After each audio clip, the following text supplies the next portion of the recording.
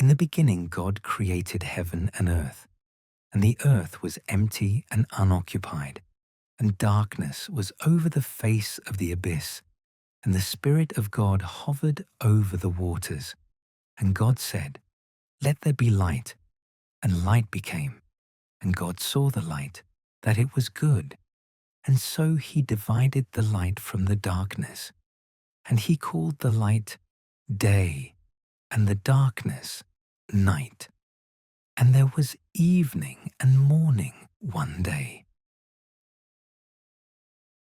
God also said, "Let there be a firmament in the midst of the waters, and let it divide waters from waters."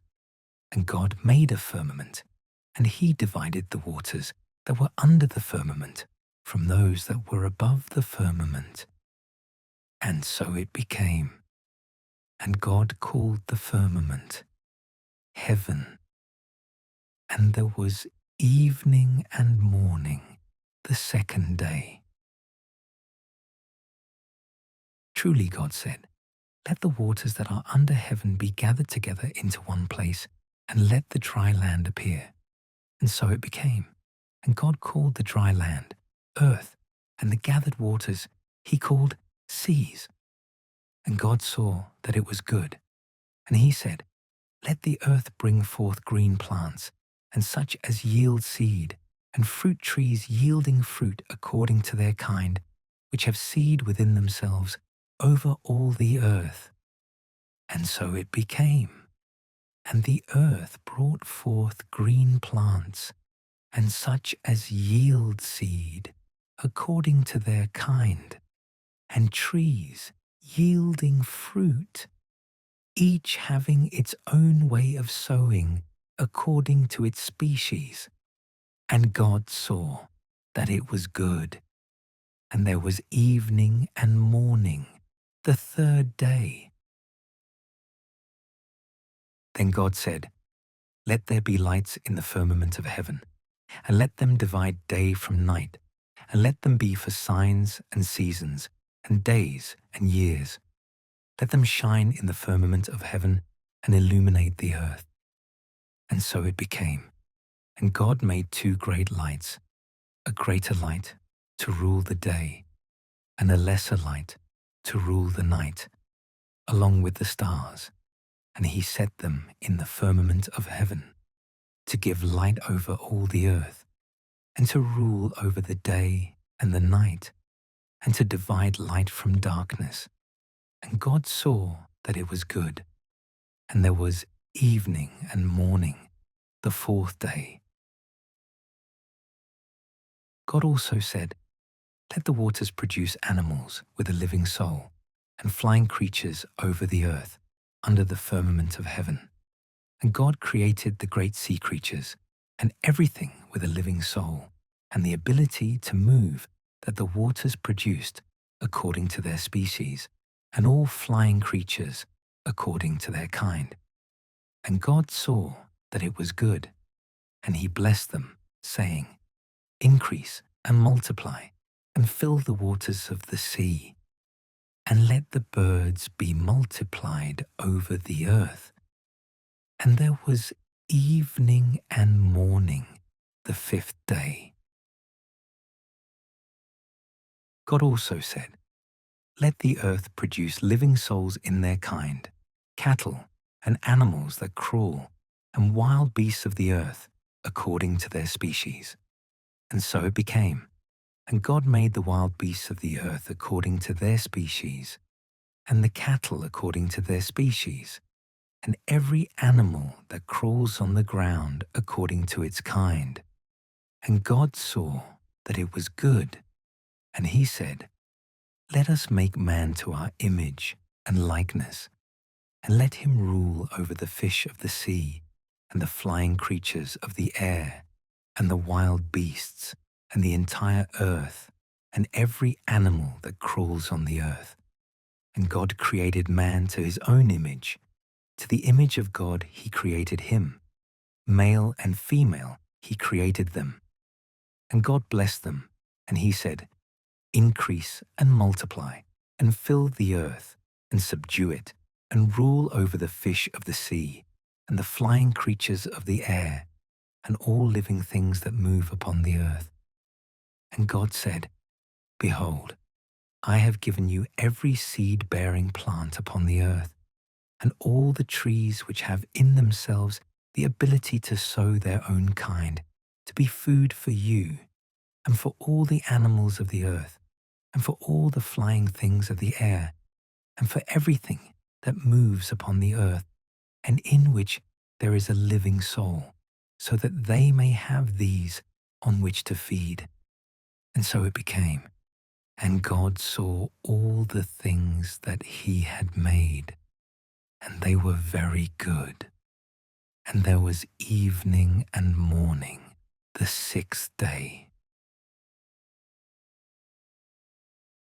Therefore the heavens and the earth were completed, with all their adornment. And on the seventh day God fulfilled his work which he had made, and on the seventh day he rested from all his work which he had accomplished. And he blessed the seventh day and sanctified it, for in it he had ceased from all his work, the work by which God created whatever he needed to make. These are the generations of heaven and earth when they were created, in the day when the Lord God made heaven and earth, and every sapling of the field before it would rise up in the earth, and every herb of the region before it would germinated. For the Lord God had not brought rain upon the earth, and there was no man to work the land, but a spring rose up from the earth, watering the entire surface of the land. And then the Lord God formed man from the clay of the earth, and he breathed into his face the breath of life, and man became a living soul. Now the Lord God had planted a paradise of pleasure from the beginning. In it he placed the man whom he had formed, and the Lord God brought forth from the ground every tree that was beautiful to behold and pleasant to eat. Also the tree of life was in the midst of paradise, and the tree of the knowledge of good and evil. And a river went out from the place of pleasure to water paradise, which from there was divided into 4 heads. The name of the one is Pishon. It is that which circles all the land of Havilah, where gold is born, and the gold of that land is the best. In that place is found bdellium and the onyx stone. And the name of the second river is Gihon. It is that which circles all the land of Ethiopia. Truly, the name of the third river is Tigris. It goes forth opposite the Assyrians. But the fourth river, that is the Euphrates. Therefore the Lord God took the man and placed him in the paradise of pleasure, so that he would work it and keep it. And he commanded him, saying, From every tree of paradise you shall eat, but from the tree of the knowledge of good and evil you shall not eat. For in whatever day you will eat from it, you will die a death. The Lord God also said, It is not good for the man to be alone. Let us make a helper for him similar to himself. Therefore the Lord God, having formed from the soil all the animals of the earth and all the flying creatures of the air, brought them to Adam, in order to see what he would call them. For whatever Adam called any living soul, that would be its name. And Adam called each of the living things by their names, all the flying creatures of the air, and all the wild beasts of the earth. But truly, for Adam, there was not found a helper similar to himself. So the Lord God sent a deep sleep upon Adam, and when he was fast asleep, he took one of his ribs, and he completed it with flesh for it. And the Lord God built up the rib which he took from Adam into a woman, and he led her to Adam. And Adam said, "Now this is bone from my bones, and flesh from my flesh. This one shall be called woman, because she was taken from man. For this reason, a man shall leave behind his father and mother, and shall cling to his wife, and the two shall be as one flesh." Now they were both naked, Adam, of course, and his wife, and they were not ashamed. But the serpent was more subtle than any of the animals of the earth which the Lord God had made. And he said to the woman, "Why has God commanded you that you should not eat from every tree of paradise?" And the woman answered him, "From the fruit of the trees that are in paradise we eat, but from the fruit of the tree which is in the middle of paradise, God has commanded us that we should not eat, and that we should not touch it, lest perhaps we may die." And the serpent said to the woman, "By no means will you die a death, for God knows that on whatever day you will eat from it, your eyes will be opened, and you will be like gods, knowing good and evil." And so the woman saw that the tree was good to eat, and beautiful to the eyes, and delightful to behold. And she took from its fruit, and she ate, and she gave to her husband, who also ate. And the eyes of them both were opened. And when they realized themselves to be naked, they joined together fig leaves and made coverings for themselves. And when they heard the voice of the Lord God walking in paradise in the afternoon air, Adam and his wife hid themselves from the face of the Lord God in the midst of the trees of paradise. And the Lord God called Adam and said to him, "Where are you?" And he said, "I heard your voice in paradise, and I was afraid because I was naked, and so I hid myself." And he said to him, "Then who told you that you were naked? If you have not eaten of the tree from which I commanded you that you should not eat?" And Adam said, "The woman whom you gave to me as a companion gave to me from the tree, and I ate." And the Lord God said to the woman, "Why have you done this?" And she answered, "The serpent deceived me, and I ate." And the Lord God said to the serpent, "Because you have done this, you are cursed among all living things, even the wild beasts of the earth. Upon your breast shall you travel, and earth shall you eat all the days of your life. I will put enmities between you and the woman, and between your offspring and her offspring. She will crush your head, and you will lie in wait for her heel." To the woman he also said, "I will multiply your labors and your conceptions. In sorrow shall you give birth to children, and you shall be under your husband's power, and he shall have dominion over you." And to Adam he said, "Because you have listened to the voice of your wife, and have eaten of the tree from which I commanded you that you should not eat, cursed is the earth in your work. In labor shall you eat from it all the days of your life.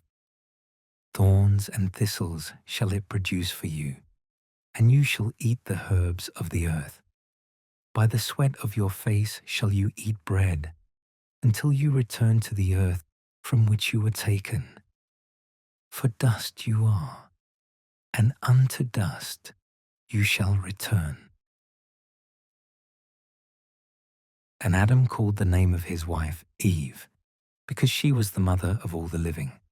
The Lord God also made for Adam and his wife garments from skins, and he clothed them. And he said, "Behold, Adam has become like one of us, knowing good and evil. Therefore, now, lest perhaps he may reach out his hand and also take from the tree of life and eat and live forever." The Lord God sent him away from the paradise of pleasure in order to work the earth from which he was taken. And he cast out Adam, and he placed before the paradise of pleasure the cherubim with a flaming sword, turning together to guard the way to the tree of life.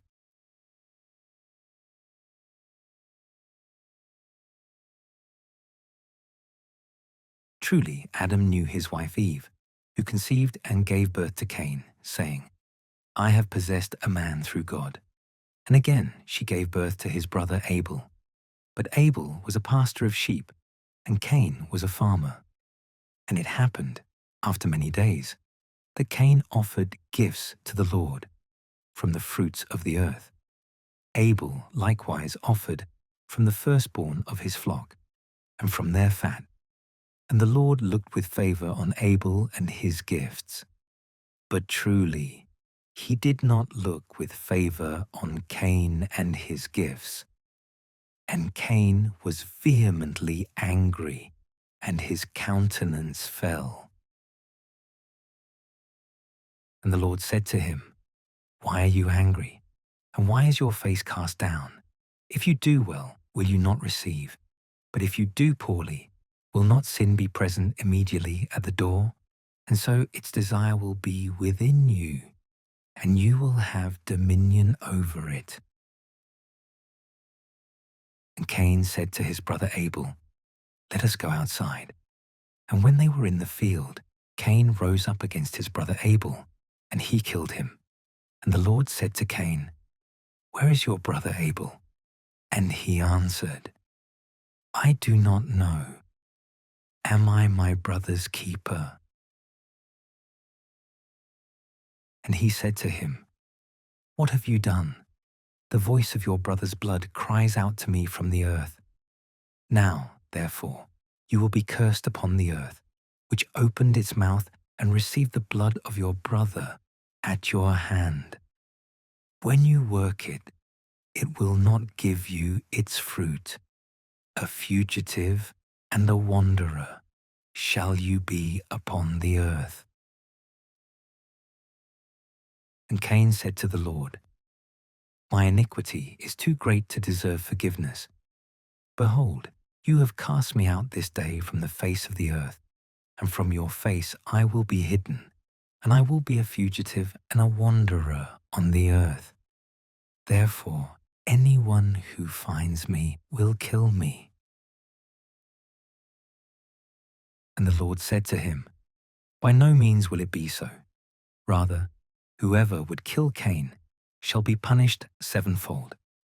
And the Lord placed a mark upon Cain, so that anyone who found him would not kill him. And Cain, departing from the face of the Lord, dwelt as a fugitive on the earth, towards the east side of the place of pleasure. And Cain knew his wife, and she conceived and gave birth to Hanoch. And he built a city, and he called its name after the name of his son, Hanoch. Then Hanoch fathered Irad, and Irad fathered Mehujel, and Mehujel fathered Methushel, and Methushel fathered Lamech, who took two wives. The name of one was Ada, and the name of the other was Zillah. And Ada gave birth to Jabal, who was the father of those who dwell in tents and of pastors. And his brother's name was Jubal. He was the father of those who sing to the harp and the organ. Zillah also gave birth to Tubal-Cain, who was a hammerer and a craftsman in every work of brass and iron. And the sister of Tubal-Cain was Naamah. And Lamech said to his wives, Ada and Zillah, "Listen to my voice, you wives of Lamech. Pay attention to my words, For I have killed a man to my own wounding, and a young man to my own bruising. Sevenfold punishment shall be given for Cain, but for Lamech 70 times sevenfold. Adam also knew his wife again, and she gave birth to a son, and she called his name Seth, saying, God has given me another offspring, in place of Abel, whom Cain killed. But to Seth also was born a son, whom he called Enosh. This man began to invoke the name of the Lord. This is the book of the lineage of Adam. In the day when God created man, he made him to the likeness of God. He created them male and female, and he blessed them, and he called their name Adam in the day when they were created. And Adam lived 130 years, and then he fathered a son to his own image and likeness, and he called his name Seth. And the days of Adam, after he fathered Seth, were 800 years, and he fathered sons and daughters. And all the time that Adam lived was 930 years. And then he died. Seth also lived 105 years, and then he fathered Enosh. And Seth lived after he fathered Enosh 807 years, and he fathered sons and daughters. And all the days of Seth were 912 years, and then he died. Truly Enosh lived 90 years, and then he fathered Kenan, after whose birth he lived 815 years, and he fathered sons and daughters. And all the days of Enosh were 905 years, and then he died. Kenan also lived 70 years, and then he fathered Mahalalel. And Kenan lived after he fathered Mahalalel 840 years, and he fathered sons and daughters. And all the days of Kenan were 910 years, and then he died. Mahalalel also lived 65 years, and then he fathered Jared. And Mahalalel lived after he fathered Jared 830 years, and he fathered sons and daughters.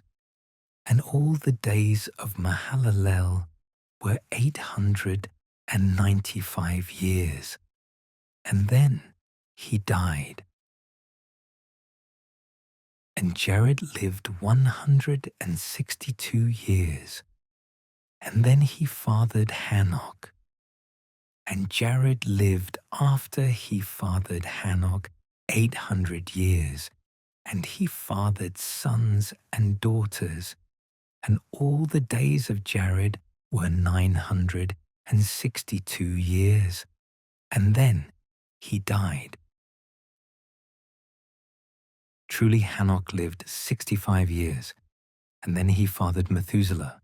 And Hanok walked with God, and he lived after he fathered Methuselah 300 years, and he fathered sons and daughters. And all the days of Hanok were 365 years, and he walked with God. And then he was seen no more, because God took him. Methuselah also lived 187 years, and then he fathered Lamech. And Methuselah lived after he fathered Lamech 782 years, and he fathered sons and daughters. And all the days of Methuselah were 969 years, and then he died. Lamech also lived 182 years, and then he fathered a son, and he called his name Noah, saying, This one will console us from the works and labors of our hands upon the earth, which the Lord has cursed. And Lamech lived after he fathered Noah 550 and 95 years, and he fathered sons and daughters. And all the days of Lamech were 777 years, and then he died. And when men began to be multiplied upon the earth, and had fathered daughters, the sons of God, seeing that the daughters of men were beautiful, took for themselves wives from all whom they chose. And God said, My spirit shall not remain in man forever, because he is flesh, and his days shall be 120 years. Now there were giants upon the earth in those days, for after the sons of God went in to the daughters of men, and these gave birth. These became the powerful ones of antiquity, famous men. And God, seeing that the wickedness of men was great upon the earth, and that all the thought of their heart was intent upon evil at all times, it repented him that he had made man upon the earth. And being touched inwardly with a sorrow of heart, he said, I will wipe away man, whom I created, from the face of the earth, from man even to the living things, from the crawling things even to the flying creatures of the air. For it repents me that I made them. But truly, Noah found grace before the Lord. These are the generations of Noah. Noah was a just man. He was perfect in his generations. He walked with God, and he fathered 3 sons, Shem, Ham, and Japheth. Now the earth was corrupted before God, and was filled with iniquity. And when God saw that the earth was corrupted, for all flesh had corrupted its way upon the earth, he said to Noah, The end of all flesh has come before me. The earth is filled with iniquity by their face, and I will destroy them along with the earth. Make for yourself an ark of timber planks. You shall make little dwelling places in the ark, and you shall smear it with pitch within and without, and thus shall you make it. The length of the ark shall be 300 cubits, its width 50 cubits, and its height 30 cubits. You shall make a window in the ark, and you shall finish it within 1 cubit of the top, and you shall set the door of the ark in its side, with a lower part, and with middle parts, and with a third part.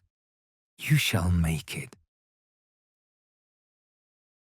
Behold, I will bring the waters of a flood upon the earth, so that I may kill all flesh in which there is the spirit of life under heaven. Everything that is on the earth shall be consumed. And I will establish my covenant with you, and you shall enter the ark, you and your sons, your wife and the wives of your sons with you.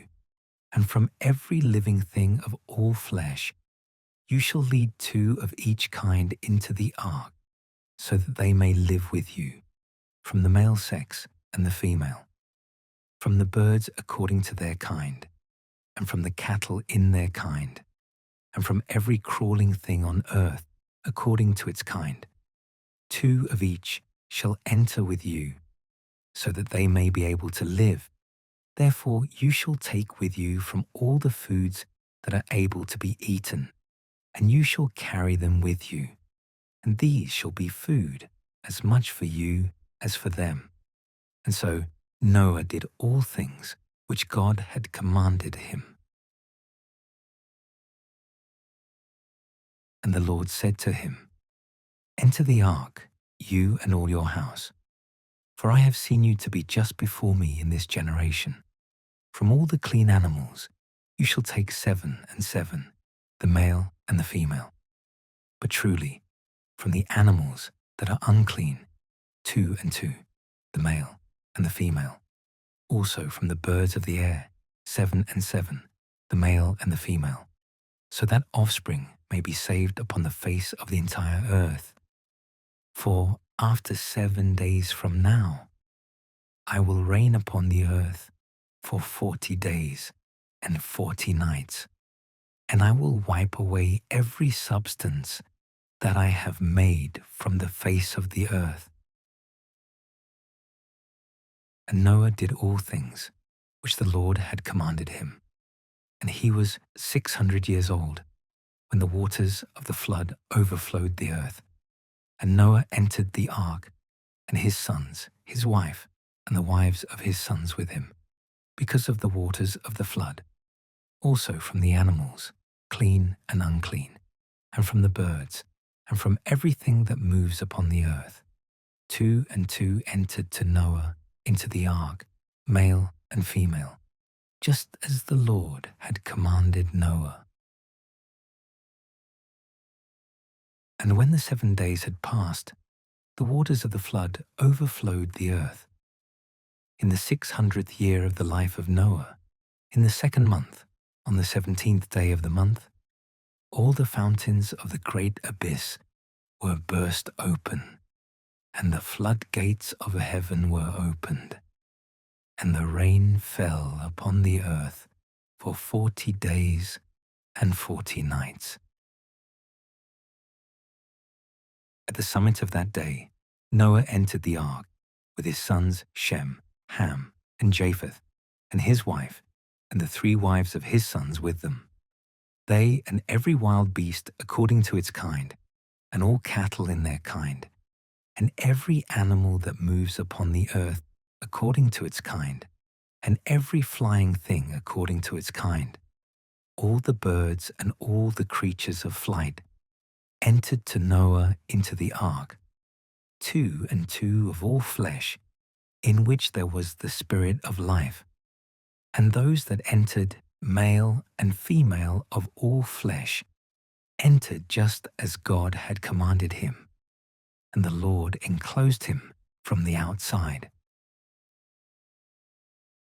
And the flood occurred for 40 days upon the earth, and the waters increased and lifted up the ark on high from the earth, for they overflowed vehemently and filled everything on the face of the earth. But the ark was carried above the waters, and the waters prevailed beyond measure upon the earth, and all the high mountains under the whole heaven were covered. The water was 15 cubits higher than the mountains which it covered.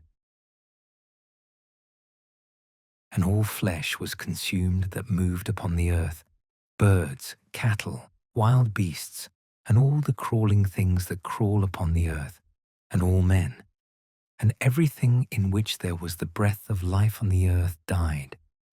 And he wiped away every substance that was upon the earth, from man even to animal, as much the crawling things as the flying creatures of the air, and they were wiped away from the earth.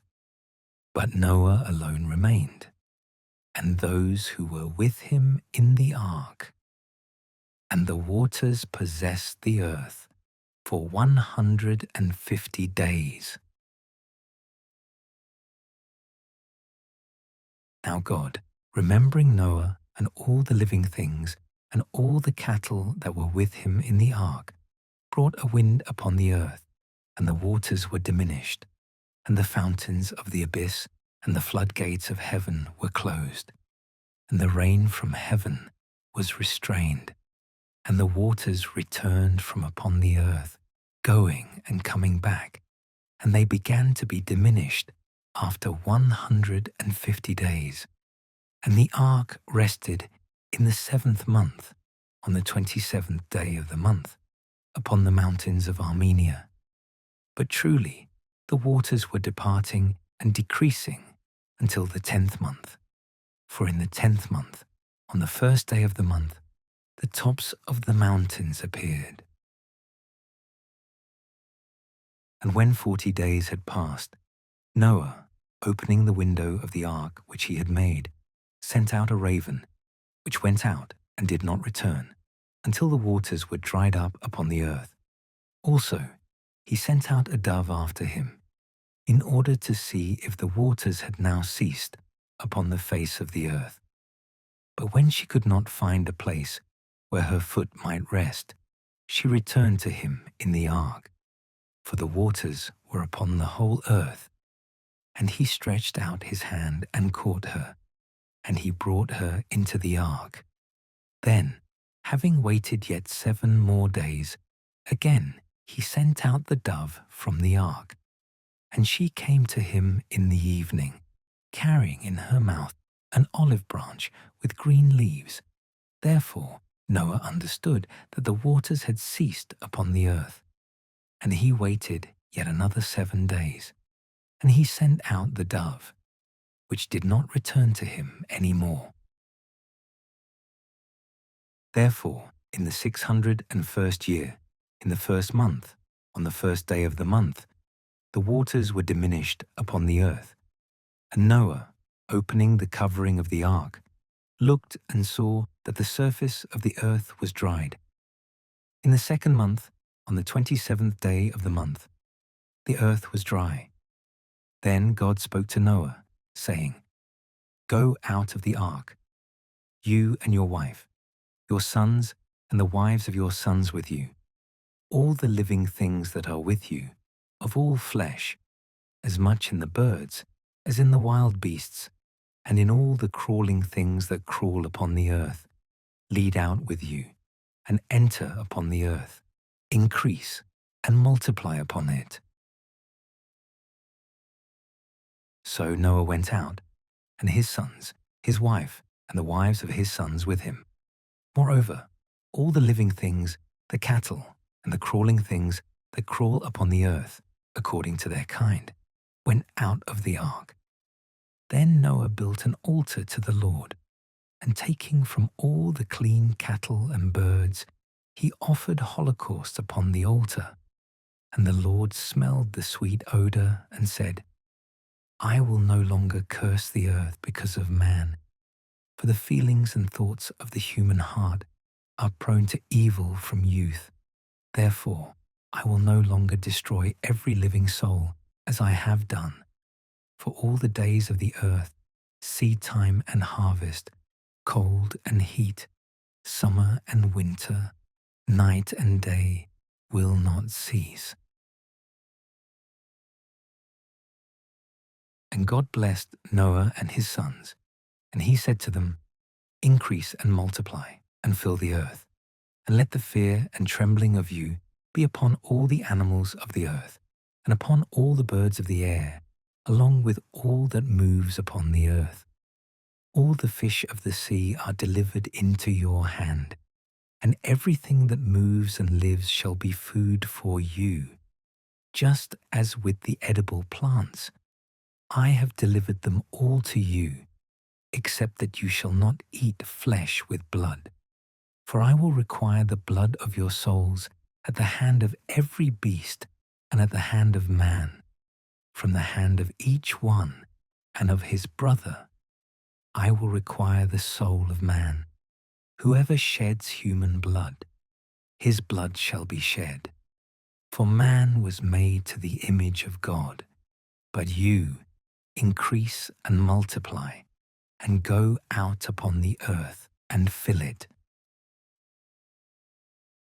God also said this to Noah and to his sons with him, "Behold, I will establish my covenant with you and with your offspring after you, and with every living soul that is with you, as much in the birds as in the cattle, and all the animals of the earth that have gone out of the ark, and with all the wild beasts of the earth. I will establish my covenant with you, and no longer shall all flesh be consumed by the waters of a flood, nor shall there be a flood hereafter to waste the earth." And God said, "This is the sign of the covenant that I grant between me and you, and between every living soul that is with you, for perpetual generations. I will place my rainbow in the clouds, and it shall be the sign of the covenant between me and the earth. And when I cover the sky with clouds, my rainbow will appear in the clouds, and I will remember my covenant with you and with every living soul that sustains flesh, And there shall no longer be waters from a flood to destroy all flesh. And the rainbow shall be in the clouds, and I will see it, and I will remember the everlasting covenant that was established between God and every living soul of all flesh that is upon the earth. And God said to Noah, This shall be the sign of the covenant which I established between me and all flesh upon the earth. Now the sons of Noah who went out of the ark were Shem, Ham, and Japheth, and Ham himself is the father of Canaan. These three are the sons of Noah, and from these all the human race was spread over the whole earth. And Noah, a farmer, began to work the earth, and he planted a vineyard, and drinking the wine, he became inebriated, and he was naked in his tent.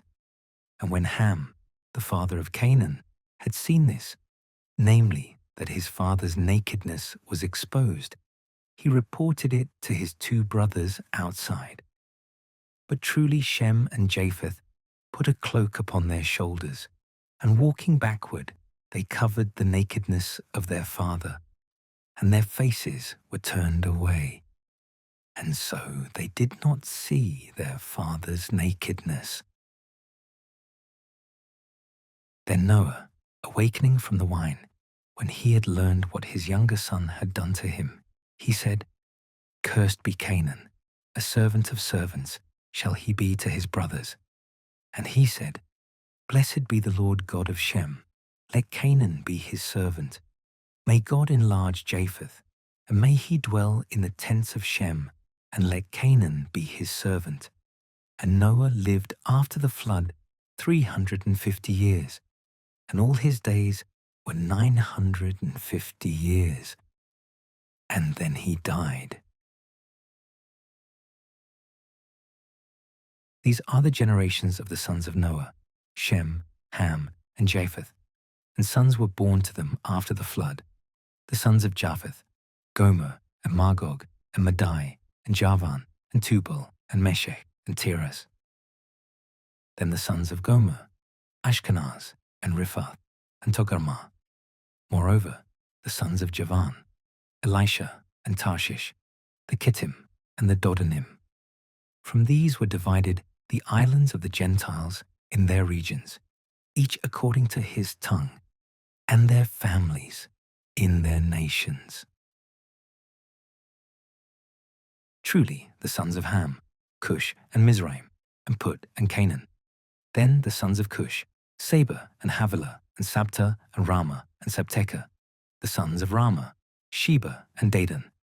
Now Cush fathered Nimrod. He began to be powerful on the earth, and he was a robust hunter before the Lord. From this a proverb went forth, just like Nimrod, a robust hunter before the Lord. But the beginning of his kingdom was Babylon, and Erech, and Akkad, and Calneh, in the land of Shinar. From that land Asher went forth and built Nineveh, and the streets of the city, and Calah, and also Rezin, between Nineveh and Calah. This is a great city. Then Mizraim fathered the Ludim, and the Anamim, and the Lehabim, the Naphtuhim, and the Pathrusim, and the Casluhim, from whom the Philistines and the Caphtorim went forth. But Canaan fathered Sidon, his firstborn, the Hittite, and the Jebusite, and the Amorite, and the Girgashite, the Hivite, and the Archite, the Sinite, and the Arvadite, the Zemarite, and the Hamathite. And after this, the families of the Canaanites were spread abroad, and the borders of Canaan became as one enters Sidon, until Gerar, even to Gaza, until one enters Sodom and Gomorrah, and Admah and Zeboim, even to Lasha. These are the sons of Ham in their families, and tongues, and generations, and nations. From Shem also were born, the father of all the sons of Eber, the elder brother of Japheth. The sons of Shem, Elam, and Asher, and Arphaxad, and Lud, and Aram. The sons of Aram, Uz, and Hul, and Gether and Mash. But truly Arphaxad fathered Shelah, from whom was born Eber. And to Eber were born 2 sons. The name of the one was Peleg, for in his days the earth was divided, and his brother's name was Joktan. And Joktan fathered Almodad, and Sheleph, and Hazarmaveth, Jerah, and Hadaram, and Uzal, and Diklah, and Obal, and Abimael, Sheba, and Ophir, and Havilah, and Jobab. All these were the sons of Joktan, and their dwelling was from Mesha, as one enters Sephar, even to a mountain in the east. These are the sons of Shem according to their families and tongues and regions in their nations. These are the families of Noah, according to their peoples and nations. From these, the nations were divided on the earth after the flood. Now the earth was of one tongue and of the same speech. And when they were setting out from the east, they found a plain in the land of Shinar, and they dwelt in it. And each one said to his neighbor, "Come, let us make bricks, and bake them with fire." And they had bricks instead of stones, and bitumen instead of mortar. And they said, "Come, let us make a city and a tower, the top of which may reach even to heaven. And let us make our name famous before we are divided into all the lands." Then the Lord descended to see the city and the tower, which the sons of Adam were building. And he said, "Behold, the people are one, and the tongue is one for all of them. And they have begun to do this, and they will not desist from their plans until they have completed them in their work. Come then, let us descend, and there let us confound their tongue, so that no one may hear the voice of his neighbor." And so the Lord divided them from that place into all the lands, and they ceased to build the city. And for this reason its name was called Babel, because there the tongue of the whole earth was confounded. And from there the Lord scattered them over the face of every region. These are the generations of Shem. Shem was 100 years old when he fathered Arphaxad, 2 years after the flood. And Shem lived after he fathered Arphaxad 500 years, and he fathered sons and daughters. Truly Arphaxad lived 35 years, and then he fathered Shelah. And Arphaxad lived after he fathered Shelah 403 years, and he fathered sons and daughters. Shelah also lived 30 years, and then he fathered Eber. And Shelah lived after he fathered Eber 403 years, and he fathered sons and daughters. Now Eber lived 34 years, and then he fathered Peleg. And Eber lived after he fathered Peleg 430 years, and he fathered sons and daughters. Truly Peleg lived 30 years, and then he fathered Ru. And Peleg lived after he fathered Ru 209 years, and he fathered sons and daughters.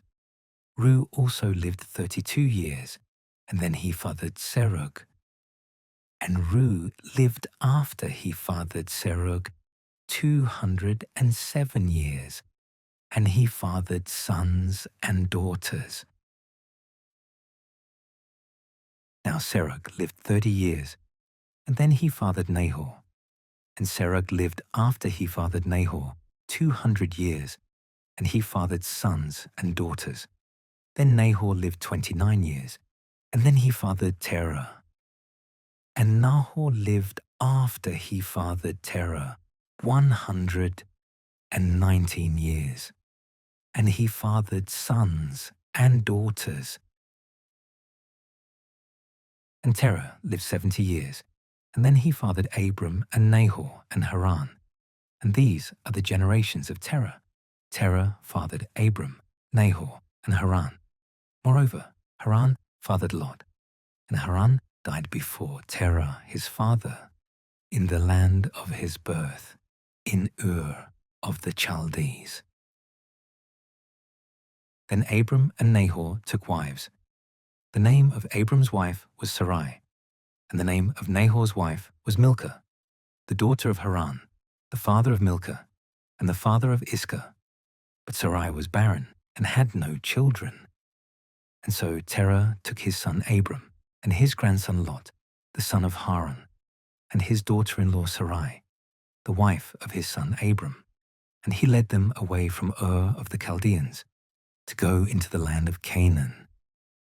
And they approached as far as Haran, and they dwelt there. And the days of Terah that passed were 205 years. And then he died in Haran. Then the Lord said to Abram, "Depart from your land, and from your kindred, and from your father's house, and come into the land that I will show you. And I will make of you a great nation, and I will bless you and magnify your name, and you will be blessed. I will bless those who bless you, and curse those who curse you, and in you all the families of the earth will be blessed." And so Abram departed, just as the Lord had instructed him, and Lot went with him. Abram was 75 years old when he departed from Haran, and he took his wife Sarai, and Lot, the son of his brother, and all the substance which they had come to possess, and the lives which they had acquired in Haran, and they departed in order to go to the land of Canaan. And when they arrived in it, Abram passed through the land, even to the place of Shechem, as far as the famous steep valley. Now at that time, the Canaanite was in the land. Then the Lord appeared to Abram, and he said to him, "To your offspring I will give this land." And there he built an altar to the Lord, who had appeared to him. And passing on from there to a mountain which was opposite the east of Bethel, he pitched his tent there, having Bethel to the west and Hai on the east. He also built an altar there to the Lord, and he called upon his name. And Abram traveled, going out and continuing further on, toward the south. But a famine occurred in the land, and Abram descended to Egypt to sojourn there, for famine prevailed over the land. And when he was close to entering Egypt, he said to his wife Sarai, "I know you to be a beautiful woman. And when the Egyptians see you, they will say, 'She is his wife,' and they will put me to death and retain you. Therefore, I beg you to say that you are my sister, so that it may be well with me because of you, and so that my soul may live by your favor."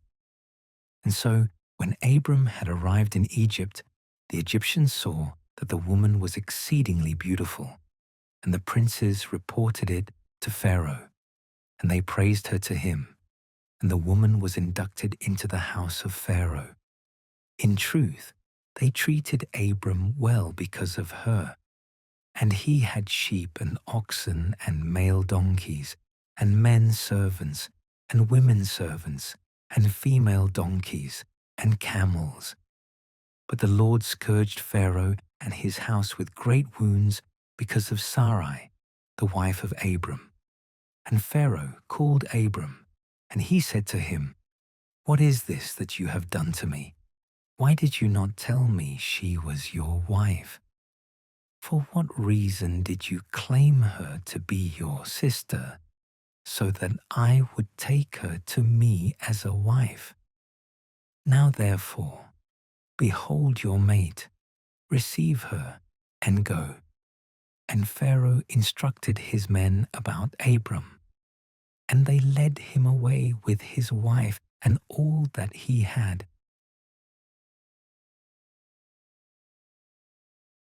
Therefore Abram ascended from Egypt, he and his wife, and all that he had, and Lot with him, toward the southern region. But he was very wealthy by the possession of gold and silver, and he returned by the way that he came, from the meridian into Bethel, all the way to the place where before he had pitched his tent between Bethel and Hai. There, at the place of the altar he had made before, he again called upon the name of the Lord. But Lot also, who was with Abram, had flocks of sheep and cattle and tents. Neither was the land able to contain them, so that they might dwell together. Indeed, their substance was so great that they could not live in common. And then there also arose a conflict between the shepherds of Abram and of Lot. Now at that time the Canaanite and the Perizzite lived in that land. Therefore Abram said to Lot, I ask you, let there be no quarrel between me and you, and between my shepherds and your shepherds, for we are brothers. Behold, the entire land is before your eyes. Withdraw from me, I beg you. If you will go to the left, I will take the right. If you choose the right, I will pass to the left. And so Lot, lifting up his eyes, saw all the region around the Jordan, which was thoroughly irrigated, before the Lord overthrew Sodom and Gomorrah. It was like the paradise of the Lord, and it was like Egypt approaching toward Zoar. And Lot chose for himself the region around the Jordan, and he withdrew by way of the east, and they were divided, one brother from the other. Abram dwelt in the land of Canaan. In truth, Lot stayed in the towns that were around the Jordan, and he lived in Sodom. But the men of Sodom were very wicked, and they were sinners before the Lord beyond measure. And the Lord said to Abram, after Lot was divided from him, lift up your eyes and gaze out from the place where you are now, to the north and to the meridian, to the east and to the west. All the land that you see, I will give to you and to your offspring even forever, and I will make your offspring like the dust of the earth. If any man is able to number the dust of the earth, he will be able to number your offspring as well. Arise and walk through the land in its length and breadth, for I will give it to you. Therefore, moving his tent, Abram went and dwelt by the steep valley of Mamre, which is in Hebron, and he built an altar there to the Lord.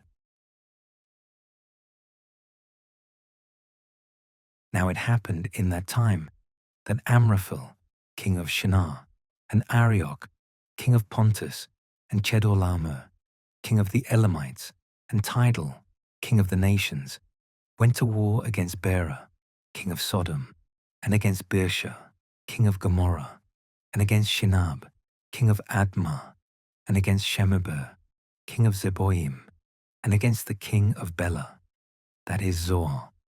All these came together in the wooded valley, which is now the Sea of Salt. For they had served Chedorlaomer for 12 years, and in the 13th year they withdrew from him. Therefore, in the 14th year Chedorlaomer arrived, and the kings who were with him, and they struck the Rephaim at Ashtaroth of the 2 horns, and the Zuzim with them, and the Emim at Shaveh Kiriathaim, and the Corians in the mountains of Seir, even to the plains of Paran, which is in the wilderness. And they returned and arrived at the fountain of Mishpat, which is Kadesh, and they struck the entire region of the Amalekites and the Amorites who dwelt in Hazazon Tamar, and the king of Sodom, and the king of Gomorrah, and the king of Admah, and the king of Zeboim, and indeed the king of Bela, which is Zoar, went forth. And they directed their point against them in the wooded valley, namely, against Chedorlaomer, king of the Elamites, and Tidal, king of the nations, and Amraphel, king of Shinar, and Arioch, king of Pontus, 4 kings against 5. Now the wooded valley had many pits of bitumen. And so the king of Sodom and the king of Gomorrah turned back, and they fell there. And those who remained fled to the mountain. Then they took all the substance of the Sodomites and the Gomorrites, and all that pertained to food, and they went away, along with both Lot, the son of Abram's brother, who lived in Sodom, and his substance. And behold, one who had escaped reported it to Abram the Hebrew, who lived in the steep valley of Mamre the Amorite, who was the brother of Eshcol, and the brother of Aner. For these had formed an agreement with Abram. When Abram had heard this, namely, that his brother Lot had been taken captive, he numbered 318 of his own armed men, and he went in pursuit all the way to Dan. And dividing his company, he rushed upon them in the night, and he struck them and pursued them as far as Hobah, which is on the left hand of Damascus. And he brought back all the substance, and Lot his brother with his substance, likewise the women and the people. Then the king of Sodom went out to meet him, after he returned from the slaughter at Chedorlaomer, and the kings who were with him at the valley of Shaveh, which is the valley of the king. Then in truth Melchizedek, the king of Salem, brought forth bread and wine, for he was a priest of the Most High God. He blessed him, and he said, Blessed be Abram by the Most High God, who created heaven and earth, and blessed be the Most High God, through whose protection the enemies are in your hands. And he gave him tithes from everything. Then the king of Sodom said to Abram, Give me these souls, and take the rest for yourself. And he responded to him, I lift up my hand to the Lord God, the Most High, the possessor of heaven and earth, that from one thread within a blanket, even to a single shoelace, I will not take anything from that which is yours, lest you say, I have enriched Abram, except that which the young men have eaten, and the shares for the men who came with me. Aner, Eshcol, and Mamre. These will take their shares.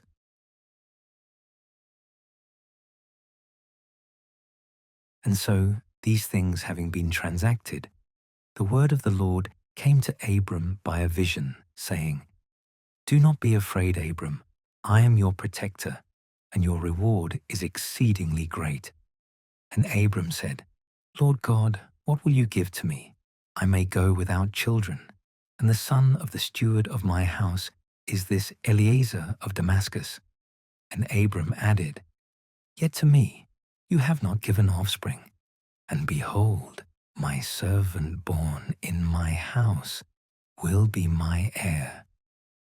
And immediately the word of the Lord came to him, saying, This one will not be your heir, but he who will come from your loins, the same will you have for your heir. And he brought him outside, and he said to him, Take in the heavens, and number the stars, if you can. And he said to him, So also will your offspring be. Abram believed God, and it was reputed to him unto justice. And he said to him, I am the Lord who led you away from Ur of the Chaldeans, so as to give you this land, and so that you would possess it. But he said, Lord God, In what way may I be able to know that I will possess it?" And the Lord responded by saying, "Take for me a cow of 3 years, and a she-goat of 3 years, and a ram of 3 years, also a turtle dove and a pigeon." Taking all these, he divided them through the middle, and placed both parts opposite one another. But the birds he did not divide. And birds descended upon the carcasses, but Abram drove them away. And when the sun was setting, a deep sleep fell upon Abram, and a dread, great and dark, invaded him. And it was said to him, "Know beforehand that your future offspring will be sojourners in a land not their own, and they will subjugate them in servitude and afflict them for 400 years. Yet truly I will judge the nation that they will serve, and after this they will depart with great substance. But you will go to your fathers in peace and be buried at a good old age. But in the 4th generation they will return here, for the iniquities of the Amorites are not yet completed, even to this present time." Then, when the sun had set, there came a dark mist, and there appeared a smoking furnace and a lamp of fire passing between those divisions. On that day, God formed a covenant with Abram, saying, "To your offspring I will give this land, from the river of Egypt, even to the great river Euphrates, the land of the Kenites and the Kenizzites, the Cadmonites and the Hittites, and the Perizzites, likewise the Rephaim, and the Amorites, and the Canaanites, and the Girgashites, and the Jebusites."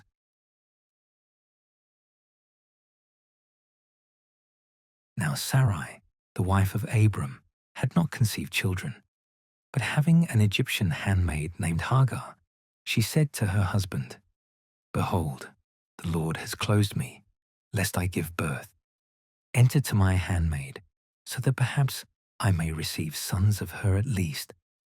And when he agreed to her supplication, she took Hagar the Egyptian, her handmaid, 10 years after they began to live in the land of Canaan, and she gave her to her husband as a wife. And he entered to her. But when she saw that she had conceived, she despised her mistress. And Sarai said to Abram, "You have acted unfairly against me.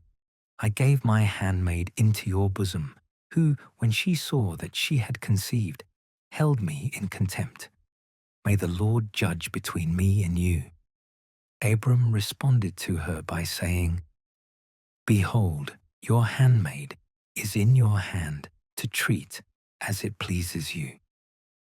And so, when Sarai afflicted her, she took flight. And when the angel of the Lord had found her near the fountain of water in the wilderness, which is on the way to Shur in the desert, he said to her, "Hagar, handmaid of Sarai, where have you come from, and where will you go?" And she answered, "I flee from the face of Sarai, my mistress." And the angel of the Lord said to her, "Return to your mistress, and humble yourself under her hand." And again he said, "I will multiply your offspring continuously, and they will not be numbered because of their multitude." But thereafter he said, "Behold, you have conceived, and you will give birth to a son, and you shall call his name Ishmael, because the Lord has heard your affliction. He will be a wild man. His hand will be against all, and all hands will be against him. And he will pitch his tents away from the region of all his brothers." Then she called upon the name of the Lord who had spoken to her. You are the God who has seen me. For she said, Certainly, here I have seen the back of the one who sees me. Because of this, she called that well, the well of the one who lives and who sees me. The same is between Kadesh and Bered. And Hagar gave birth to a son for Abram, who called his name Ishmael. Abram was 86 years old when Hagar gave birth to Ishmael for him. In truth, after he began to be 99 years of age, the Lord appeared to him, and he said to him, I am the Almighty God. Walk in my sight and become complete, and I will set my covenant between me and you, and I will multiply you very exceedingly. Abram fell prone on his face, and God said to him, I am, and my covenant is with you, and you will be the father of many nations. No longer will your name be called Abram, but you will be called Abraham, for I have established you as the father of many nations. And I will cause you to increase very greatly, and I will set you among the nations, and kings will come forth from you. And I will establish my covenant between me and you, and with your offspring after you in their generations, by a perpetual covenant, to be God to you and to your offspring after you. And I will give to you and to your offspring the land of your sojourn, all the land of Canaan, as an eternal possession, and I will be their God. Again God said to Abraham, And you therefore shall keep my covenant, and your offspring after you in their generations. This is my covenant, which you shall observe between me and you, and your offspring after you. All the males among you shall be circumcised, and you shall circumcise the flesh of your foreskin, so that it may be a sign of the covenant between me and you. An infant of 8 days will be circumcised among you, every male in your generations. So also servants born to you, as well as those bought, shall be circumcised, even those who are not of your stock. And my covenant shall be with your flesh as an eternal covenant. The male, the flesh of whose foreskin will not be circumcised, that soul shall be eliminated from his people, for he has made my covenant void. God said also to Abraham, Your wife Sarai, you shall not call Sarai, but Sarah, and I will bless her, and from her I will give you a son, whom I will bless, and he will be among the nations, and the kings of the peoples will rise from him. Abraham fell on his face, and he laughed, saying in his heart, Do you think a son can be born to a 100-year-old man? And will Sarah give birth at the age of 90? And he said to God, If only Ishmael would live in your sight. And God said to Abraham, Your wife Sarah shall give birth to a son, and you shall call his name Isaac, and I will establish my covenant with him as a perpetual covenant, and with his offspring after him. Likewise, concerning Ishmael, I have heard you. Behold, I will bless and enlarge him, and I will multiply him greatly. He will produce 12 leaders, and I will make him into a great nation. Yet in truth, I will establish my covenant with Isaac, to whom Sarah will give birth for you at this time next year. And when he had finished speaking with him, God ascended from Abraham. Then Abraham took his son Ishmael, and all who were born in his house, and all whom he had bought, every male among the men of his house, and he circumcised the flesh of their foreskin promptly, the very same day, just as God had instructed him. Abraham was 99 years old when he circumcised the flesh of his foreskin. and his son Ishmael had completed 13 years at the time of his circumcision.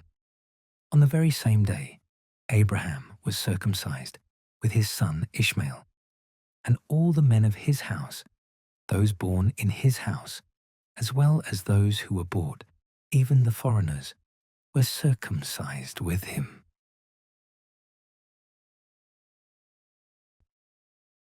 Then the Lord appeared to him in the steep valley of Mamre, when he was sitting at the door of his tent in the very heat of the day. And when he had lifted up his eyes, there appeared to him 3 men standing near him. When he had seen them, he ran to meet them from the door of his tent, and he reverenced them on the ground. And he said, "If I, O Lord, have found grace in your eyes, do not pass by your servant, but I will bring a little water, and you may wash your feet and rest under the tree, and I will set out a meal of bread, so that you may strengthen your heart. After this you will pass on. It is for this reason that you have turned aside to your servant." And they said, "Do as you have spoken." Abraham hurried into the tent to Sarah, and he said to her, "Quickly, mix together 3 measures of the finest wheat flour, and make loaves baked under the ashes." In truth, he himself ran to the herd, and he took a calf from there, very tender and very good, and he gave it to a servant, who hurried and boiled it. Likewise, he took butter and milk, and the calf which he had boiled, and he placed it before them. Yet truly, he himself stood near them under the tree. And when they had eaten, they said to him, "Where is Sarah your wife?" He answered, "Behold, she is in the tent." And he said to him, "When returning, I will come to you at this time with life as a companion, and your wife Sarah will have a son." Hearing this, Sarah laughed behind the door of the tent. Now they were both old and in an advanced state of life, and it had ceased to be with Sarah after the manner of women. And she laughed secretly, saying, "After I have grown old, and my Lord is elderly, shall I give myself to the work of delight?" Then the Lord said to Abraham, "Why did Sarah laugh, saying, 'How can I, an old woman, actually give birth?' Is anything difficult for God? According to the announcement, he will return to you at this same time, with life as a companion, and Sarah will have a son." Sarah denied it, saying, "I did not laugh," for she was terribly afraid. But the Lord said, "It is not so, for you did laugh." Therefore, when the men had risen up from there, they directed their eyes against Sodom, and Abraham traveled with them, leading them. And the Lord said, "How could I hide what I am about to do from Abraham, since he will become a great and very robust nation, and in him all the nations of the earth will be blessed? For I know that he will instruct his sons and his household after him to keep to the way of the Lord, and to act with judgment and justice, so that for the sake of Abraham the Lord may bring about all the things that he has spoken to him." And so the Lord said, "The outcry from Sodom and Gomorrah has been multiplied, and their sin has become exceedingly grievous.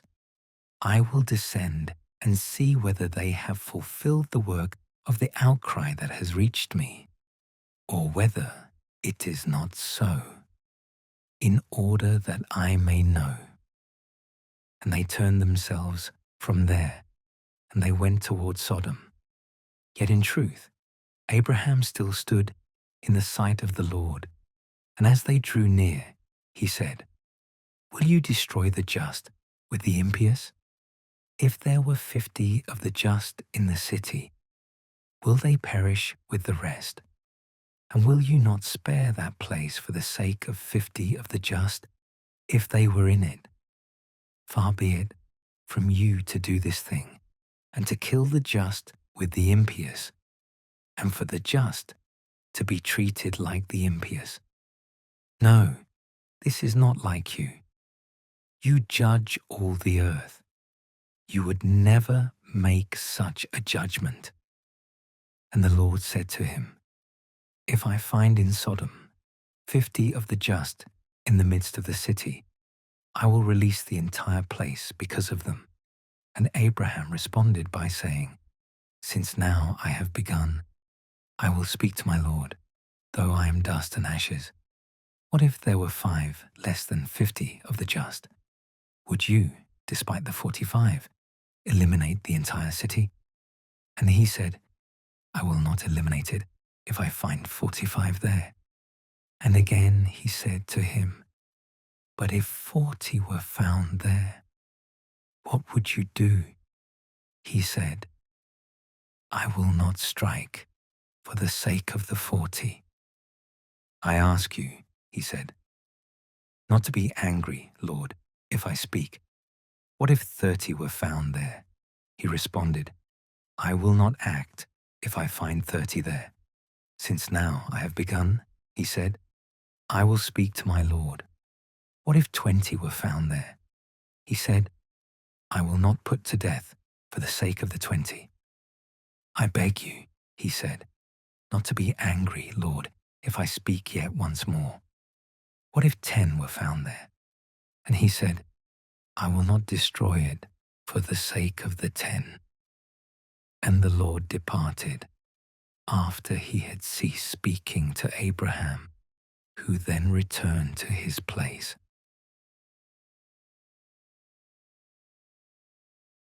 And the 2 angels arrived at Sodom in the evening, and Lot was sitting at the gate of the city. And when he had seen them, he rose up and went to meet them, and he reverenced prone on the ground. And he said, I beg you, my lords, turn aside to the house of your servant, and lodge there. Wash your feet, and in the morning you will advance on your way. And they said, Not at all, but we will lodge in the street. He pressed them very much to turn aside to him. And when they had entered his house, he made a feast for them, and he cooked unleavened bread, and they ate. But before they went to bed, the men of the city surrounded the house, from boys to old men, all the people together. And they called out to Lot, and they said to him, Where are the men who entered to you in the night? Bring them out here, so that we may know them.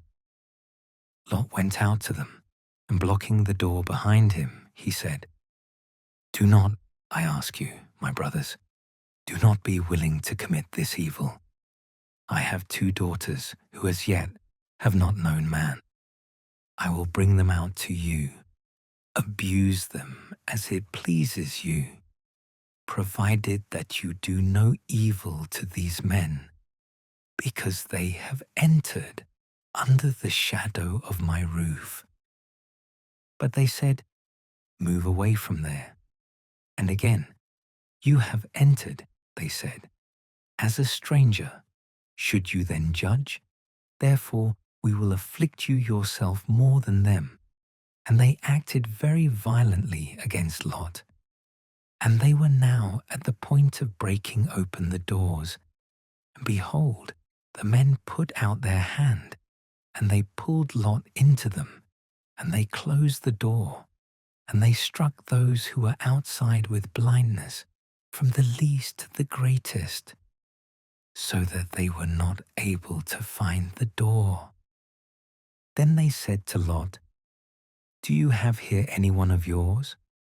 All who are yours, sons-in-law or sons or daughters, bring them out of this city, for we will eliminate this place, because the outcry among them has increased before the Lord, who sent us to destroy them.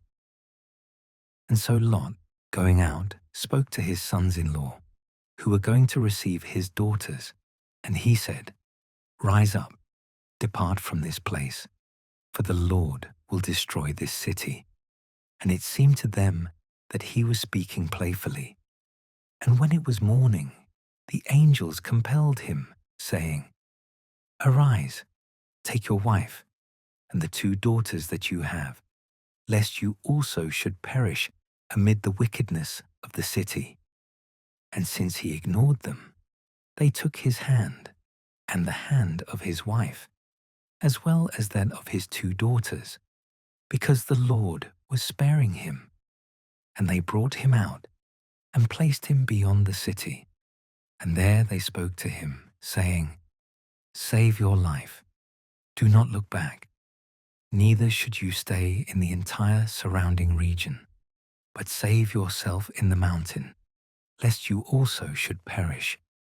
And Lot said to them, "I beg you, my lord, though your servant has found grace before you, and you have magnified your mercy, which you have shown to me in saving my life, I cannot be saved on the mountain, lest perhaps some misfortune take hold of me, and I die. There is a certain city nearby, to which I can flee. It is a little one, and I will be saved in it. Is it not a modest one, and will not my soul live?" And he said to him, "Behold, even now I have heard your petitions about this, not to overturn the city on behalf of which you have spoken.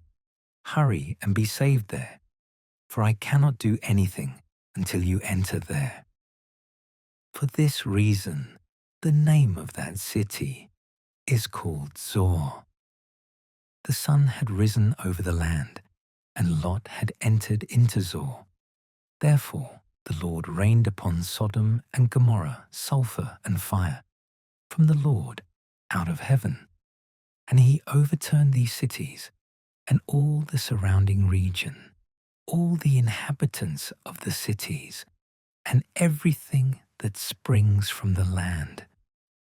And his wife, looking behind herself, was turned into a statue of salt.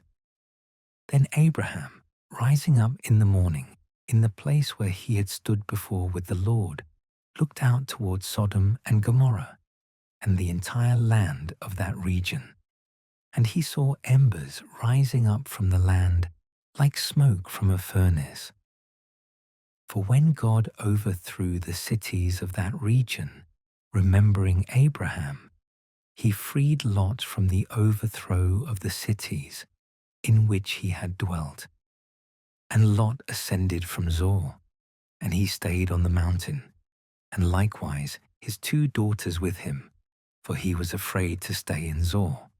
And he dwelt in a cave, he and his 2 daughters with him. And the elder said to the younger, "Our father is old, and no man remains in the land who can enter to us according to the custom of the whole world. Come, let us inebriate him with wine, and let us sleep with him, so that we may be able to preserve offspring from our father." And so they gave their father wine to drink that night. And the elder went in, and she slept with her father. But he did not perceive it, neither when his daughter lay down, nor when she rose up. Likewise, the next day, the elder said to the younger, "Behold, yesterday I slept with my father. Let us give him wine to drink yet again this night, and you will sleep with him, so that we may save offspring from our father." And then they gave their father wine to drink that night also. And the younger daughter went in and slept with him. And not even then did he perceive when she lay down or when she rose up. Therefore the 2 daughters of Lot conceived by their father, and the elder gave birth to a son, and she called his name Moab. He is the father of the Moabites, even to the present day.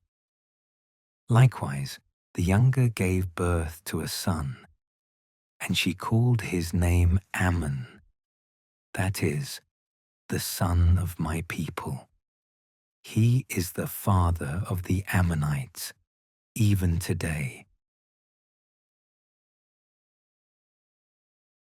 Abraham advanced from there into the southern land, and he lived between Kadesh and Shur, and he sojourned in Gerar. And he said about his wife Sarah, "She is my sister." Therefore Abimelech, the king of Gerar, sent for her and took her. Then God came to Abimelech through a dream in the night, and he said to him, "Lo, you shall die because of the woman that you have taken, for she has a husband." In truth, Abimelech had not touched her, and so he said, "Lord, would you put to death a people ignorant and just? Did he not say to me, 'She is my sister'? And did she not say, 'He is my brother'? In the sincerity of my heart and the purity of my hands, I have done this." And God said to him, "And I know that you have acted with a sincere heart, and therefore I kept you from sinning against me, and I did not release you to touch her. Now therefore return his wife to the man, for he is a prophet, and he will pray for you, and you will live. But if you are not willing to return her, know this, you shall die a death, you and all that is yours." And immediately Abimelech, rising up in the night, called all his servants, and he spoke all these words in their hearing, and all the men were very afraid. Then Abimelech called also for Abraham, and he said to him, "What have you done to us? How have we sinned against you, so that you would bring so great a sin upon me and upon my kingdom? You have done to us what you ought not to have done." And remonstrating him again, he said, "What did you see, so that you would do this?" Abraham responded, "I thought to myself, saying, perhaps there is no fear of God in this place, and they will put me to death because of my wife. Yet, in another way, she is also truly my sister, the daughter of my father, and not the daughter of my mother, and I took her as a wife. Then, after God led me out of my father's house, I said to her, 'You will show this mercy to me. In every place to which we will travel, you will say that I am your brother.' Therefore Abimelech took sheep and oxen, and men servants and women servants, and he gave them to Abraham. And he returned his wife Sarah to him. And he said, 'The land is in your sight. Dwell wherever it will please you.' Then to Sarah he said, 'Behold, I have given your brother 1,000 silver coins. This will be for you as a veil for your eyes to all who are with you and wherever you will travel. And so remember that you were taken.' Then when Abraham prayed, God healed Abimelech and his wife and his handmaids, and they gave birth. For the Lord had closed every womb of the house of Abimelech because of Sarah, the wife of Abraham. Then the Lord visited Sarah, just as he had promised, and he fulfilled what he had spoken. And she conceived and gave birth to a son in her old age, at the time that God had foretold to her. And Abraham called the name of his son, whom Sarah bore for him, Isaac. And he circumcised him on the 8th day, just as God had instructed him, when he was 100 years old. Indeed, at this stage of his father's life, Isaac was born. And Sarah said, "God has brought laughter to me. Whoever will hear of it will laugh with me." And again she said, hearing this, who would believe Abraham that Sarah breastfed a son to whom she gave birth, despite being elderly? And the boy grew and was weaned, and Abraham made a great feast on the day of his weaning. And when Sarah had seen the son of Hagar, the Egyptian playing with her son Isaac, she said to Abraham, "Cast out this woman servant and her son, for the son of a woman servant will not be heir with my son Isaac." Abraham took this grievously for the sake of his son. And God said to him, "Let it not seem harsh to you concerning the boy and your woman servant. In all that Sarah has said to you, listen to her voice, for your offspring will be invoked in Isaac. Yet I will also make the son of the woman servant into a great nation, for he is your offspring." And so Abraham arose in the morning, and taking bread and a skin of water, he placed it upon her shoulder, and he handed over the boy, and he released her. And when she had departed, she wandered in the wilderness of Beersheba. And when the water in the skin had been consumed, she set aside the boy under one of the trees that were there, and she moved away and sat in a distant area as far as a bow can reach. For she said, "I shall not see the boy die." And so, sitting opposite her, he lifted up his voice and wept. But God heard the voice of the boy, and an angel of God called to Hagar from heaven, saying, "What are you doing, Hagar? Do not be afraid, for God has heeded the voice of the boy from the place where he is. Rise up, take the boy, and hold him by the hand, for I will make of him a great nation." And God opened her eyes, and seeing a well of water, she went and filled the skin, and she gave the boy to drink. And God was with him, and he grew, and he stayed in the wilderness, and he became a young man, an archer. And he lived in the desert of Paran, and his mother took a wife for him from the land of Egypt.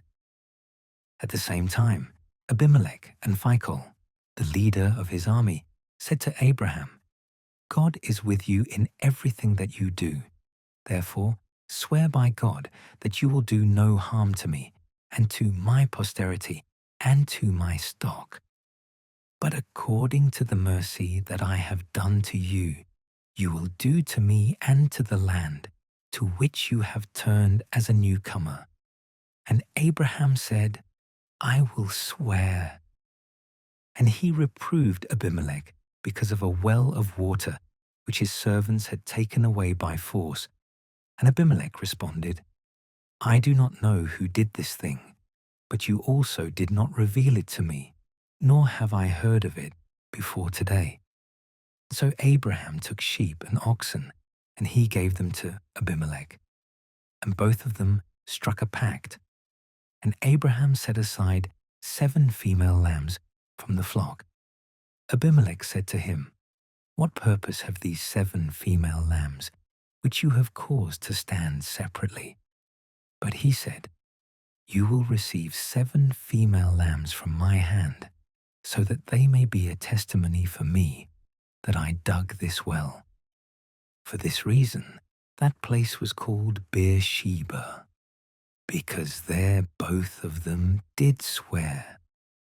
And they initiated a pact on behalf of the well of oath.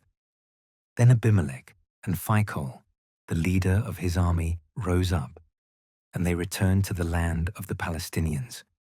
In truth, Abraham planted a grove in Beersheba, and there he called upon the name of the Lord God Eternal. And he was a settler in the land of the Palestinians for many days.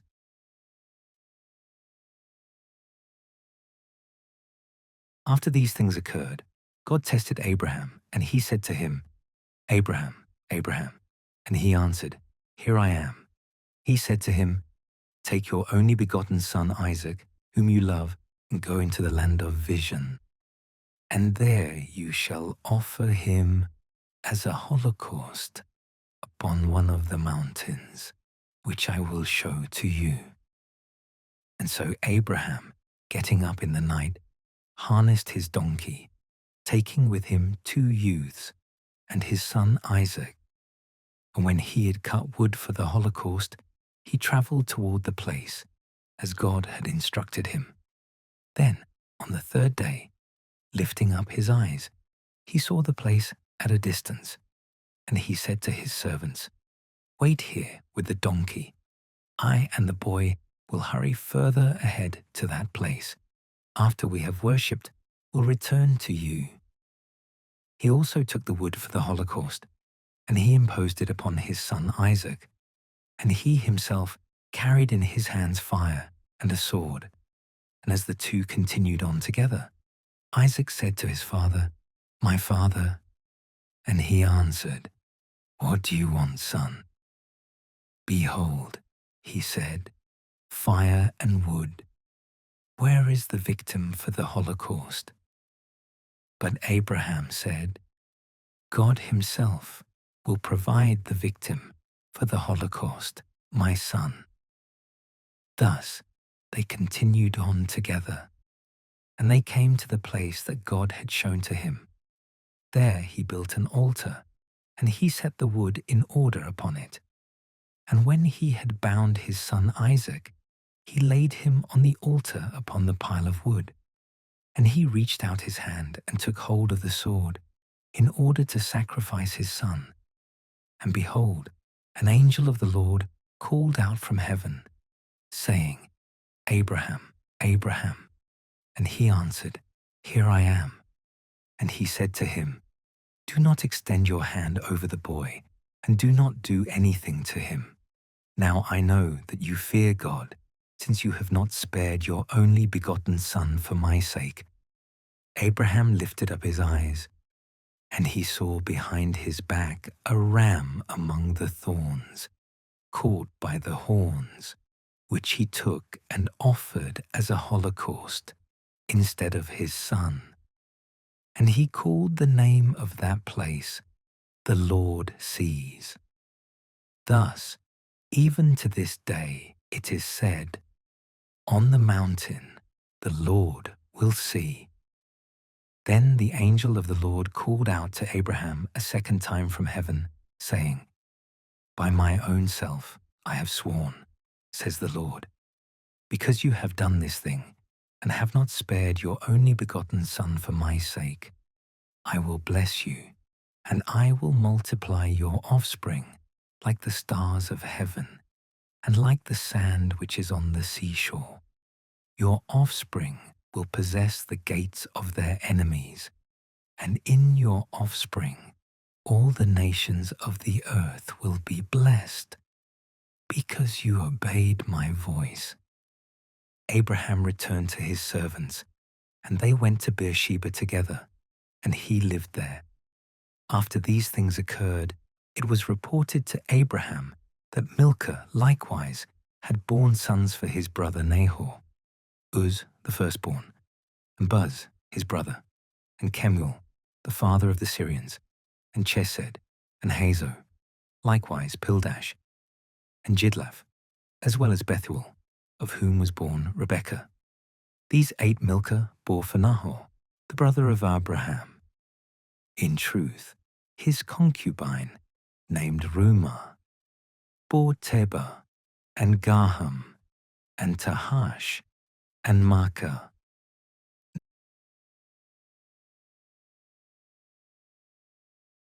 Now Sarah lived for 127 years, and she died in the city of Arba, which is Hebron, in the land of Canaan. And Abraham came to mourn and weep for her. And when he had risen up from the funeral duties, he spoke to the sons of Heth, saying, "I am a newcomer and a sojourner among you.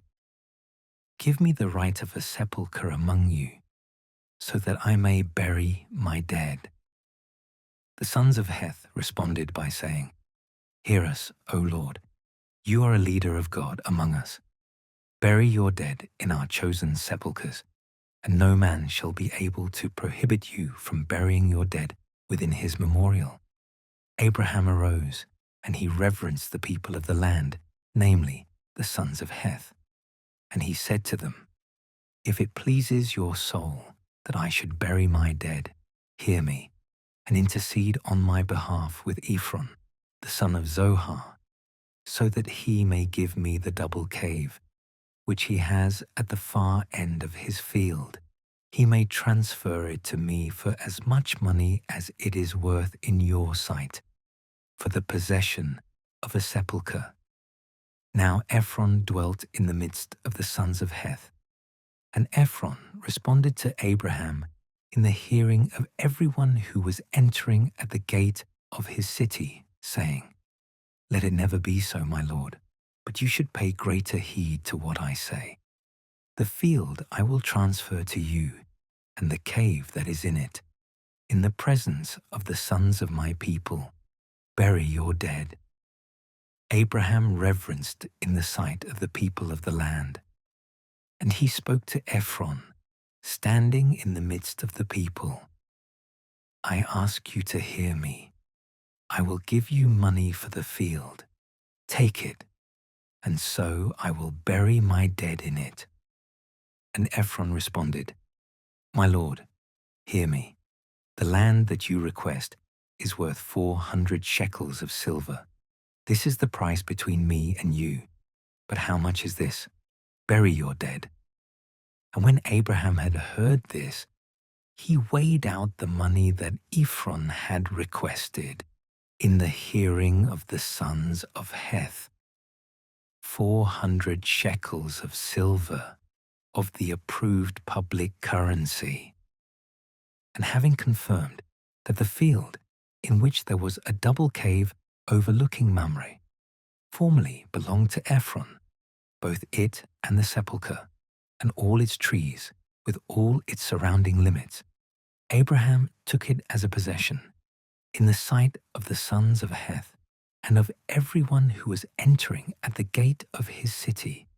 So then Abraham buried his wife Sarah in the double cave of the field that overlooked Mamre. This is Hebron in the land of Canaan. And the field was confirmed to Abraham with the cave that was in it, as a memorial possession before the sons of Heth.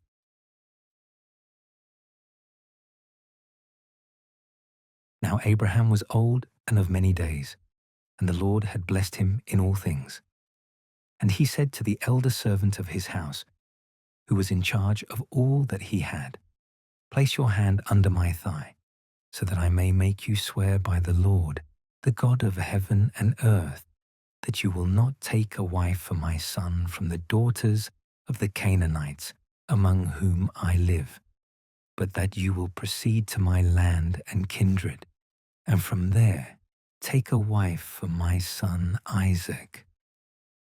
The servant responded, If the woman is not willing to come with me into this land, must I lead your son back to the place from which you departed?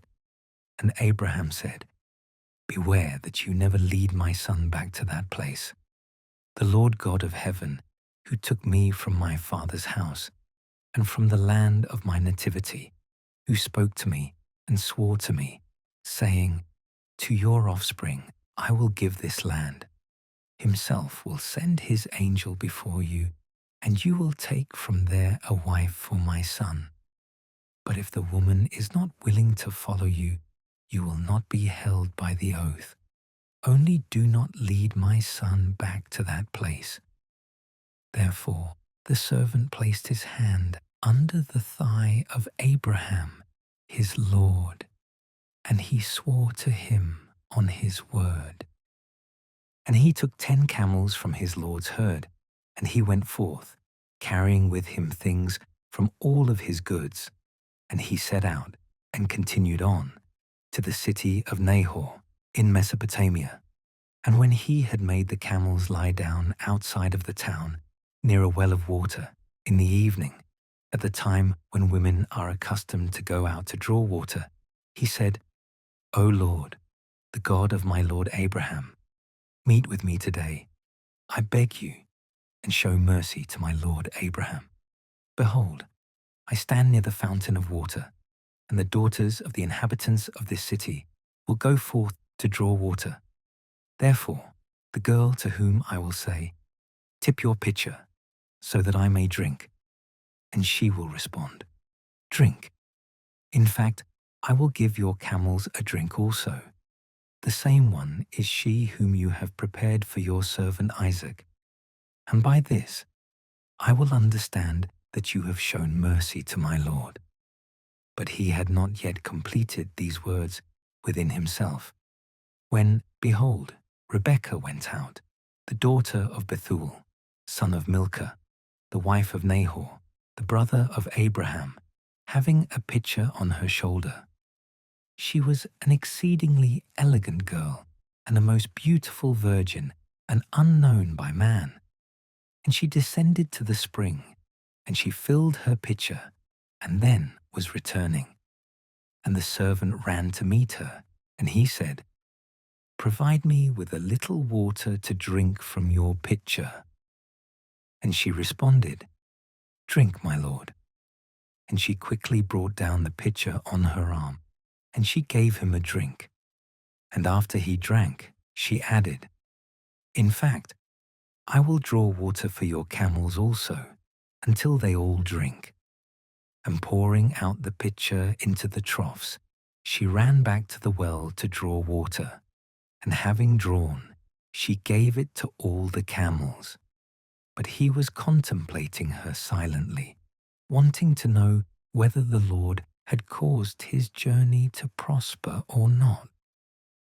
Then, after the camels drank, the man took out gold earrings, weighing 2 shekels, and the same number of bracelets, 10 shekels in weight.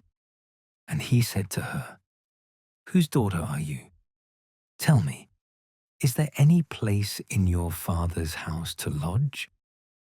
She responded, 'I am the daughter of Bethuel, the son of Milcah, to whom she gave birth for Nahor.' And she continued, saying, 'There is very much straw and hay with us, and a spacious place to stay.' The man bowed himself down, and he adored the Lord, saying, 'Blessed be the Lord, the God of my lord Abraham, who has not taken away his mercy and truth from my lord, and who has led me on a direct journey to the house of the brother of my lord.' And so the girl ran, and she reported all that she had heard in the house of her mother. Now Rebekah had a brother named Laban, who went out quickly to the man where the spring was.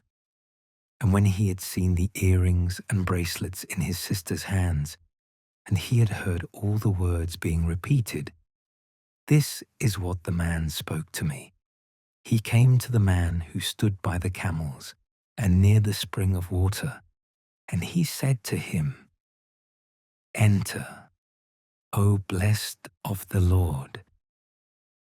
Why do you stand outside? I have prepared the house and a place for the camels.'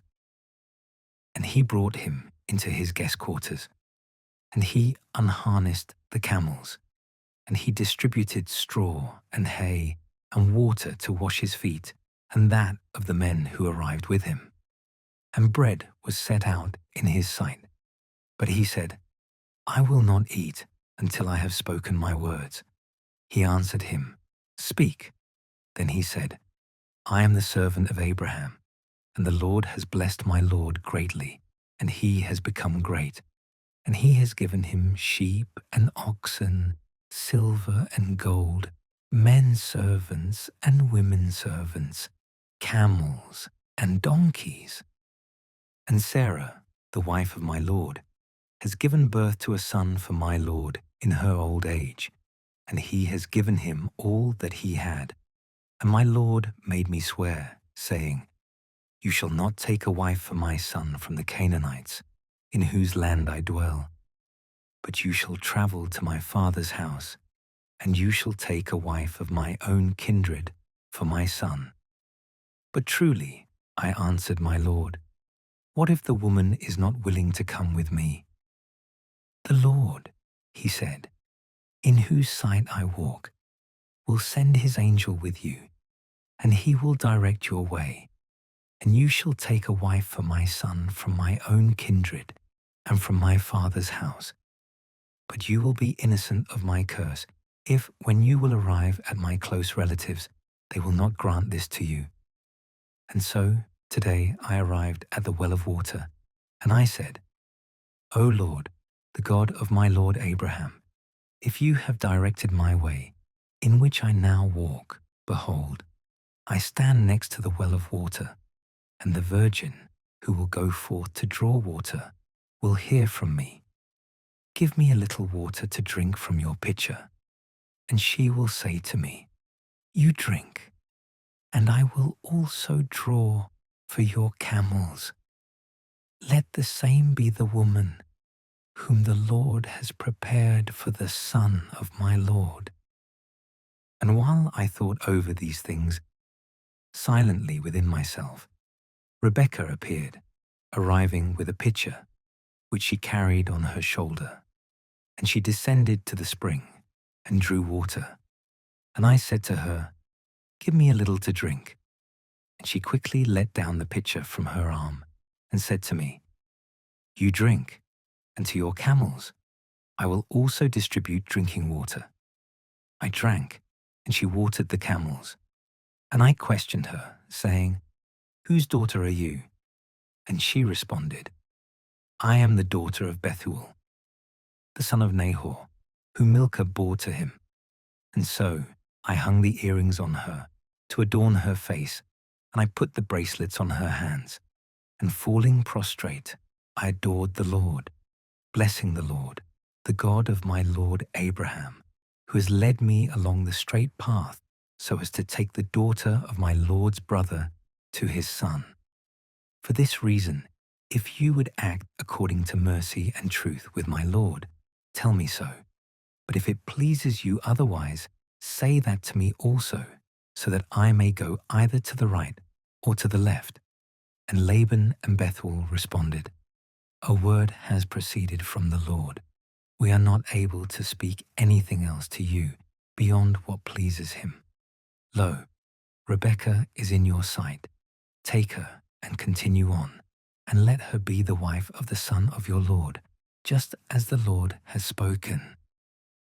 When Abraham's servant had heard this, falling down to the ground, he adored the Lord, and bringing forth vessels of silver and gold, as well as garments, he gave them to Rebekah as a tribute. Likewise, he offered gifts to her brothers and her mother. And a banquet began, and they feasted and drank together, and they lodged there. And rising up in the morning, the servant said, Release me, so that I may go to my Lord. And her brothers and mother responded, Let the girl remain for at least 10 days with us, and after that she will continue on. Do not be willing, he said, to delay me, for the Lord has directed my way. Release me, so that I may journey to my Lord. And they said, Let us call the girl and ask her will. And when, having been called, she arrived, they wanted to know, Will you go with this man? And she said, I will go. Therefore they released her and her nurse, and the servant of Abraham and his companions, wishing prosperity for their sister, by saying, You are our sister. May you increase to thousands of thousands, and may your offspring possess the gates of their enemies. And so Rebekah and her maids, riding upon camels, followed the man, who quickly returned to his lord. Then, at the same time, Isaac was walking along the way that leads to the well, whose name is, Of the one who lives and who sees. For he dwelt in the southern land, and he had gone out to meditate in the field, as daylight was now declining. And when he had lifted up his eyes, he saw camels advancing from afar. Likewise, Rebekah, having seen Isaac, descended from the camel. And she said to the servant, Who is that man who advances to meet us through the field? And he said to her, That is my Lord. And so, Quickly taking up her cloak, she covered herself.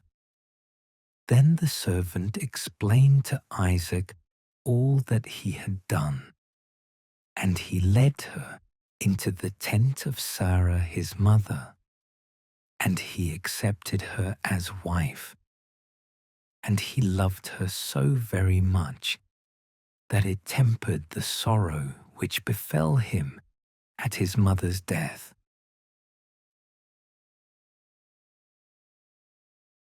In truth, Abraham took another wife named Keturah, and she bore to him Zimran, and Jokshan, and Medan, and Midian, and Ishbak, and Shuah. Likewise, Jokshan conceived Sheba and Dedan. The sons of Dedan were Ashurim, and Letushim, and Leumim. And truly, from Midian was born Ephah, and Hanoch, and Abida, and Eldah. All these were the sons of Keturah. And Abraham gave everything that he possessed to Isaac, but to the sons of the concubines he gave generous gifts, and he separated them from his son Isaac while he still lived toward the eastern region. Now the days of Abraham's life were 175 years, and declining, he died in a good old age, and at an advanced stage of life, and full of days. And he was gathered to his people, and his sons Isaac and Ishmael buried him in the double cave, which was situated in the field of Ephron, of the son of Zohar the Hittite, across from the region of Mamre, which he had bought from the sons of Heth. There he was buried with his wife Sarah. And after his passing, God blessed his son Isaac, who lived near the well named of the one who lives and who sees. These are the generations of Ishmael, the son of Abraham, whom Hagar the Egyptian, Sarah's servant, bore to him. And these are the names of his sons according to their language and generations. The firstborn of Ishmael was Nebaioth, then Kedar, and Adbeel, and Mibsam. Likewise Mishma, and Dumah, and Massa, Hadad, and Tema, and Jetur, and Naphish, and Kedemah. These are the sons of Ishmael, and these are their names throughout their fortresses and towns, the 12 princes of their tribes. And the years of the life of Ishmael that passed were 137. And declining, he died and was placed with his people. Now he had lived from Havilah as far as Shur, which overlooks Egypt as it approaches the Assyrians. He passed away in the sight of all his brothers. Likewise, these are the generations of Isaac, the son of Abraham. Abraham conceived Isaac, who, when he was 40 years old, took Rebekah, the sister of Laban, the daughter of Bethuel the Syrian from Mesopotamia, as a wife. And Isaac beseeched the Lord on behalf of his wife, because she was barren. And he heard him, and he gave conception to Rebekah. But the little ones struggled in her womb. So she said, "If it was to be so with me, what need was there to conceive?" And she went to consult the Lord. And responding, he said, "2 nations are in your womb, and 2 peoples will be divided out of your womb, and 1 people will overcome the other people, and the elder will serve the younger." Now the time had arrived to give birth, and behold, twins were discovered in her womb. He who departed first was red and entirely hairy like a pelt, and his name was called Esau. At once the other departed, and he held his brother's foot in his hand, and because of this he was called Jacob. Isaac was 60 years old when the little ones were born to him, and as adults, Esau became a knowledgeable hunter and a man of agriculture. But Jacob, a simple man, dwelt in tents. Isaac was fond of Esau because he was fed from his hunting, and Rebekah loved Jacob. Then Jacob boiled a small meal. Esau, when he had arrived weary from the field, said to him, Give me this red stew, for I am very tired." For this reason, his name was called Edom. Jacob said to him, "Sell me your right of the firstborn." He answered, "Lo, I am dying. What will the right of the firstborn provide for me?" Jacob said, "So then, swear to me." Esau swore to him, and he sold his right of the firstborn. And so, taking bread and the food of lentils, he ate and he drank, and he went away, giving little weight to having sold the right of the firstborn.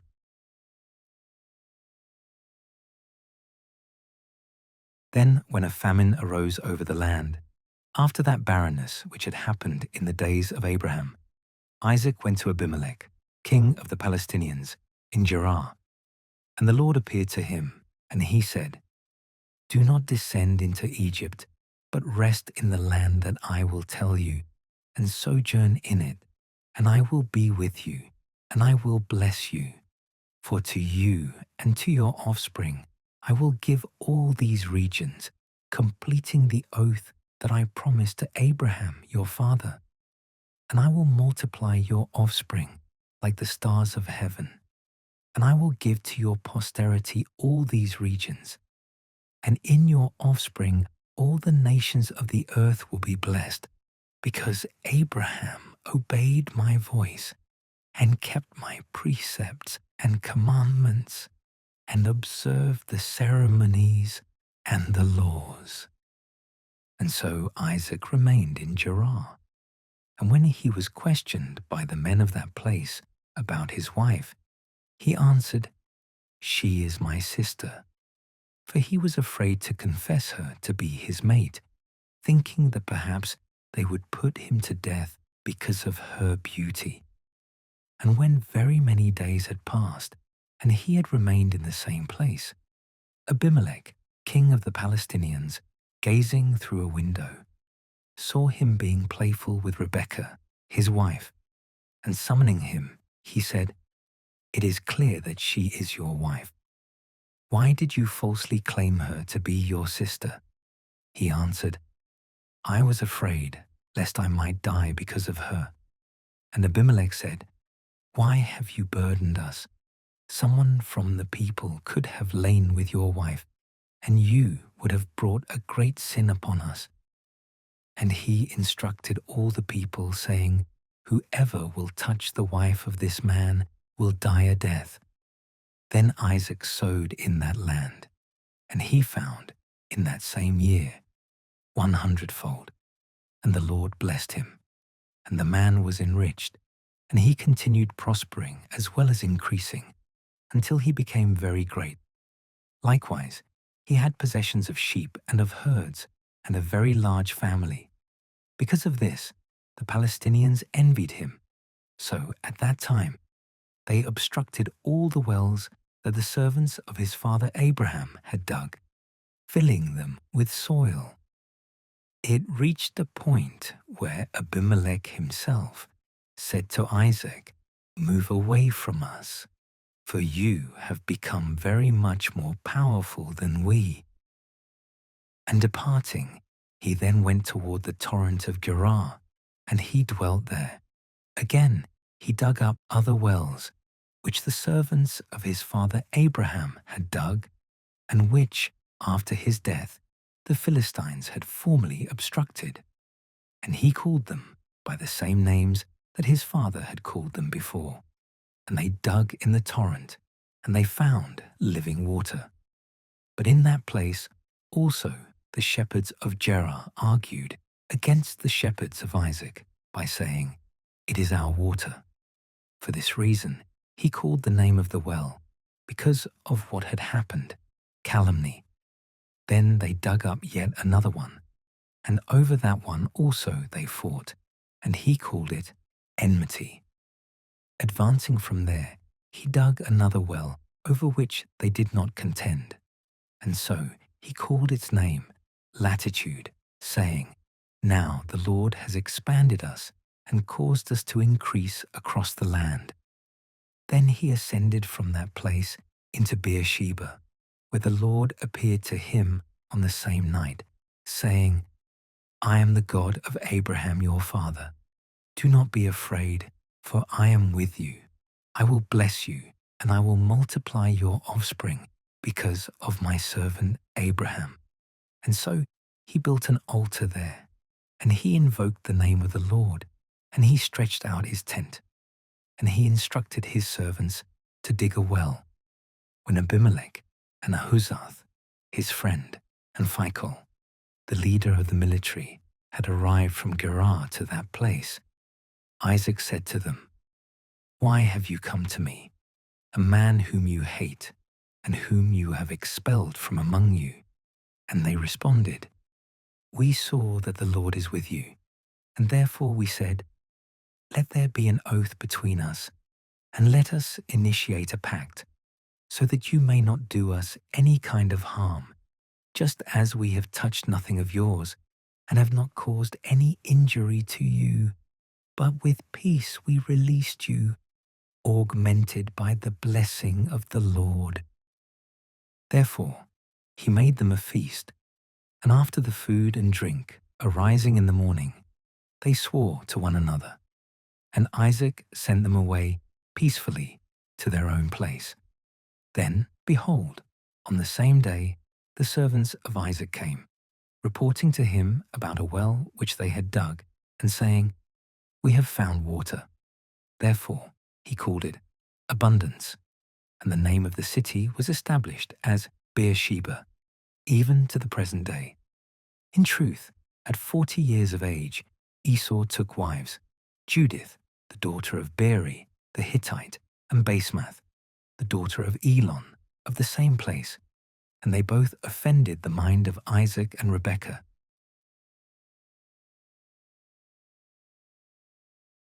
Now Isaac was old, and his eyes were cloudy, and so he was not able to see. And he called his elder son Esau, and he said to him, My son. And he responded, Here I am. His father said to him, You see that I am old, and I do not know the day of my death. Take your weapons, the quiver and the bow, and go out. And when you have taken something by hunting, make from it a small meal for me, just as you know I like, and bring it, so that I may eat, and my soul may bless you before I die. And when Rebekah had heard this, and he had gone out into the field to fulfill his father's order, she said to her son Jacob, I heard your father speaking with your brother Esau, and saying to him, Bring to me from your hunting, and make me foods, so that I may eat and bless you in the sight of the Lord before I die. Therefore, now my son, agree to my counsel, and go straight to the flock, and bring me 2 of the best young goats, so that from them I may make meat for your father, such as he willingly eats. Then, when you have brought these in, and he has eaten, he may bless you before he dies. He answered her, You know that my brother Esau is a hairy man, and I am smooth. If my father should lay hands on me and perceive it, I am afraid lest he think me willing to mock him, and I will bring a curse upon myself instead of a blessing. And his mother said to him, Let this curse be upon me, my son. Yet listen to my voice, and go directly to bring what I said. He went out, and he brought, and he gave to his mother. She prepared the meats, just as she knew his father liked, and she clothed him with the very fine garments of Esau, which she had at home with her. And she encircled his hands with little pelts from the young goats, and she covered his bare neck, and she gave him the small meal, and she handed him the bread that she had baked. When he had carried these in, he said, My father? And he answered, I'm listening. Who are you, my son? And Jacob said, I am Esau, your firstborn. I have done as you instructed me. Arise, sit and eat from my hunting, so that your soul may bless me. And again Isaac said to his son, "How were you able to find it so quickly, my son?" He answered, "It was the will of God, so that what I sought met with me quickly." And Isaac said, "Come here, so that I may touch you, my son, and may prove whether you are my son Esau or not." He approached his father, and when he had felt him, Isaac said, "The voice indeed is the voice of Jacob, but the hands are the hands of Esau." And he did not recognize him, because his hairy hands made him seem similar to the elder one. Therefore, blessing him, he said, "Are you my son Esau?" He answered, "I am." Then he said, "Bring me the foods from your hunting, my son, so that my soul may bless you." And when he had eaten what was offered, he also brought forth wine for him. And after he finished it, he said to him, "Come to me and give me a kiss, my son." He approached and kissed him. And immediately he perceived the fragrance of his garments. And so, blessing him, he said, "Behold, the smell of my son is like the smell of a plentiful field, which the Lord has blessed. May God give to you, from the dew of heaven and from the fatness of the earth, an abundance of grain and wine. And may the peoples serve you, and may the tribes reverence you. May you be the Lord of your brothers, and may your mother's sons bow down before you. Whoever curses you, may he be cursed, and whoever blesses you, may he be filled with blessings." Scarcely had Isaac completed his words, and Jacob departed when Esau arrived. And he brought his father foods cooked from his hunting, saying, "Arise, my father, and eat from your son's hunting, so that your soul may bless me." And Isaac said to him, "But who are you?" And he answered, "I am your firstborn son, Esau." Isaac became frightened and very astonished, and wondering beyond what can be believed, he said, "Then who is he that a while ago brought me the prey from his hunting, from which I ate before you arrived? And I blessed him, and he will be blessed."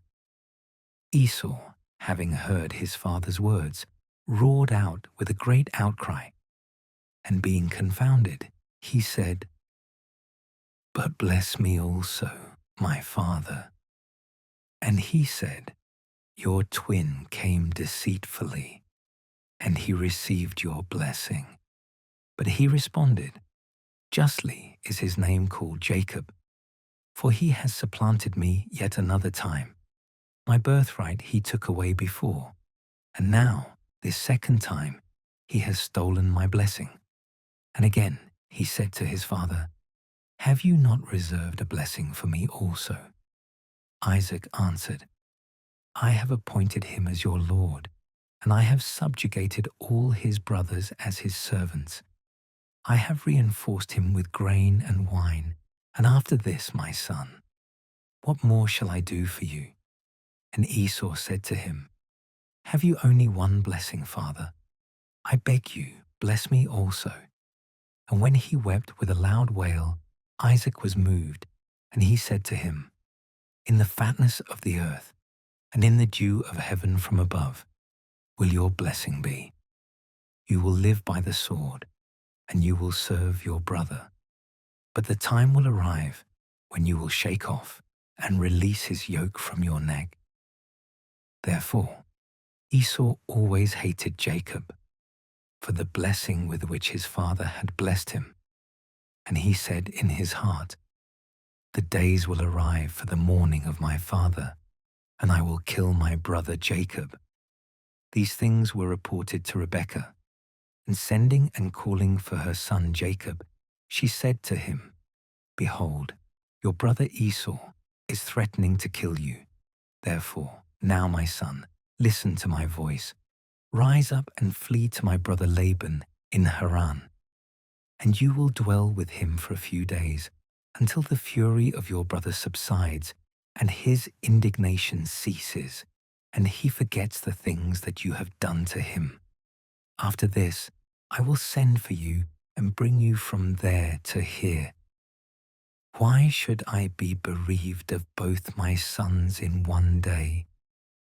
And Rebekah said to Isaac, "I am weary of my life because of the daughters of Heth.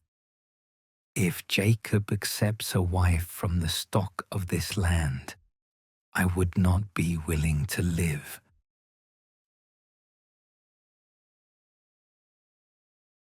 And so Isaac called for Jacob, and he blessed him, and he instructed him, saying, "Do not be willing to accept a mate from the family of Canaan, but go and journey to Mesopotamia of Syria, to the house of Bethuel, your mother's father, and there accept for yourself a wife from the daughters of Laban, your maternal uncle. And may God Almighty bless you, and may He cause you to increase and also to multiply, so that you may be influential among the people. And may He give the blessings of Abraham to you and to your offspring after you, so that you may possess the land of your sojourning, which He promised to your grandfather." And when Isaac had dismissed him, setting out, he went to Mesopotamia of Syria, to Laban, the son of Bethuel, the Syrian, the brother to Rebekah, his mother.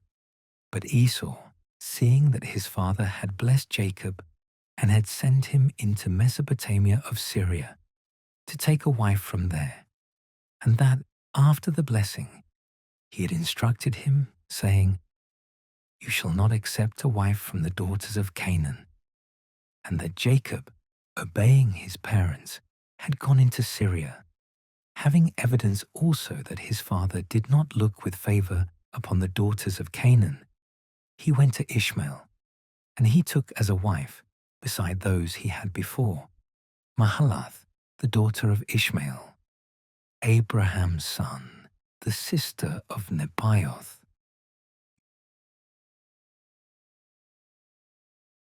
Meanwhile, Jacob, having departed from Beersheba, continued on to Haran. And when he had arrived at a certain place, where he would rest after the setting of the sun, he took some of the stones that lay there, and placing them under his head, he slept in the same place. And he saw in his sleep a ladder standing upon the earth, with its top touching heaven, also the angels of God ascending and descending by it, and the Lord leaning upon the ladder, saying to him, "I am the Lord, the God of Abraham your father, and the God of Isaac.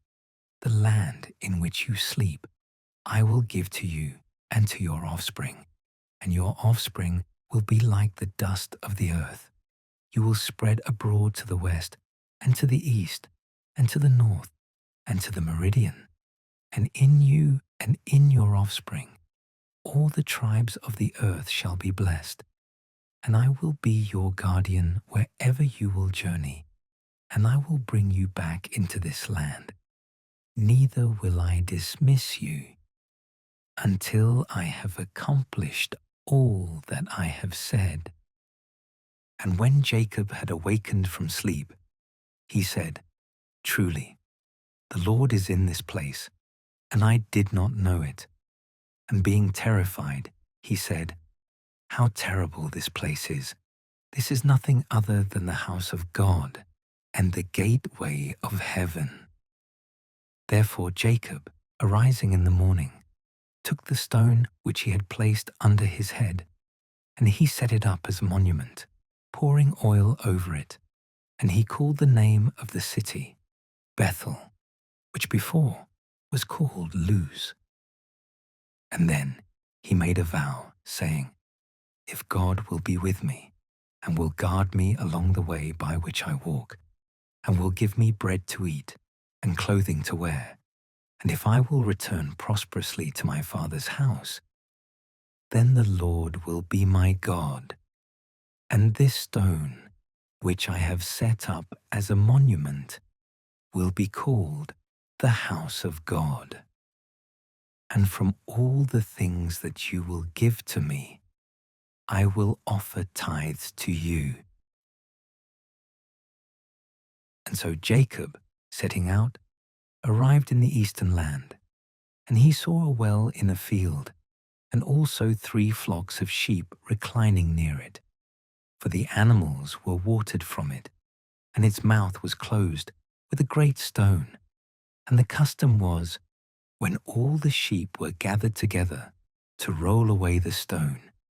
And when the flocks had been refreshed, they placed it over the mouth of the well again.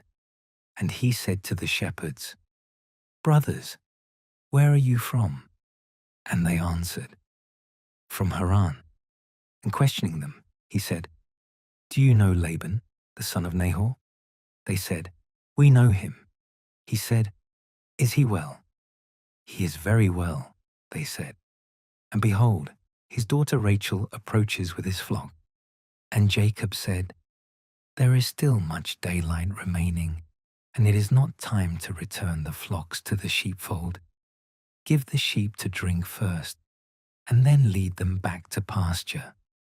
They responded, "We cannot, until all the animals are gathered together and we remove the stone from the mouth of the well, so that we may water the flocks."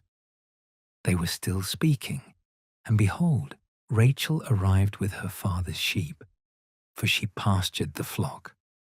When Jacob had seen her, and he realized that she was his maternal first cousin, and that these were the sheep of his uncle Laban, he removed the stone which closed the well, and having watered the flock, he kissed her, and lifting up his voice, he wept, and he revealed to her that he was a brother of her father, and the son of Rebekah. And so, hurrying, she announced it to her father. And when he had heard that Jacob, his sister's son, had arrived, he ran to meet him, and embracing him and kissing him heartily, he brought him into his house. But when he had heard the reasons for his journey, he responded, "You are my bone and my flesh." And after the days of 1 month were completed, he said to him, "Though you are my brother, will you serve me for nothing? Tell me what wages you would accept." In truth, he had 2 daughters. The name of the elder was Leah, and truly the younger was called Rachel. But while Leah was bleary-eyed, Rachel had an elegant appearance and was attractive to behold. And Jacob, loving her, said, "I will serve you for 7 years, for your younger daughter Rachel." Laban responded, "It is better that I give her to you than to another man. Remain with me." Therefore Jacob served for 7 years for Rachel, and these seemed like only a few days because of the greatness of love. And he said to Laban, "Give my wife to me, for now the time has been fulfilled, so that I may go into her." And he, having called a great crowd of his friends to the feast, agreed to the marriage. And at night he brought in his daughter Leah to him, giving his daughter a handmaid named Zilpah. After Jacob had gone into her, according to custom, when morning had arrived, he saw Leah, and he said to his father-in-law, "What is it that you intended to do? Did I not serve you for Rachel? Why have you deceived me?" Laban responded, "It is not the practice in this place to give the younger in marriage first.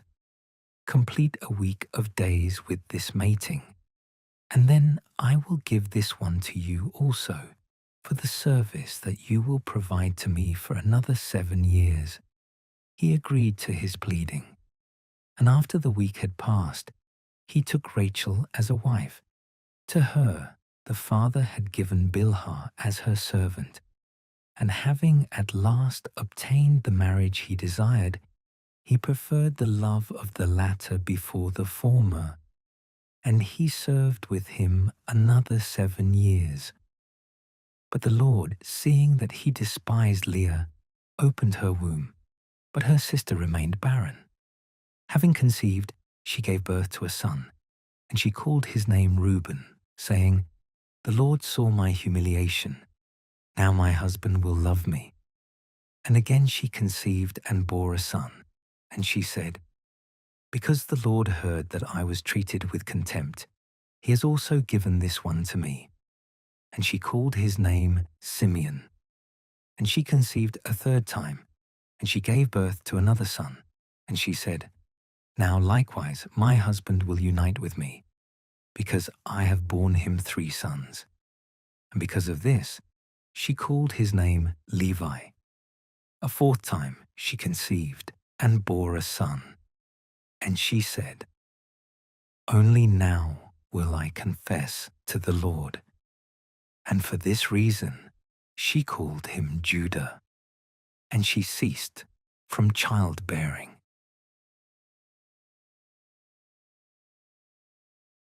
Then Rachel, discerning that she was infertile, envied her sister. And so she said to her husband, Give me children, otherwise I will die. Jacob, being angry, responded to her, Am I in the place of God, who has deprived you of the fruit of your womb? But she said, I have a handmaid Bilhah. Go in to her, so that she may give birth upon my knees, and I may have sons by her. And she gave him Bilhah in marriage. And when her husband had gone in to her, she conceived and bore a son. And Rachel said, The Lord has judged for me, and he has heeded my voice, giving me a son. And because of this, she called his name Dan. And conceiving again, Bilhah bore another, about whom Rachel said, God has compared me with my sister, and I have prevailed. And she called him Naphtali. Leah, perceiving that she had desisted from childbearing, delivered Zilpah, her handmaid, to her husband. And she, after having borne a son with difficulty, said, Happiness. And for this reason she called his name Gad. Likewise Zilpah bore another. And Leah said, This one is for my happiness. Indeed, women will call me blessed. Because of this, she called him Asher. Then Reuben, going out into the field at the time of the wheat harvest, found mandrakes. These he brought to his mother Leah. And Rachel said, Give me a portion of your son's mandrakes. She responded, Does it seem like such a small matter to you that you have usurped from me my husband, unless you will also take my son's mandrakes? Rachel said, He will sleep with you this night because of your son's mandrakes. And when Jacob returned from the field in the evening, Leah went out to meet him, and she said, You will enter to me, because I have hired you for the reward of my son's mandrakes. And he slept with her that night. And God heard her prayers, and she conceived and bore a 5th son. And she said, God has given a reward to me, because I gave my handmaid to my husband. And she called his name Issachar. Conceiving again, Leah bore a 6th son. And she said, God has endowed me with a good dowry. And now, at this turn, my husband will be with me, because I have conceived 6 sons for him. And therefore she called his name Zebulun. After him she bore a daughter named Dinah. The Lord, likewise remembering Rachel, heeded her and opened her womb. And she conceived and bore a son, saying, God has taken away my reproach. And she called his name Joseph, saying, The Lord has added to me another son. But when Joseph was born, Jacob said to his father-in-law, Release me, so that I may return to my native country and to my land. Give me my wives and my children, for whom I have served you, so that I may depart. You know the servitude with which I have served you. Laban said to him, May I find grace in your sight? I have learned by experience that God has blessed me because of you. Choose your wages, which I will give you. But he responded, You know how I have served you, and how great your possession became in my hands. You had little before I came to you, and now you have achieved riches, and the Lord has blessed you since my arrival. It is just, therefore, that at some time I also should provide for my own house." And Laban said, "What shall I give to you?" But he said, "I want nothing. But if you will do what I ask, I will feed and guard your sheep again. Go around through all your flocks and separate all the sheep of variegated or spotted fleece, and whatever will be darkened or blemished or variegated, as much among the sheep as among the goats, will be my wages, and my justice will answer on my behalf tomorrow, when the time of settlement arrives before you, and all that is not variegated or blemished or darkened, as much among the sheep as among the goats, these will prove me to be a thief." And Laban said, "I hold favor for this request." And on that day he separated the she-goats and the sheep and the he-goats and the rams with variegations or with blemishes. But every one of the flock which was of one color, that is, of white or of black fleece, he delivered into the hands of his sons. And he established a distance of 3 days' journey between himself and his son-in-law, who pastured the remainder of his flock. Then Jacob, taking green branches of poplar and almond and sycamore trees, debarked them in part, and when the bark was pulled off, in the parts that were stripped, there appeared whiteness, yet the parts that were left whole remained green. And so, in this way, the color was made variegated, and he placed them in the troughs where the water was poured out, so that when the flocks had arrived to drink, they would have the branches before their eyes, and in their sight they might conceive. And it happened that in the very heat of joining together, the sheep looked upon the branches, and they bore the blemished and the variegated, those speckled with diverse color. And Jacob divided the flock, and he set the branches in the troughs before the eyes of the rams. Now whatever was white or black belonged to Laban, but in truth the others belonged to Jacob, for the flocks were dispersed among one another. Therefore, when the first to arrive were climbing on the ewes, Jacob placed the branches in the troughs of water before the eyes of the rams and the sheep, so that they might conceive while they were gazing upon them. Yet when the late arrivals and the last to conceive were let in, he did not place these. And so those that arrived late became Laban's, and those that arrived first became Jacob's. And the man was enriched beyond limit, and he had many flocks, women servants and men servants, camels and donkeys. But afterwards he heard the words of the sons of Laban, saying, "Jacob has taken all that was our father's, and being enlarged by his ability, he has become famous." Likewise, he observed that Laban's face was not the same toward him as it was yesterday and the day before. Most importantly, the Lord was saying to him, "Return to the land of your fathers and to your generation, and I will be with you." He sent and called for Rachel and Leah in the field where he pastured the flocks, and he said to them, "I see that your father's face is not the same toward me as it was yesterday and the day before, but the God of my father has been with me, and you know that I have served your father with all my strength. Even so, your father has circumvented me, and he has changed my wages 10 times, and yet God has not permitted him to harm me. Whenever he said, the speckled will be your wages. All the sheep gave birth to speckled newborns.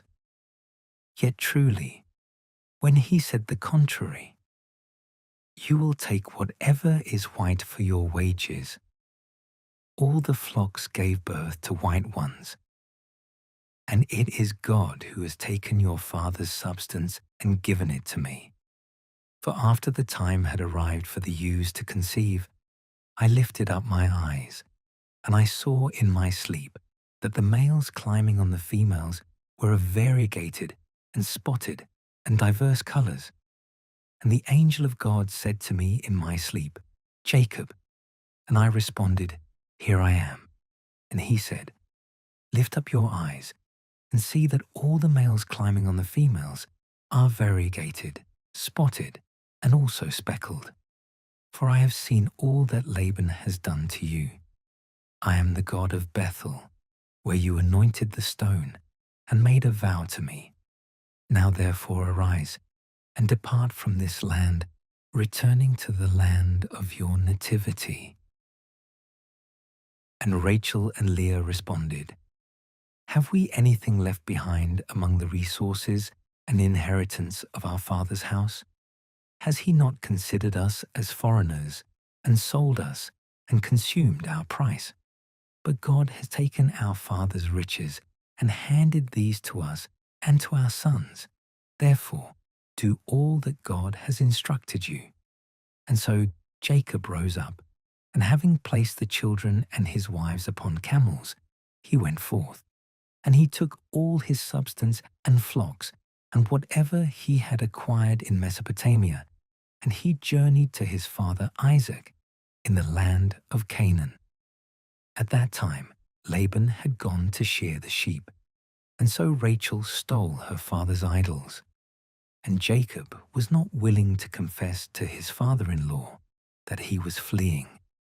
And when he had gone away with all such things that were justly his, and having crossed the river, was continuing on toward Mount Gilead, it was reported to Laban on the third day that Jacob had fled. And taking his brothers with him, he pursued him for 7 days, and he overtook him at Mount Gilead. And he saw in a dream God saying to him, Beware that you not speak anything harsh against Jacob. And now Jacob had pitched his tent at the mountain. And when he, with his brothers, had overtaken him, he set his tent at the same place at Mount Gilead. And he said to Jacob, Why have you acted this way, departing from me in secret, with my daughters like captives of the sword? Why would you want to flee without my knowledge and without telling me, though I might have led you forward with gladness and songs and timbrels and lyres? You have not permitted me to kiss my sons and daughters. You have acted foolishly, and now, indeed, my hand has power to repay you with harm. But the God of your father said to me yesterday, Beware that you not speak anything stern against Jacob. It may be that you desired to go to your own, and that you longed for the house of your father. But why have you stolen my gods? Jacob answered, I set out unknown to you, because I feared that you might take away your daughters by violence. But since you accuse me of theft, with whomever you will find your gods, let him be slain in the sight of our brothers. Search anything of yours that you will find with me, take it away. Now, when he said this, he did not know that Rachel had stolen the idols. And so Laban, entering the tent of Jacob and of Leah and of both the handmaids, did not find them. And when he had entered the tent of Rachel, she quickly hid the idols under the camel's bedding, and she sat upon them. And when he had searched the entire tent and found nothing, she said, Do not be angry, my lord, that I am unable to rise up in your sight, because it has now happened to me according to the custom of women.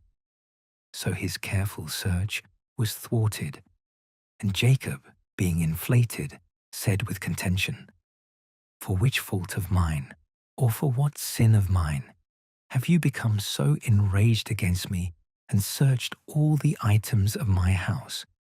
What have you found from all the substance of your house? Place it here before my brothers and your brothers, and let them judge between me and you. For what reason have I been with you for 20 years? Your ewes and she-goats were not barren. The rams of your flocks I did not consume. Neither did I reveal to you what was seized by the wild beast. I replaced all that was damaged.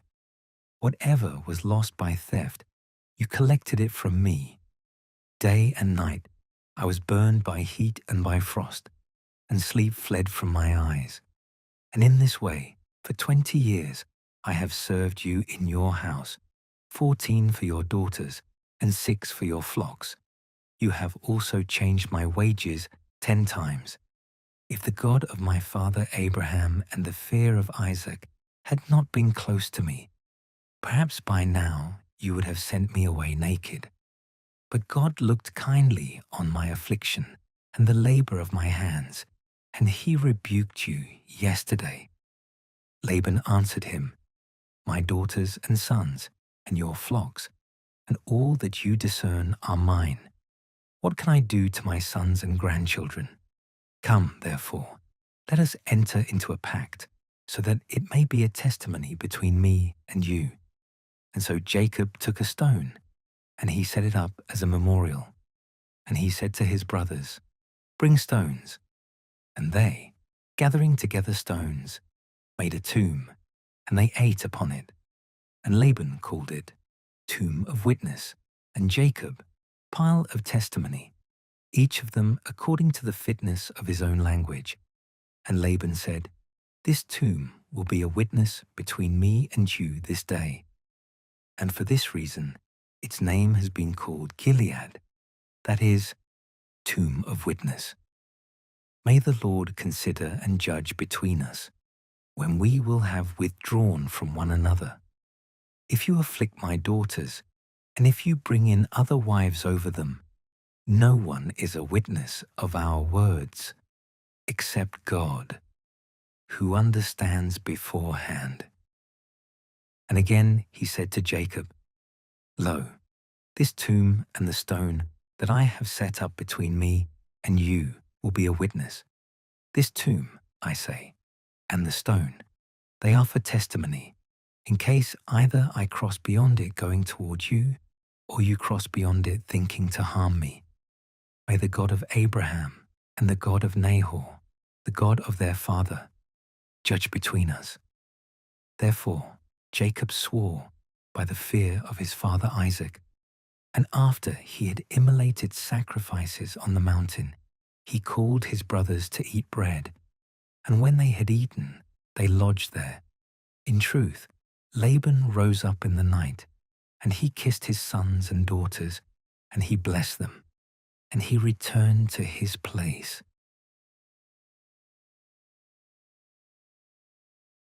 Likewise, Jacob continued on the journey that he had begun, and the angels of God met him. When he had seen them, he said, "These are the encampments of God." And he called the name of that place Mahanaim, that is, encampments. Then he also sent messengers before him to his brother Esau in the land of Seir, in the region of Edom. And he instructed them, saying, "You shall speak in this way to my lord Esau. Your brother Jacob says these things. I have sojourned with Laban, and I have been with him until the present day. I have oxen and donkeys and sheep and men servants and women servants. And now I send an ambassador to my lord, so that I may find favor in your sight."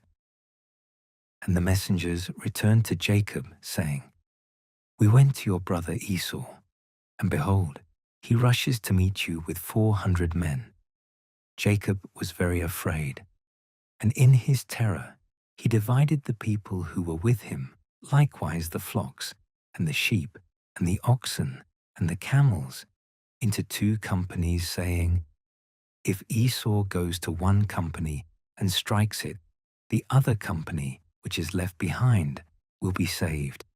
And Jacob said, "God of my father Abraham, and God of my father Isaac, O Lord, who said to me, 'Return to your land and to the place of your nativity, and I will do well for you,' I am less than any of your compassions and your truth, which you have fulfilled to your servant.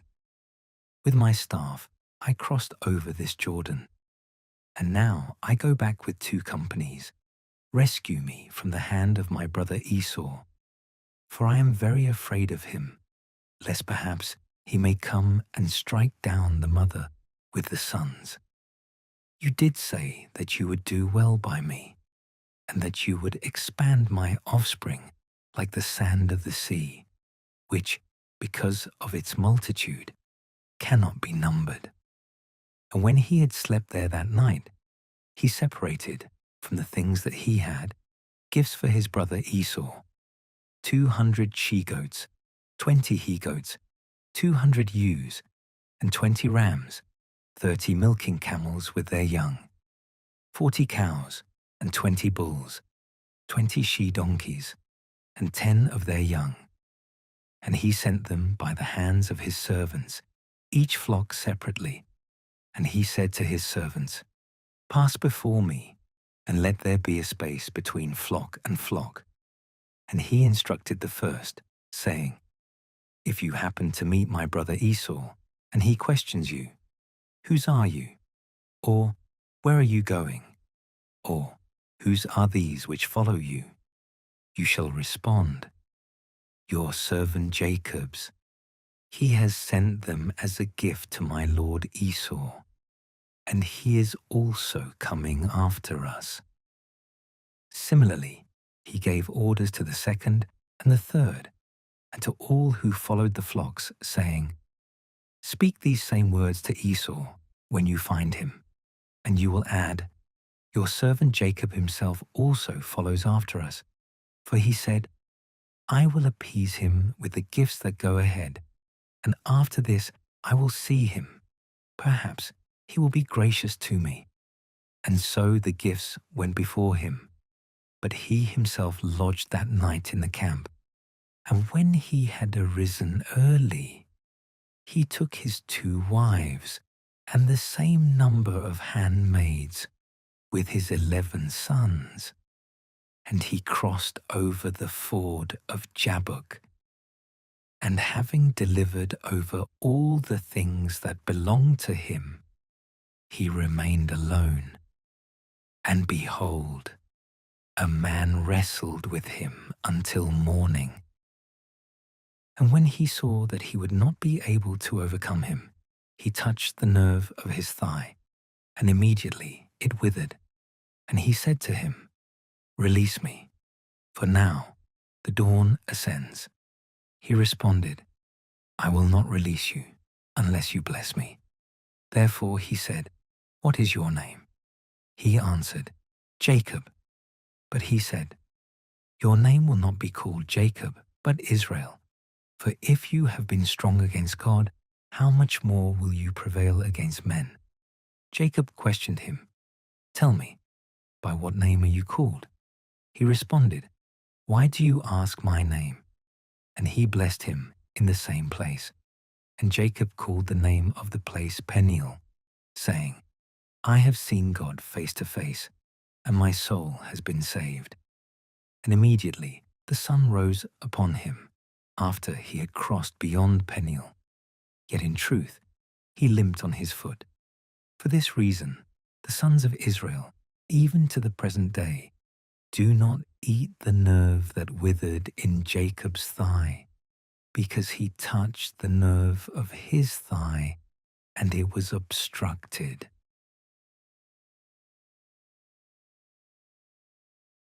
Then Jacob, lifting up his eyes, saw Esau arriving, and with him 400 men. And he divided the sons of Leah and Rachel, and of both the handmaids, and he placed the 2 handmaids and their children at the beginning. Truly, Leah and her sons were in the second place. Then Rachel and Joseph were last, and advancing, he reverenced prostrate on the ground 7 times, until his brother approached. And so Esau ran to meet his brother, and he embraced him. And drawing him by his neck and kissing him, he wept, and lifting up his eyes, he saw the women and their little ones. And he said, "What do these want for themselves? And are they related to you?" He responded, "These are the little ones that God has given as a gift to me, your servant." Then the handmaids and their sons approached and bowed down.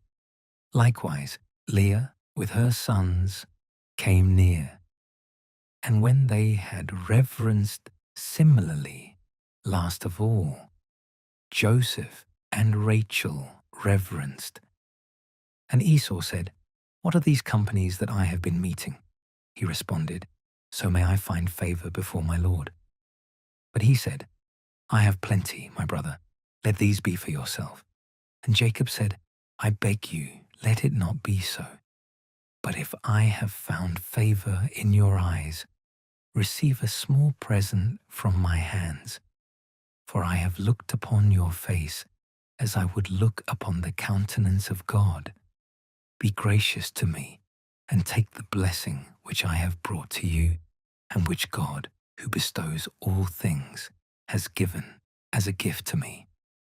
Accepting it reluctantly at the insistence of his brother, he said, "Let us go on together, and I will accompany you on your journey." And Jacob said, "My lord, you know that I have with me tender little ones, and sheep and cows with young. If I cause these to labor too much in walking, all the flocks will die in one day. May it please my lord to go before his servant, and I will follow gradually in his steps, as much as I see my little ones to be able, until I arrive to my lord in Seir." Esau responded, "I beg you that at least some of the people who are with me may remain to accompany you on the way." But he said, "There is no need. I have need of one thing only, to find favor in your sight, my lord." And so Esau returned that day by the way that he had arrived, to Seir. And Jacob went to Succoth, where, having built a house and pitched tents, he called the name of that place Succoth, that is, tents. And he crossed over to Salem, a city of the Shechemites, which is in the land of Canaan, after he returned from Mesopotamia of Syria. And he lived near the town, and he bought the part of the field in which he had pitched his tents from the sons of Hamor, the father of Shechem, for 100 lambs.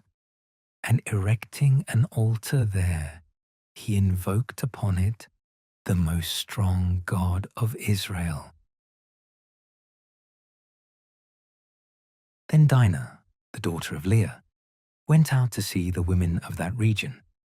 And when Shechem, the son of Hamor the Hivite, the leader of that land, had seen her, he fell in love with her, and so he seized her and slept with her, overwhelming the virgin by force. And his soul was closely bound to her.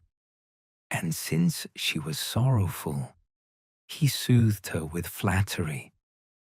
And going on to Hamor, his father, he said, "Obtain this girl for me as a mate." But when Jacob had heard this, since his sons were absent and he was occupied in pasturing the cattle, he remained silent until they came back. Then, when Hamor, the father of Shechem, had gone out to speak to Jacob, behold, his sons arrived from the field.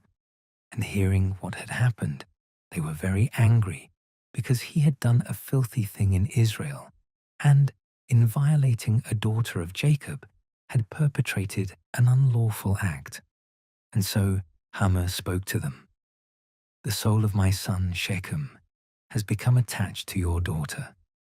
Give her to him as a wife, and let us celebrate marriages with one with another.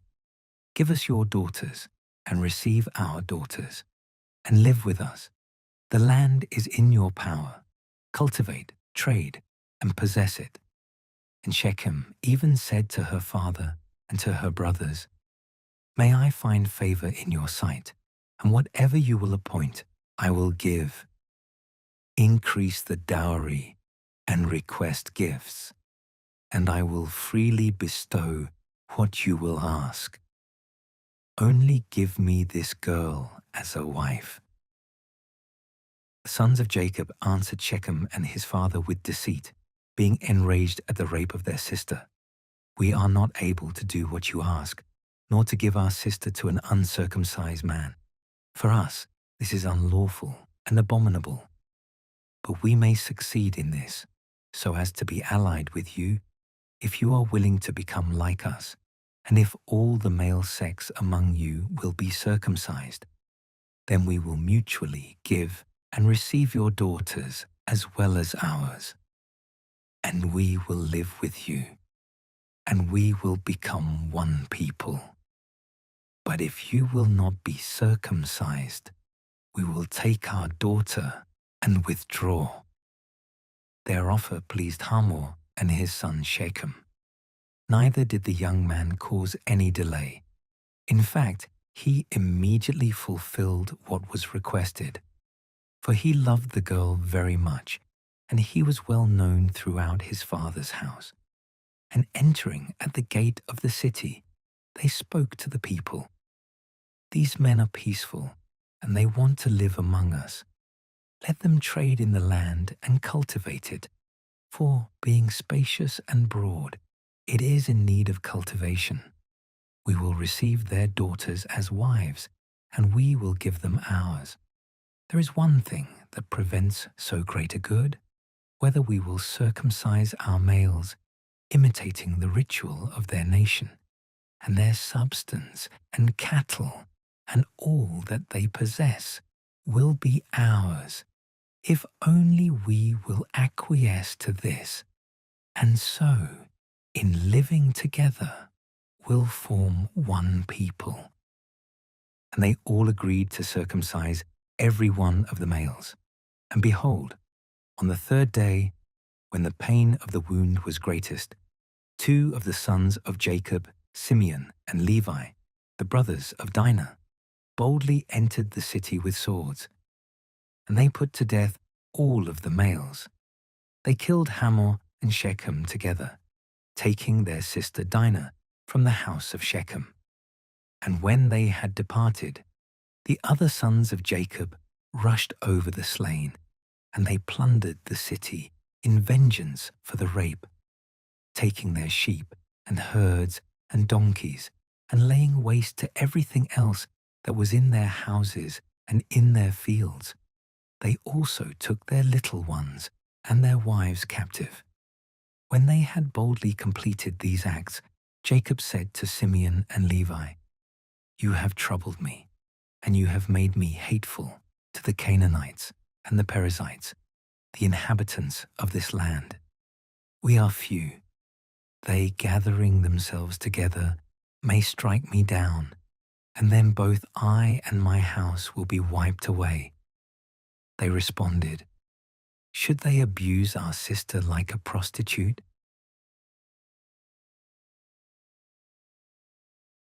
About this time, God said to Jacob, Arise and go up to Bethel, and live there, and make an altar to God, who appeared to you when you fled from your brother Esau. In truth, Jacob, having called together all his house, said, Cast away the foreign gods that are in your midst, and be cleansed, and also change your garments. Arise, and let us go up to Bethel, so that we may make an altar there to God, who heeded me in the day of my tribulation, and who accompanied me on my journey. Therefore they gave him all the foreign gods which they had, and the earrings which were in their ears. And then he buried them under the terebinth tree, which is beyond the city of Shechem. And when they had set out, the terror of God invaded all the surrounding cities, and they dared not pursue them as they withdrew. And so Jacob arrived at Luz, which is in the land of Canaan, also named Bethel, he and all the people with him. And he built an altar there, and he called the name of that place House of God. For there God appeared to him when he fled from his brother. About the same time, Deborah, the nurse of Rebekah, died, and she was buried at the base of Bethel under an oak tree. And the name of that place was called Oak of Weeping. Then God appeared again to Jacob after he returned from Mesopotamia of Syria, and he blessed him, saying, "You will no longer be called Jacob, for your name shall be Israel." And he called him Israel, and he said to him, "I am Almighty God. Increase and multiply. Tribes and peoples of nations will be from you, and kings will go forth from your loins. And the land that I gave to Abraham and Isaac, I will give to you and to your offspring after you." And he withdrew from him. In truth, he set up a monument of stone in the place where God had spoken to him, pouring out libations over it and pouring oil. And he called the name of that place Bethel. Then, departing from there, he arrived in springtime at the land that leads to Ephrath. And there, when Rachel was giving birth, because it was a difficult birth, she began to be in danger. And the midwife said to her, "Do not be afraid, for you will have this son also." Then, when her life was departing because of the pain, and death was now imminent, she called the name of her son Benoni, that is, the son of my pain. Yet truly, his father called him Benjamin, that is, the son of the right hand. And so Rachel died, and she was buried in the way that leads to Ephrath. This place is Bethlehem, and Jacob erected a monument over her sepulchre. This is the monument to Rachel's tomb, even to the present day. Departing from there, he pitched his tent beyond the tower of the flock. And when he was living in that region, Reuben went out, and he slept with Bilhah, the concubine of his father, which was not such a small matter as to be hidden from him. Now the sons of Jacob were 12, the sons of Leah, Reuben the firstborn, and Simeon, and Levi, and Judah, and Issachar, and Zebulun, the sons of Rachel, Joseph, and Benjamin, the sons of Bilhah, handmaid of Rachel, Dan and Naphtali, the sons of Zilpah, handmaid of Leah, Gad and Asher. These are the sons of Jacob, who were born to him in Mesopotamia of Syria. And then he went to his father Isaac in Mamre, the city of Arba. This place is Hebron, where Abraham and Isaac sojourned. And the days of Isaac were completed, 180 years, and being consumed by old age, he died, and he was placed with his people, being old and full of days. And his sons, Esau and Jacob, buried him. Now these are the generations of Esau, who is Edom. Esau took wives from the daughters of Canaan, Ada, the daughter of Elon the Hittite, and Oholibamah, the daughter of Anna, the daughter of Zibeon the Hivite, and Basemath, the daughter of Ishmael, sister of Nebaioth. Then Ada bore Eliphaz, Basemath conceived Ruel, Oholibamah conceived Jush and Jalam and Korah. These are the sons of Esau, who were born to him in the land of Canaan. Then Esau took his wives and sons and daughters, and every soul of his house, and his substance, and cattle, and whatever he was able to obtain in the land of Canaan. And he went into another region, withdrawing from his brother Jacob. For they were very wealthy and were not able to live together. Neither was the land of their sojourn able to sustain them, because of the multitude of their flocks. And Esau lived at Mount Seir. He is Edom.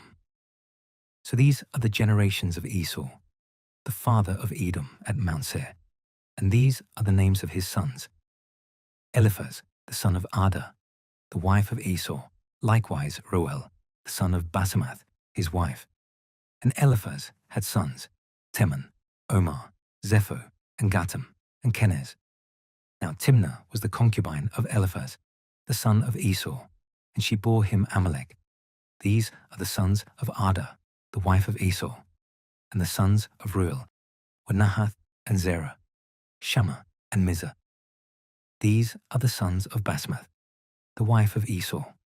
Likewise, these were the sons of Oholibamah, the daughter of Anah, the daughter of Zibeon, the wife of Esau, whom she bore to him, Jush and Jalam and Korah. These were leaders of the sons of Esau, the sons of Eliphaz, the firstborn of Esau, leader Teman, leader Omar, leader Zepho, leader Kenez, leader Korah, leader Gatam, leader Amalek. These are the sons of Eliphaz in the land of Edom, and these the sons of Ada. Likewise, these are the sons of Reuel, the son of Esau, leader Nahath, leader Zerah, leader Shammah, leader Mizah. And these were the leaders of Reuel in the land of Edom. These are the sons of Basemath, the wife of Esau. Now these are the sons of Oholibamah, the wife of Esau, leader Jush, leader Jalam, leader Korah. These were the leaders of Oholibamah, the daughter of Anah, and the wife of Esau. These are the sons of Esau, and these were their leaders. This is Edom. These are the sons of Seir, the Horite, the inhabitants of the land, Lotan, and Shobal, and Zibeon, and Anah, and Dishon, and Ezer, and Dishon. These were the leaders of the Horites, the sons of Seir, in the land of Edom. Now Lotan produced sons, Hori and Heman, but the sister of Lotan was Timnah. And these are the sons of Shobal, Alvan, and Manahath, and Ebal, and Shepho, and Onam. And these are the sons of Zibeon, Aya, and Anah. This is the Anah who found the hot springs in the wilderness, when he was pasturing the donkeys of his father Zibeon. And he had a son, Dishon, and a daughter, Oholibamah. And these are the sons of Dishon, Hemdan, and Esheban, and Ithran, and Cheran. Likewise, these are the sons of Ezer, Bilhan, and Zavan, and Akan. Then Dishon had sons, Uz and Aaron. These were the leaders of the Horites, leader Lotan, leader Shobal, leader Zibeon, leader Anah, leader Dishon, leader Ezer, leader Disan. These were leaders of the Horites who ruled in the land of Seir. Now before the sons of Israel had a king, the kings who ruled in the land of Edom were these: Bela, the son of Beor, and the name of his city was Dinhabah. Then Bela died, and Jobab, the son of Zerah from Bozrah, reigned in his place. And when Jobab was dead, Husham of the land of the Temanites reigned in his place. Likewise, this one having died, Hadad, the son of Bedad, reigned in his place. He struck down Midian in the region of Moab, and the name of his city was Avith. And when Hadad was dead, Samlah of Masrekah reigned in his place. Likewise, this one being dead, Shul of the river Rehoboth reigned in his place. And when he also had passed away, Baal-Hanan, the son of Akbor, succeeded to the kingdom. Likewise, this one being dead, Hadar reigned in his place, and the name of his city was Pau, and his wife was called Mehetabel, the daughter of Matred, daughter of Mezahab. Therefore, these were the names of the leaders of Esau, by their families and places and in their vocabulary: leader Timnah, leader Alva, leader Jetheth, leader Oholibamah, leader Elah, leader Pinon, leader Kanes, leader Teman, leader Mibzar, leader Magdiel, leader Iram. These were the leaders of Edom living in the land of their rule. This is Esau, the father of Idumeah. Now Jacob lived in the land of Canaan, where his father sojourned. And these are his generations. Joseph, when he was 16 years old, was pasturing the flock with his brothers when he was still a boy, and he was with the sons of Bilhah and Zilpah, the wives of his father. And he accused his brothers to their father of a most sinful crime. Now Israel loved Joseph above all his sons, because he had conceived him in his old age, and he made him a tunic woven of many colors. Then his brothers, seeing that he was loved by his father more than all his other sons, hated him, and they were not able to say anything peacefully to him. Then it also happened that he recounted the vision of a dream to his brothers, for which reason a greater hatred began to be nurtured. And he said to them, "Listen to my dream that I saw. I thought we were binding sheaves in the field, and my sheaves seemed to rise up and stand, and your sheaves, standing in a circle, reverenced my sheaf." His brothers responded, "Would you be our king, or will we be subject to your dominion?" Therefore, this matter of his dreams and words provided kindling to their envy and hatred. Likewise, he saw another dream, which he explained to his brothers, saying, "I saw by a dream, as if the sun and the moon and 11 stars were reverencing me." And when he had related this to his father and brothers, his father rebuked him, and he said, "What does it mean to you, this dream that you have seen? Should I and your mother and your brothers reverence you upon the earth?" Therefore, his brothers were envious of him. Yet truly, his father considered the matter silently. And while his brothers were lodging at Shechem, pasturing their father's flocks, Israel said to him, "Your brothers are pasturing the sheep at Shechem. Come, I will send you to them." And when he answered, "I am ready," he said to him, "Go and see if everything is prospering with your brothers and the cattle, and report to me what is happening." So, having been sent from the valley of Hebron, he arrived at Shechem, and a man found him wandering in a field, and he asked him what he was seeking. So he responded, "I seek my brothers. Tell me where they pasture the flocks." And the man said to him, "They have withdrawn from this place, but I heard them saying, 'Let us go to Dothan.'" Therefore, Joseph continued on after his brothers, and he found them at Dothan. And when they had seen him from afar, before he approached them, they decided to kill him. And they said one to another, "Behold, the dreamer approaches. Come, let us kill him and cast him into the old cistern. And let us say, 'An evil wild beast has devoured him.' And then it will become apparent what his dreams will do for him." But Reuben, on hearing this, strove to free him from their hands, and he said, "Do not take away his life, nor shed blood, but throw him into this cistern, which is in the wilderness, and so keep your hands harmless." But he said this, wanting to rescue him from their hands, so as to return him to his father.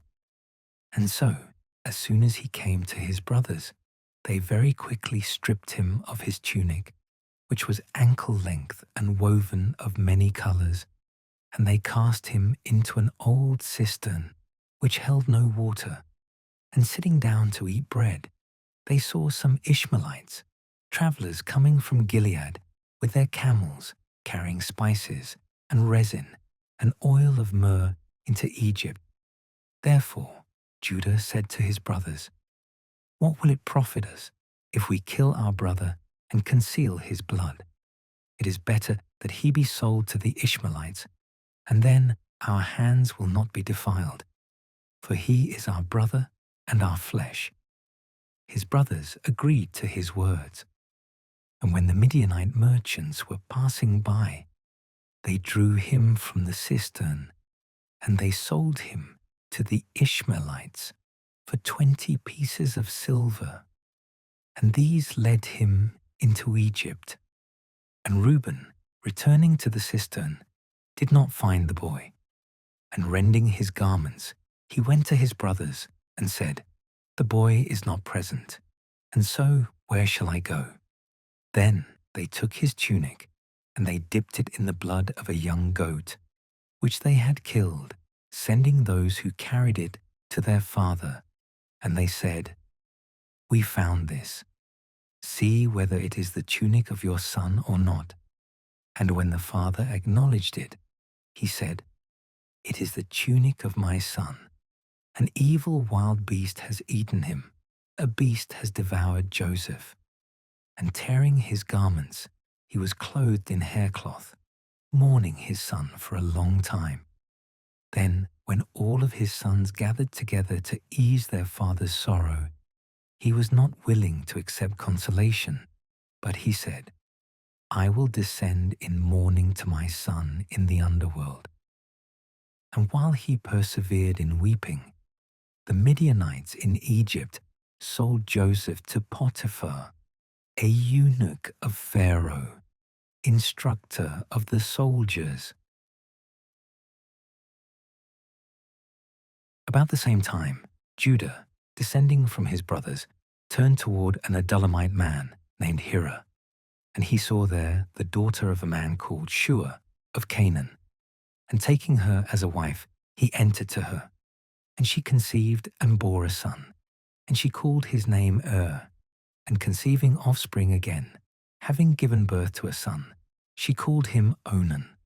Likewise, she bore a third, whom she called Shelah, after whose birth she ceased to bear any more.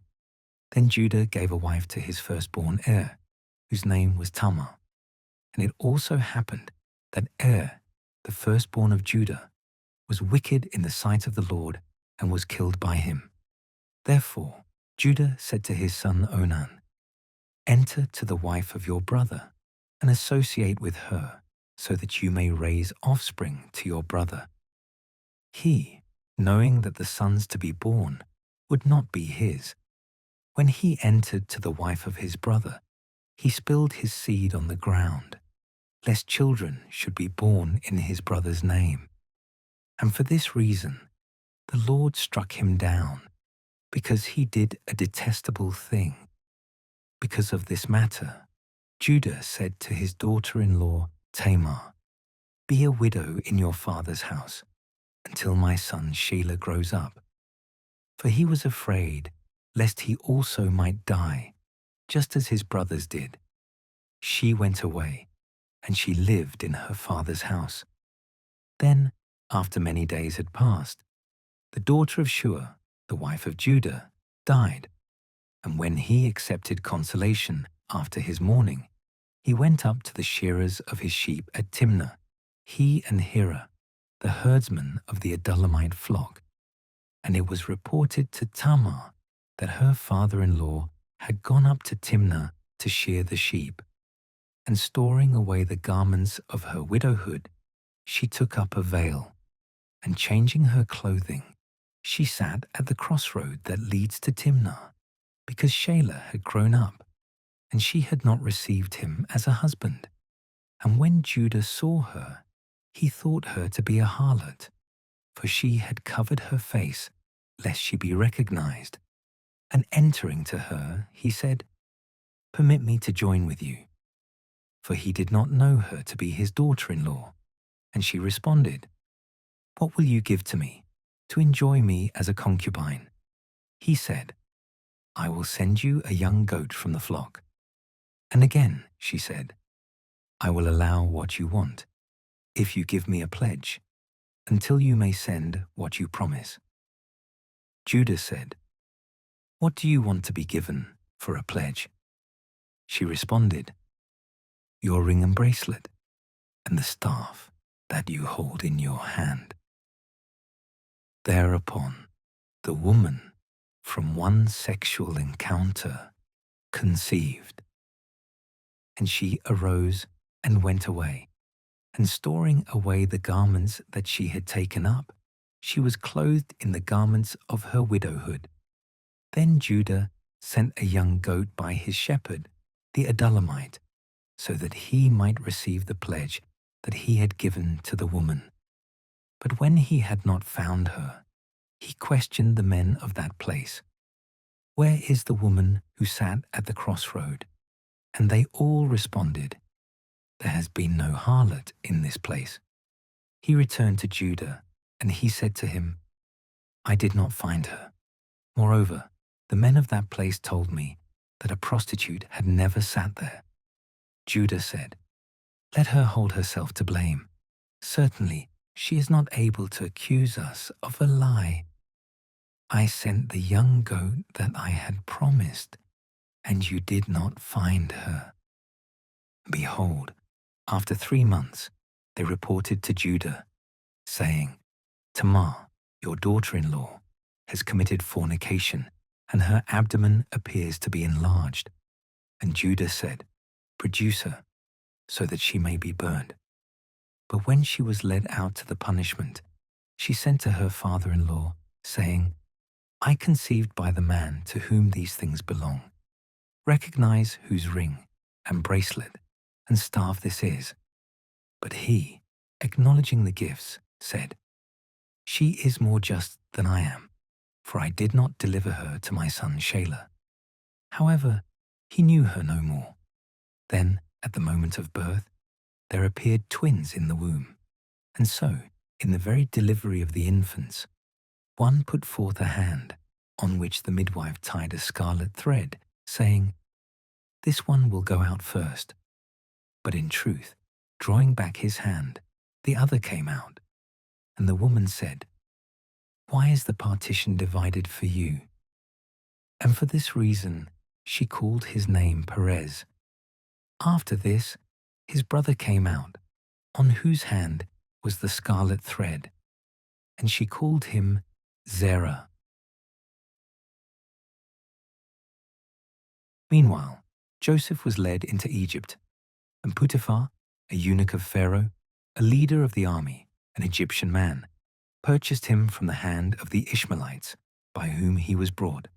And the Lord was with him, and he was a man who prospered in everything that he did.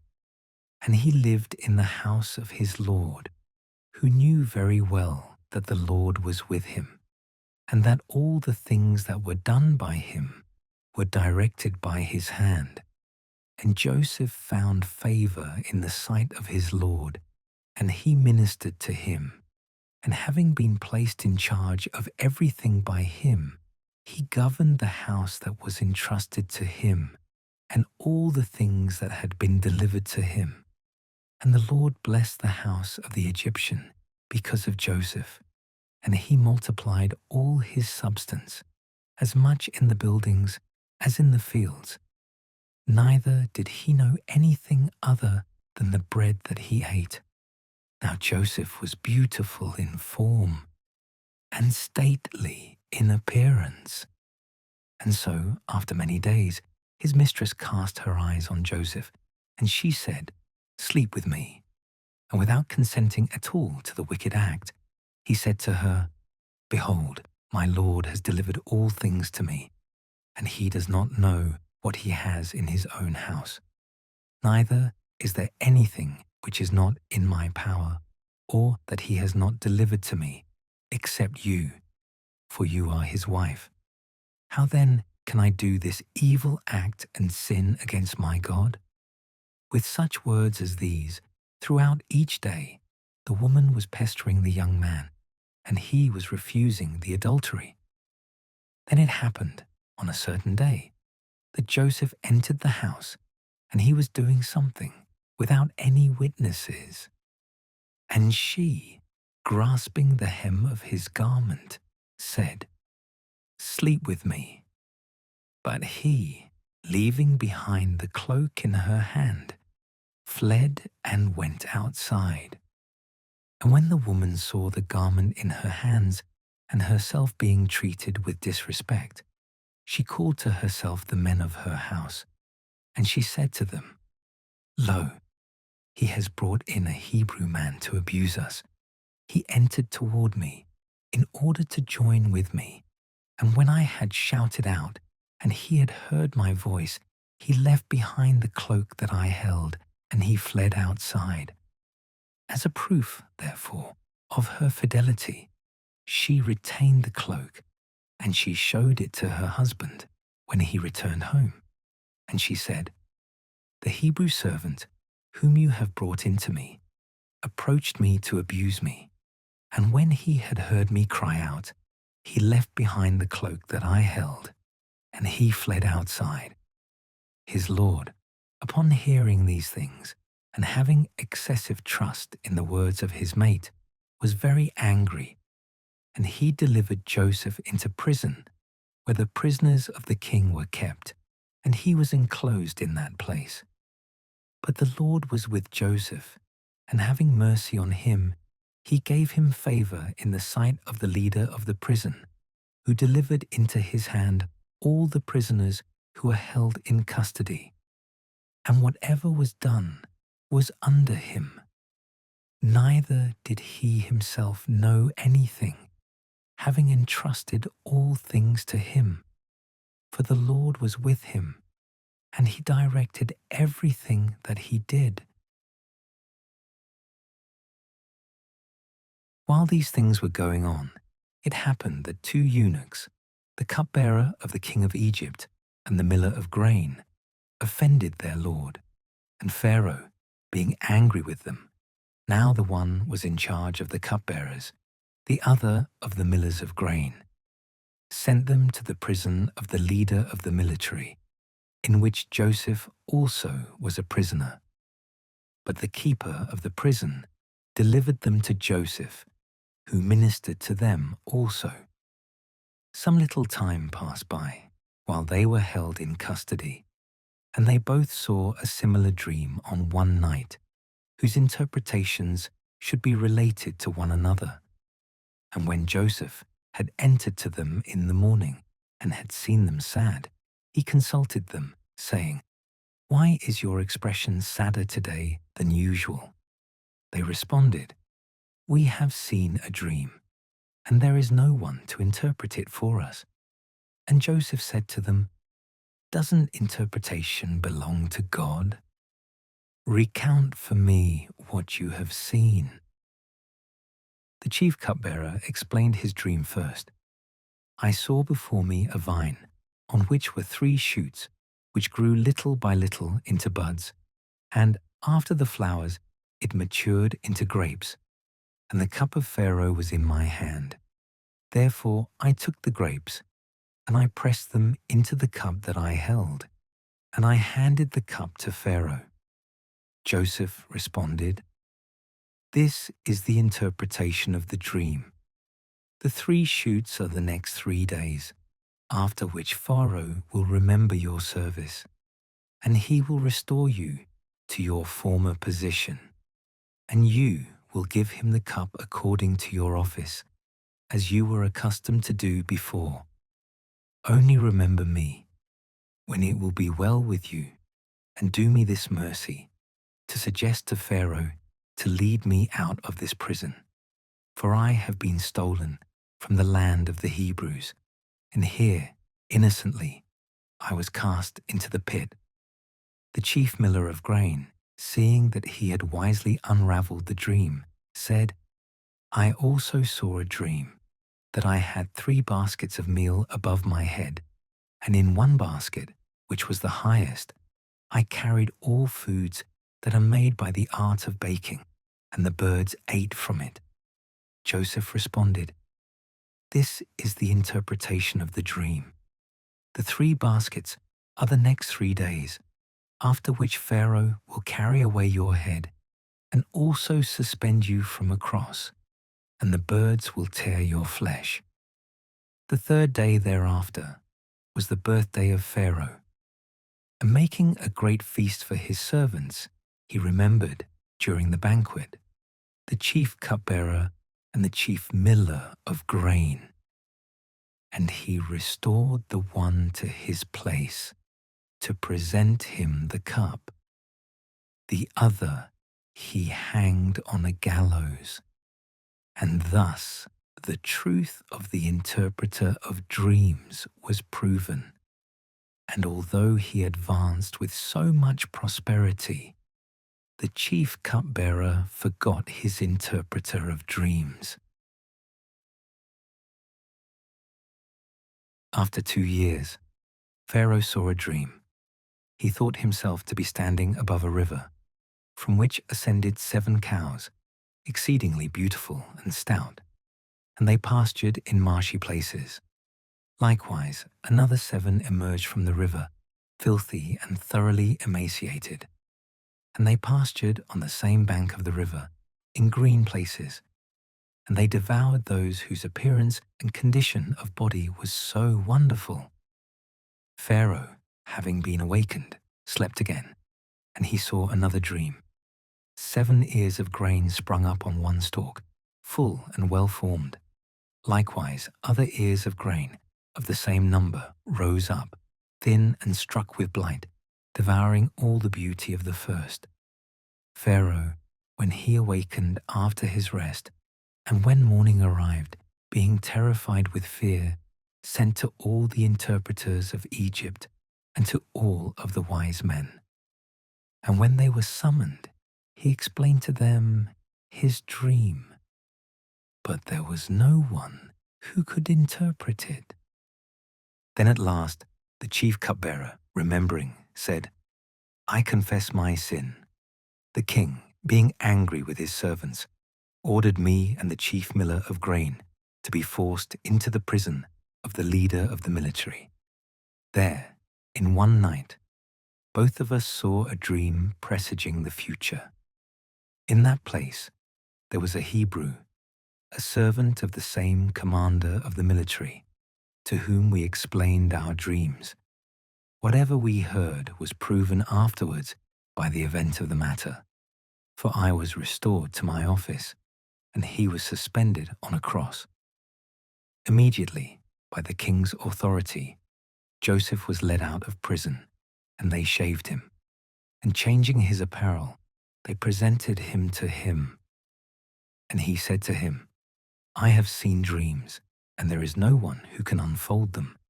I have heard that you are very wise at interpreting these." Joseph responded, "Apart from me, God will respond favorably to Pharaoh." Therefore, Pharaoh explained what he had seen. "I thought myself to be standing on the bank of a river, and 7 cows climbed up from the river, exceedingly beautiful and full of flesh, and they grazed in a pasture of a marshy greenery. And behold, there followed after these another 7 cows, with such deformity and emaciation as I had never seen in the land of Egypt. These devoured and consumed the first, giving no indication of being full. But they remained in the same state of emaciation and squalor. Awakening, but being weighed down into sleep again, I saw a dream. 7 ears of grain sprang up on one stalk, full and very beautiful. Likewise, another 7, thin and struck with blight, rose up from the stalk, and they devoured the beauty of the first. I explained this dream to the interpreters, and there is no one who can unfold it." Joseph responded, "The dream of the king is one. What God will do, he has revealed to Pharaoh. The 7 beautiful cows and the 7 full ears of grain are 7 years of abundance, and so the force of the dreams is understood to be the same. Likewise, the 7 thin and emaciated cows, which ascended after them, and the 7 thin ears of grain, which were struck with the burning wind, are 7 approaching years of famine. These will be fulfilled in this order. Behold, there will arrive 7 years of great fertility throughout the entire land of Egypt. After this, there will follow another 7 years of such great barrenness that all the former abundance will be delivered into oblivion, for the famine will consume all the land, and the greatness of this destitution will cause the greatness of the abundance to be lost. Now, as to what you saw the second time, it is a dream pertaining to the same thing. It is an indication of its firmness, because the word of God shall be done, and it shall be completed swiftly. Now therefore, let the king provide a wise and industrious man, and place him over the land of Egypt, so that he may appoint overseers throughout all the regions. And let a 5th part of the fruits throughout the 7 fertile years that now have already begun to occur be gathered into storehouses, and let all the grain be stored away under the power of Pharaoh, and let it be kept in the cities, and let it be prepared for the future famine of 7 years, which will oppress Egypt, and then the land will not be consumed by destitution. The counsel pleased Pharaoh and all his ministers, and he said to them, "Would we be able to find another such man who is full of the Spirit of God?" Therefore, he said to Joseph, "Because God has revealed to you all that you have said, would I be able to find anyone wiser and as much like you? You will be over my house, and to the authority of your mouth all the people will show obedience. Only in one way, in the throne of the kingdom, will I go before you." And again Pharaoh said to Joseph, "Behold, I have appointed you over the entire land of Egypt." And he took the ring from his own hand, and he gave it into his hand. And he clothed him with a robe of fine linen, and he placed a necklace of gold around his neck. And he caused him to ascend upon his 2nd swift chariot, with the herald proclaiming that everyone should bend their knee before him, and that they should know that he was governor over the entire land of Egypt. Likewise, the king said to Joseph, "I am Pharaoh. Apart from your authority, no one will move hand or foot in all the land of Egypt." And he changed his name and called him, in the Egyptian tongue, Savior of the world. And he gave him as a wife Asenath, the daughter of Potiphera, priest of Heliopolis. And so Joseph went out into the land of Egypt. Now he was 30 years old when he stood in the sight of King Pharaoh. And he traveled throughout the regions of Egypt, and the fertility of the 7 years arrived. And when the grain fields were reduced to sheaves, these were gathered into the storehouses of Egypt. And now all the abundance of grain was stored away in every city. And there was such a great abundance of wheat that it was comparable to the sands of the sea, and its bounty exceeded all measure. Then, before the famine arrived, Joseph had 2 sons born, whom Asenath, the daughter of Potiphera, priest of Heliopolis, bore for him. And he called the name of the firstborn Manasseh, saying, "God has caused me to forget all my labors and the house of my father." Likewise, he named the second Ephraim, saying, "God has caused me to increase in the land of my poverty." And so, when the 7 years of fertility that occurred in Egypt had passed, the 7 years of destitution which Joseph had predicted began to arrive. And the famine prevailed throughout the whole world, but there was bread in all the land of Egypt. And being hungry, the people cried out to Pharaoh, asking for provisions. And he said to them, "Go to Joseph and do whatever he will tell you." Then the famine increased daily in all the land. And Joseph opened all of the storehouses and sold to the Egyptians, for the famine had oppressed them also. And all the provinces came to Egypt to buy food and to temper the misfortune of their destitution. Then Jacob, hearing that food was being sold in Egypt, said to his sons, "Why are you negligent? I have heard that wheat is being sold in Egypt. Go down and buy necessities for us, so that we may be able to live and not be consumed by destitution." And so, when 10 brothers of Joseph went down to buy grain in Egypt, Benjamin was kept at home by Jacob, who said to his brothers, "Lest perhaps he may suffer harm on the journey." And they entered into the land of Egypt with the others who traveled to buy, for the famine was in the land of Canaan. And Joseph was governor in the land of Egypt, and grain was sold under his direction to the people. And when his brothers had reverenced him and he had recognized them, he spoke harshly, as if to foreigners, questioning them, "Where did you come from?" And they responded, "From the land of Canaan, to buy necessary provisions." And although he knew his brothers, he was not known by them. And remembering the dreams which he had seen in another time, he said to them, "You are scouts. You have come in order to see which parts of the land are weaker." And they said, "It is not so, my lord. But your servants have arrived in order to buy food. We are all sons of one man. We have come in peace, nor do any of your subjects devise evil." And he answered them, "It is otherwise. You have come to examine the unguarded parts of this land."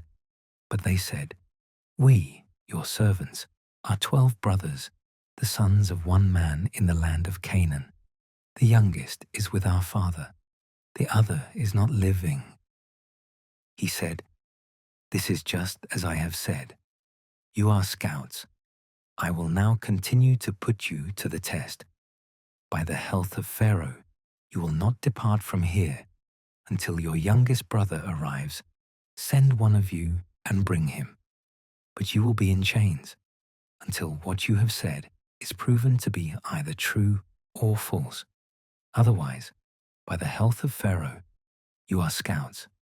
Therefore, he delivered them into custody for 3 days. Then, on the 3rd day, he brought them out of prison, and he said, "Do as I have said, and you will live. For I fear God. If you are peaceful, let one of your brothers be bound in prison. Then you may go away and carry the grain that you have brought to your houses. And bring your youngest brother to me, so that I may be able to test your words, and you may not die." They did as he had said, and they spoke to one another, "We deserve to suffer these things, because we have sinned against our brother, seeing the anguish of his soul when he begged us, and we would not listen.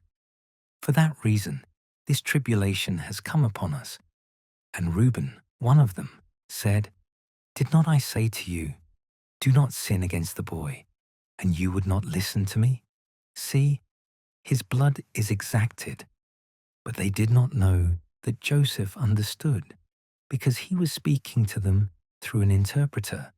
And he turned himself away briefly and wept. And returning, he spoke to them.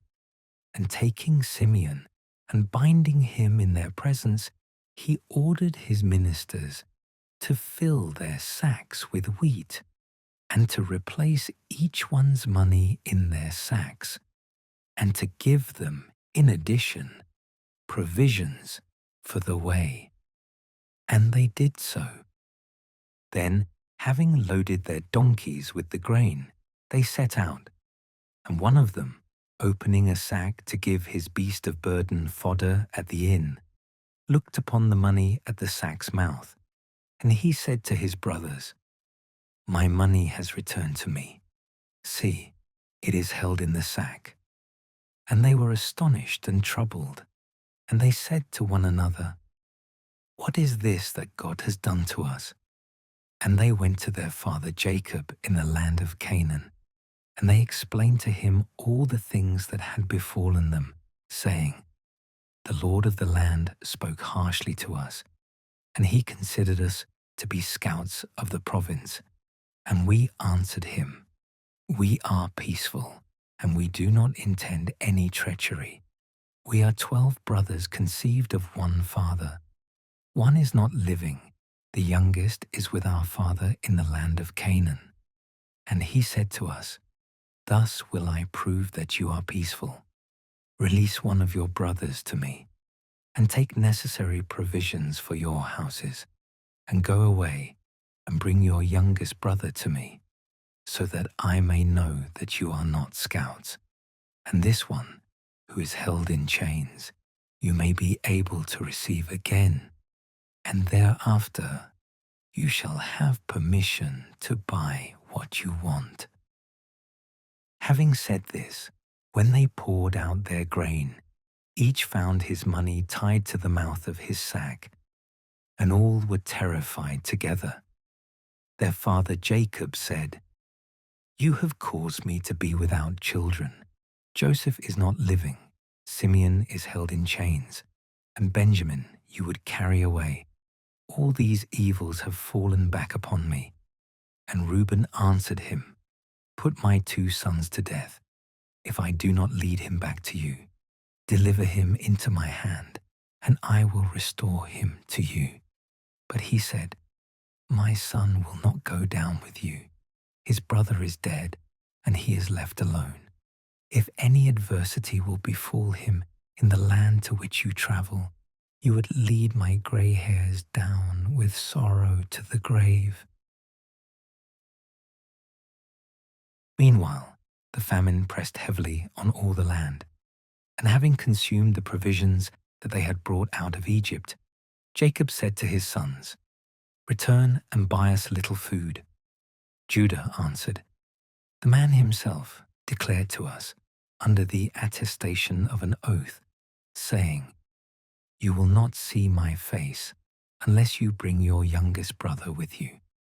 If therefore you are willing to send him with us, we will travel together, and we will buy necessities for you.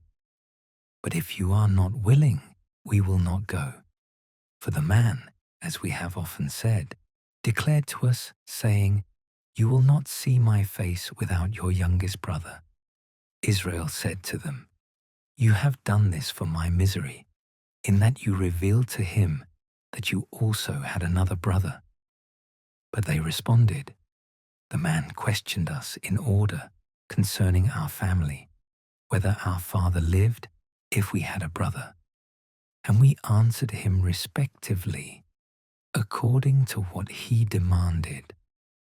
How could we know that he would say, 'Bring your brother with you'?" Likewise, Judah said to his father, "Send the boy with me, so that we may set out and be able to live, lest we and our little ones should die. I accept the boy, require him at my hand. Unless I lead him back and restore him to you, I will be guilty of a sin against you for all time. If a delay had not intervened, by now we would have returned here a second time." Therefore their father Israel said to them, "If it is necessary to do so, then do what you will. Take in your vessels from the best fruits of the land, and carry down gifts to the man, a little resin and honey, and storax ointment, oil of myrrh, turpentine, and almonds. Also, take with you double the money, and carry back what you found in your sacks, lest perhaps it was done in error. But also take your brother, and go to the man. Then may my Almighty God cause him to be pleased by you, and send your brother, whom he holds, back with you, along with this one, Benjamin. But as for me, without my children, I will be like one who is bereaved." Therefore the men took the gifts and double the money and Benjamin, and they went down into Egypt, and they stood in the presence of Joseph.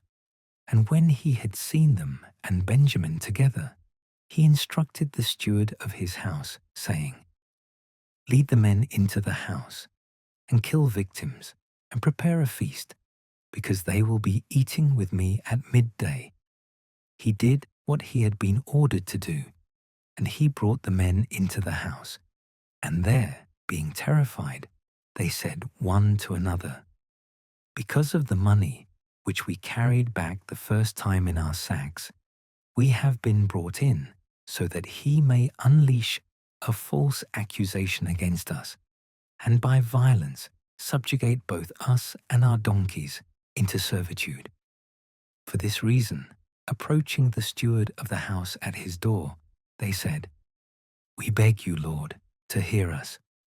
We came down once before to buy food, and having bought it, when we arrived at the inn, we opened our sacks and found the money in the mouths of the sacks, which we now have carried back in the same amount. But we have also brought other silver, so that we may buy those things that are necessary for us.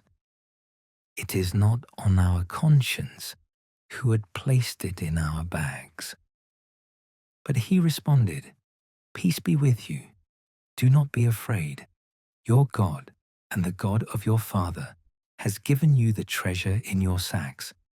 As for the money that you gave to me, I held it as a test." And he led Simeon out to them, and having led them into the house, he brought water, and they washed their feet, and he gave fodder to their donkeys. But they also prepared the gifts until Joseph entered at midday, for they had heard that they would eat bread there. And so Joseph entered his house, and they offered him the gifts, holding them in their hands, and they reverenced prone on the ground. But he, gently greeting them again, questioned them, saying, "Is your father, the old man about whom you spoke to me, in good health? Is he still alive?" And they answered, "Your servant, our father, is safe. He is still alive." And bowing, they reverenced him. Then Joseph, lifting up his eyes, saw Benjamin, his brother of the same womb, and he said, "Is this your little brother, about whom you spoke to me?" And again he said, "May God be compassionate to you, my son." And he hurried out, because his heart had been moved over his brother, and tears gushed out. And going into his chamber, he wept. And when he had washed his face, coming out again, he composed himself, and he said, "Set out bread." And when it was set out, separately for Joseph, and separately for his brothers, likewise separately for the Egyptians, who ate at the same time. For it is unlawful for Egyptians to eat with Hebrews, and they consider feasting in this way to be profane. They sat before him, the firstborn according to his birthright, and the youngest according to his state of life. And they wondered exceedingly, taking the portions that they received from him. And the greater portion went to Benjamin, so much so that it exceeded 5 parts. And they drank and became inebriated along with him. Then Joseph instructed the steward of his house, saying, "Fill their sacks with grain, as much as they are able to hold, and place each one's money at the top of the sack. But place my silver bowl, and the price that he gave for the wheat, in the mouth of the sack of the youngest." And so it was done. And when morning arose, they were sent away with their donkeys. And now they had departed from the city, and had set out a short distance. Then Joseph, sending for the steward of his house, said, "Rise up and pursue the men. And when you have overtaken them, say, 'Why have you returned evil for good? The cup that you have stolen, it is that from which my Lord drinks, and in which he is accustomed to discern signs. You have done a very sinful thing.' He did as he had been ordered, and having overtaken them, he spoke to them according to the order. And they responded, 'Why does our Lord speak in this way, as though your servants had committed such a shameful act? The money, which we found at the top of our sacks, we carried back to you from the land of Canaan. So in what way does it follow that we would steal from the house of your Lord gold or silver? Whichever of your servants will be found to have what you seek, may he die, and we shall be the servants of my Lord.' And he said to them, 'Let it be according to your verdict. With whomever it will be found, let him be my servant, but you will be unharmed.' And so they quickly placed their sacks down to the ground, and each one was opened. And when he had searched, beginning with the oldest, all the way to the youngest, he found the cup in Benjamin's sack. But they, tearing their garments and burdening their donkeys again, returned to the town.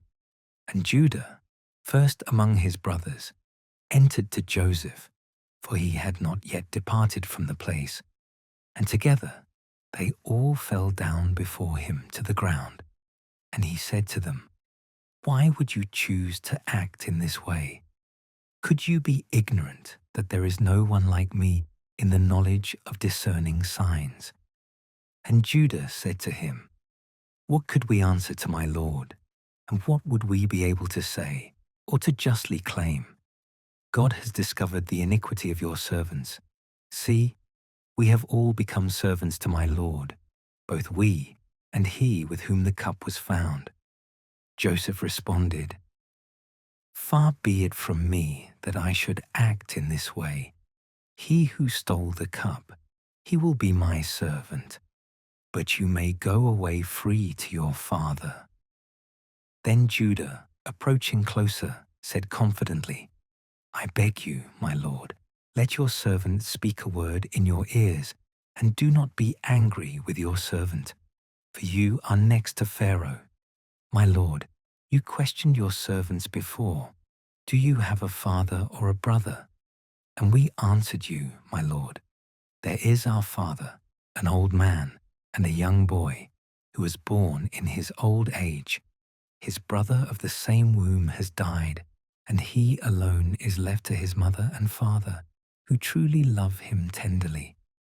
And you said to your servants, "Bring him to me, and I will set my eyes on him." We suggested to my lord, "The boy is not able to leave his father, for if he sends him away, he will die."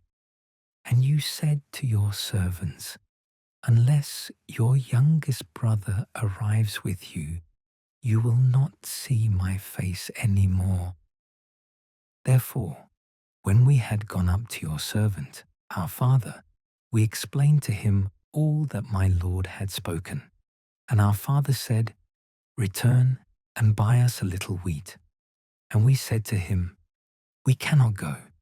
If our youngest brother descends with us, we will set out together. Otherwise, in his absence, we do not dare to see the face of the man." To which he responded, "You know that my wife conceived twice by me.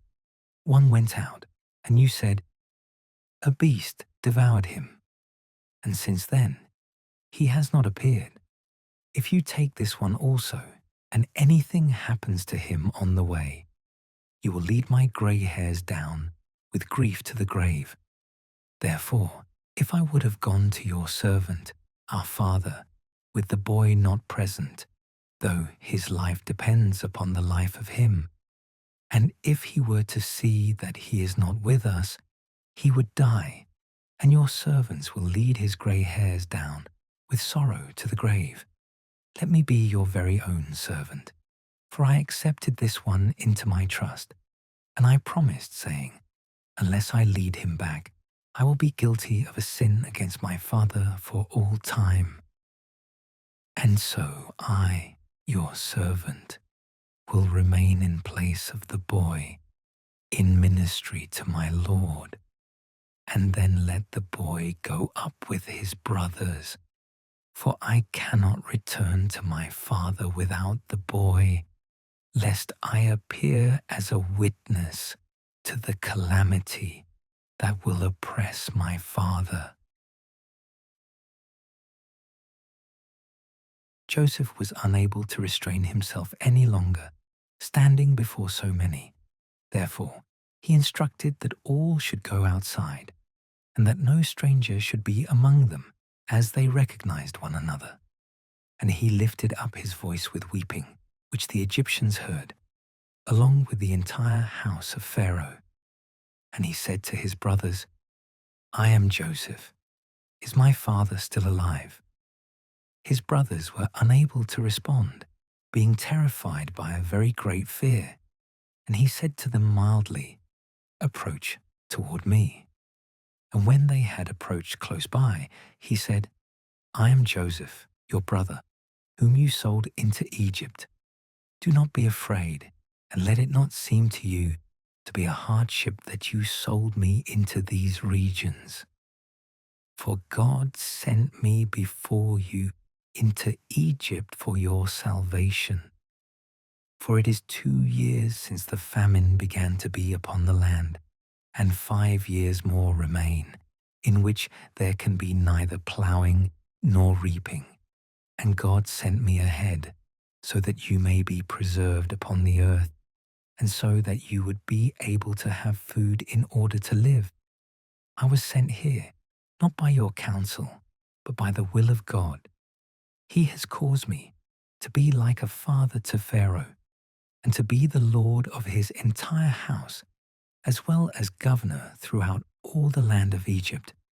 Hurry and go up to my father, and say to him, your son Joseph commands this. God has caused me to be Lord of the entire land of Egypt. Come down to me, do not delay, and you will live in the land of Goshen. And you will be next to me, you and your sons, and the sons of your sons, your sheep and your herds, and all that you possess. And there I will pasture you, for there are still 5 years of famine remaining, lest both you and your house perish, along with all that you possess. Behold, your eyes and the eyes of my brother Benjamin can see that it is my mouth speaking to you. You will report to my father about all my glory and about all that you have seen in Egypt. Hurry and bring him to me. And then falling upon the neck of his brother Benjamin, he embraced him and wept. And likewise, Benjamin wept at the same time on his neck. And Joseph kissed all his brothers, and he cried over each one. After this, they were emboldened to speak to him. And it was overheard, and the news spread by word throughout the king's court. The brothers of Joseph had arrived, and Pharaoh was gladdened, along with all his family. And he told Joseph that he should command his brothers, saying, burden your beasts, and go into the land of Canaan, and take from there your father and kindred, and come to me, and I will give you all the good things of Egypt, so that you may eat from the marrow of the land. And you may even instruct that they take wagons from the land of Egypt, in order to transport their little ones as well as their wives, and say, take your father, and come quickly, as soon as possible. You need not give up anything from your household, for all the riches of Egypt will be yours. And the sons of Israel did just as they were commanded, and Joseph gave them wagons according to the command of Pharaoh, and provisions for the journey. Likewise, he ordered 2 robes for each of them to be brought. Yet truly, to Benjamin, he gave 300 pieces of silver, along with 5 of the best robes, and he sent just as much money and clothing to his father, adding also 10 male donkeys, with which to transport all the riches of Egypt, and as many female donkeys, carrying wheat and bread for the journey. Thus he sent away his brothers, and as they set out, he said, "Do not become angry on the way."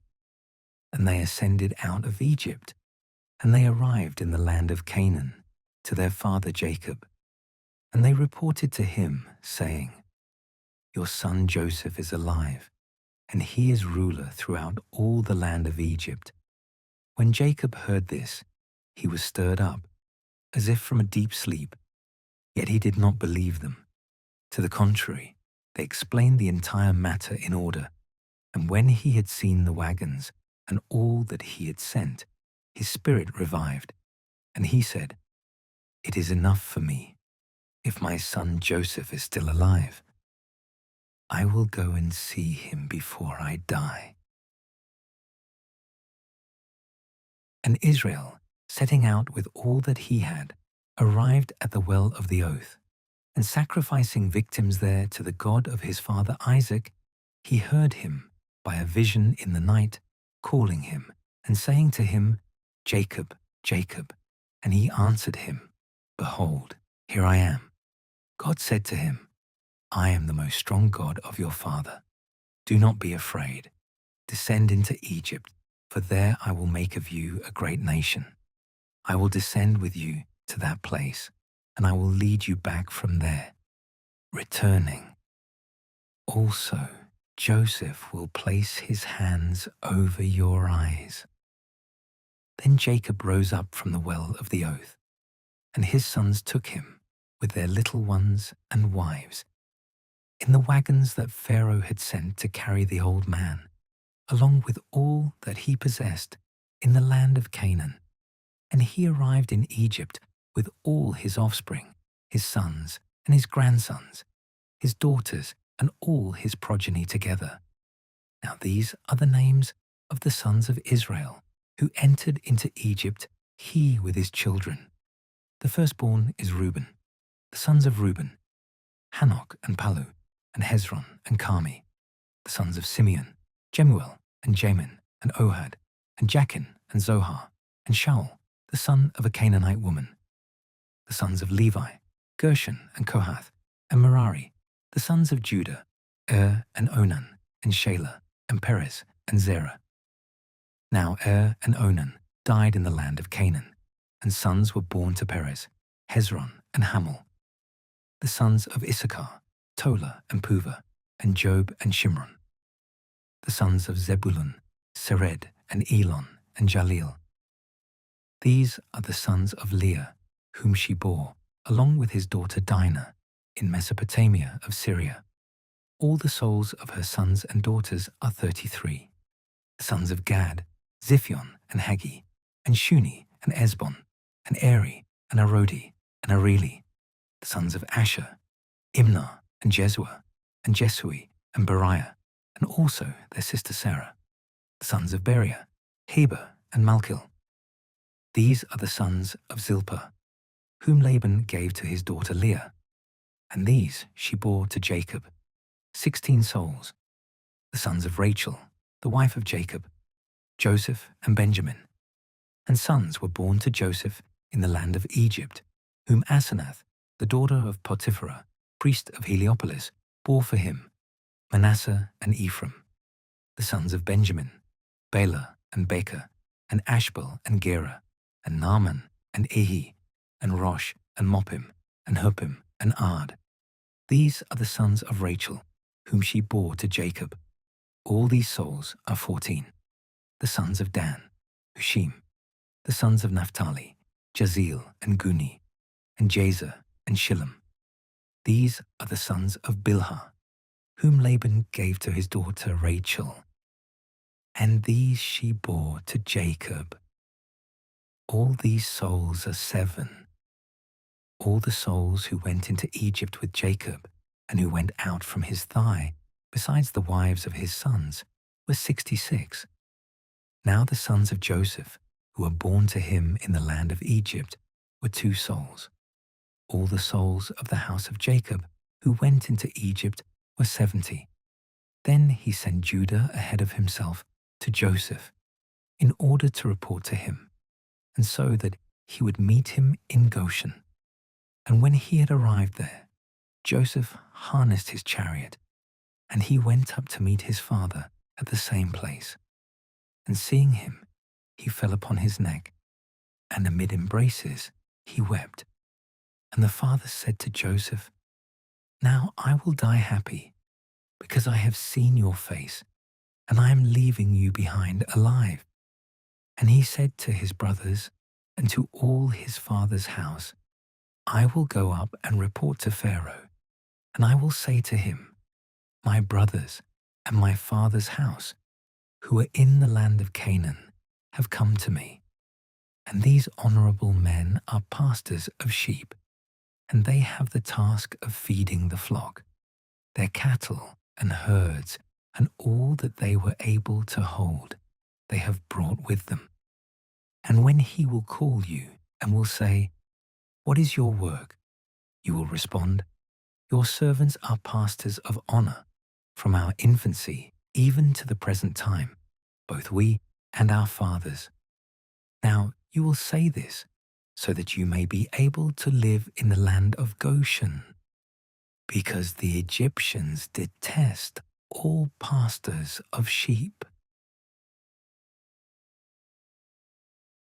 And so Joseph entered and reported to Pharaoh, saying, "My father and brothers, their sheep and herds, and everything that they possess have arrived from the land of Canaan.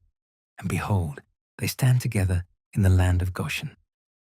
Likewise, he stood in the sight of the king 5 men, the last of his brothers. And he questioned them, "What do you have for work?" They responded, "Your servants are pastors of sheep, both we and our fathers. We came to sojourn in your land, because there is no grass for the flocks of your servants, the famine being very grievous in the land of Canaan. And we petition you that you may order us, your servants, to be in the land of Goshen."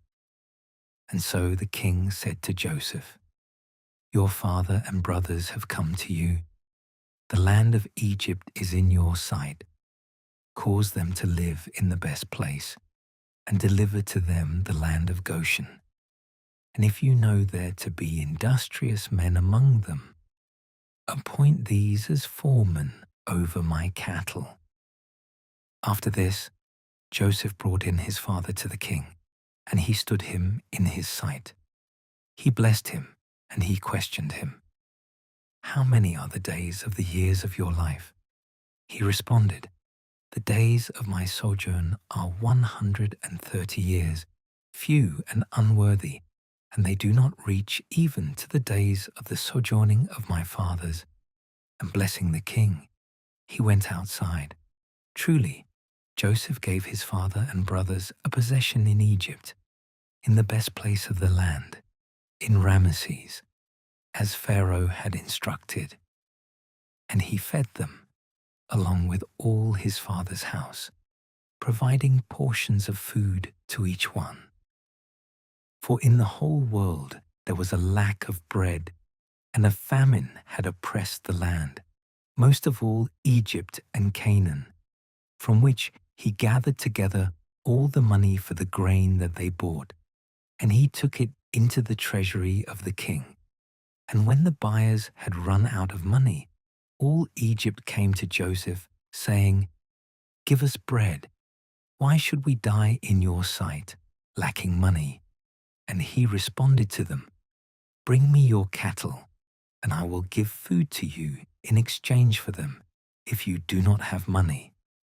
And when they had brought them, he gave them food for their horses, and sheep, and oxen, and donkeys, and he sustained them in that year in exchange for their cattle. Likewise, they came the second year, And they said to him, "We will not conceal from our lord that our money is gone. Likewise, our cattle are gone. Neither are you unaware that we have nothing left but our bodies and our land. Therefore, why should you watch us die? Both we and our land will be yours. Buy us into royal servitude, but provide seed, lest by the dying off of cultivators, the land be reduced to a wilderness." Therefore, Joseph bought all the land of Egypt, each one selling his possessions because of the magnitude of the famine, and he subjected it to Pharaoh, along with all of its people, from the newest borders of Egypt even to its furthest limits, except the land of the priests, which had been delivered to them by the king. To these also a portion of food was supplied out of the public storehouses, and for this reason they were not compelled to sell their possessions. Therefore Joseph said to the people, "So as you discern, both you and your lands are possessed by Pharaoh. Take seed and sow the fields, so that you may be able to have grain. 1/5 part you will give to the king. The remaining 4 I permit to you, as seed and as food for your families and children." And they responded, "Our health is in your hand. Only let our Lord look kindly upon us, and we will serve the king with gladness." From that time, even to the present day, in the entire land of Egypt, the 5th part is turned over to the kings, and it has become like a law, except in the land of the priests, which was free from this condition. And so Israel lived in Egypt, that is, in the land of Goshen, and he possessed it, and he increased and was multiplied exceedingly, and he lived in it 17 years, and all the days of his life that passed were 147 years.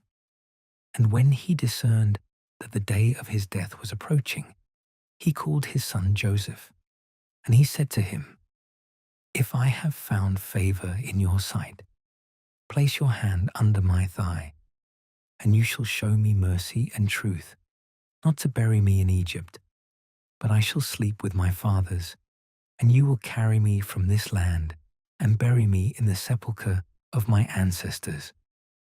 And Joseph answered him, "I will do what you have ordered." And he said, "Then swear it to me." And as he was swearing, Israel adored God, turning to the head of his resting place. After these things were done, it was reported to Joseph that his father was sick.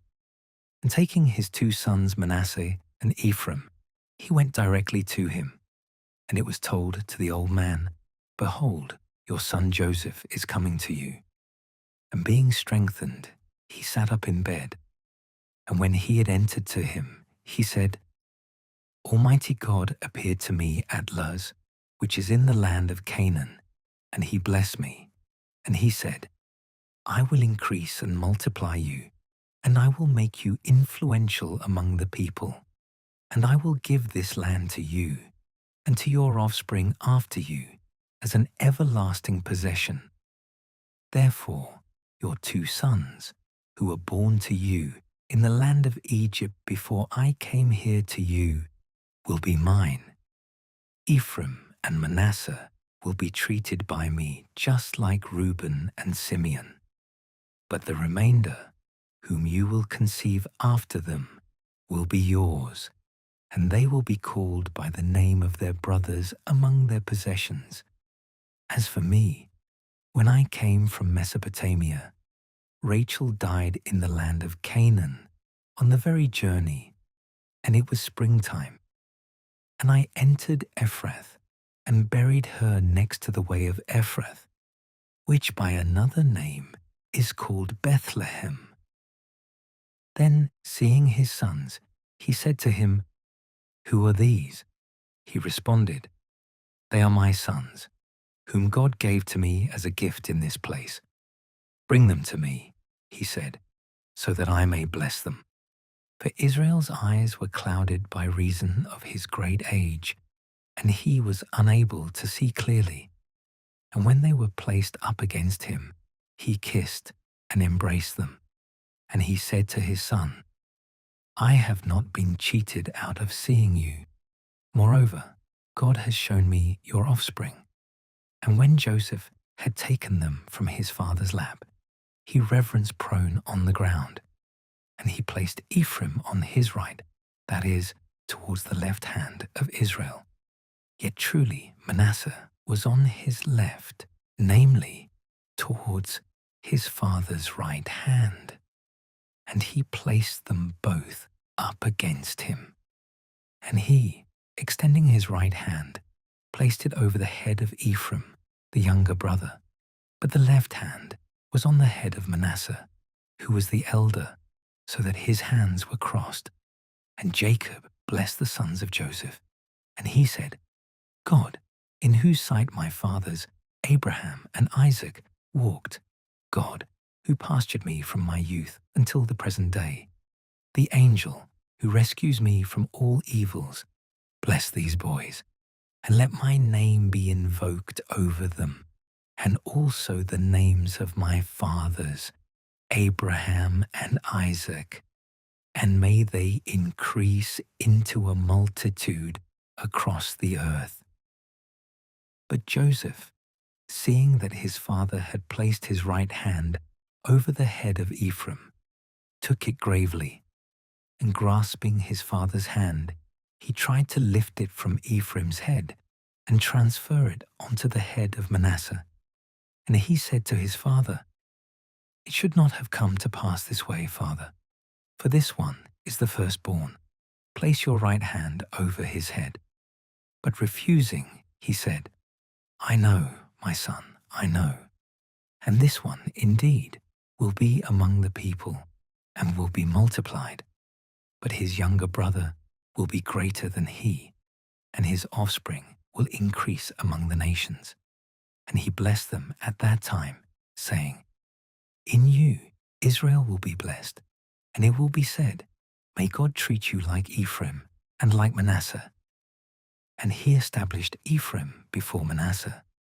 And he said to his son Joseph, See, I am dying, and God will be with you, and he will lead you back to the land of your fathers. I give you one part beyond that of your brothers, which I took from the hand of the Amorite with my sword and my bow. Then Jacob called his sons, and he said to them, Gather together, so that I may announce what will happen to you in the last days. Gather together and listen, O sons of Jacob. Listen to Israel, your father. Reuben, my firstborn, you are my strength and the beginning of my sorrow. First in gifts, greater in authority. You are being poured out like water. May you not increase. For you climbed onto your father's bed, and you defiled his resting place. The brothers Simeon and Levi, vessels of iniquity waging war. Let not my soul go by their counsel, nor my glory be within their meeting. For in their fury they killed a man, and in their self-will they undermined a wall. Cursed be their fury, because it was obstinate, and their indignation, because it was harsh. I will divide them in Jacob, and I will scatter them in Israel. Judah, your brothers will praise you. Your hand will be at the necks of your enemies. The sons of your father will reverence you.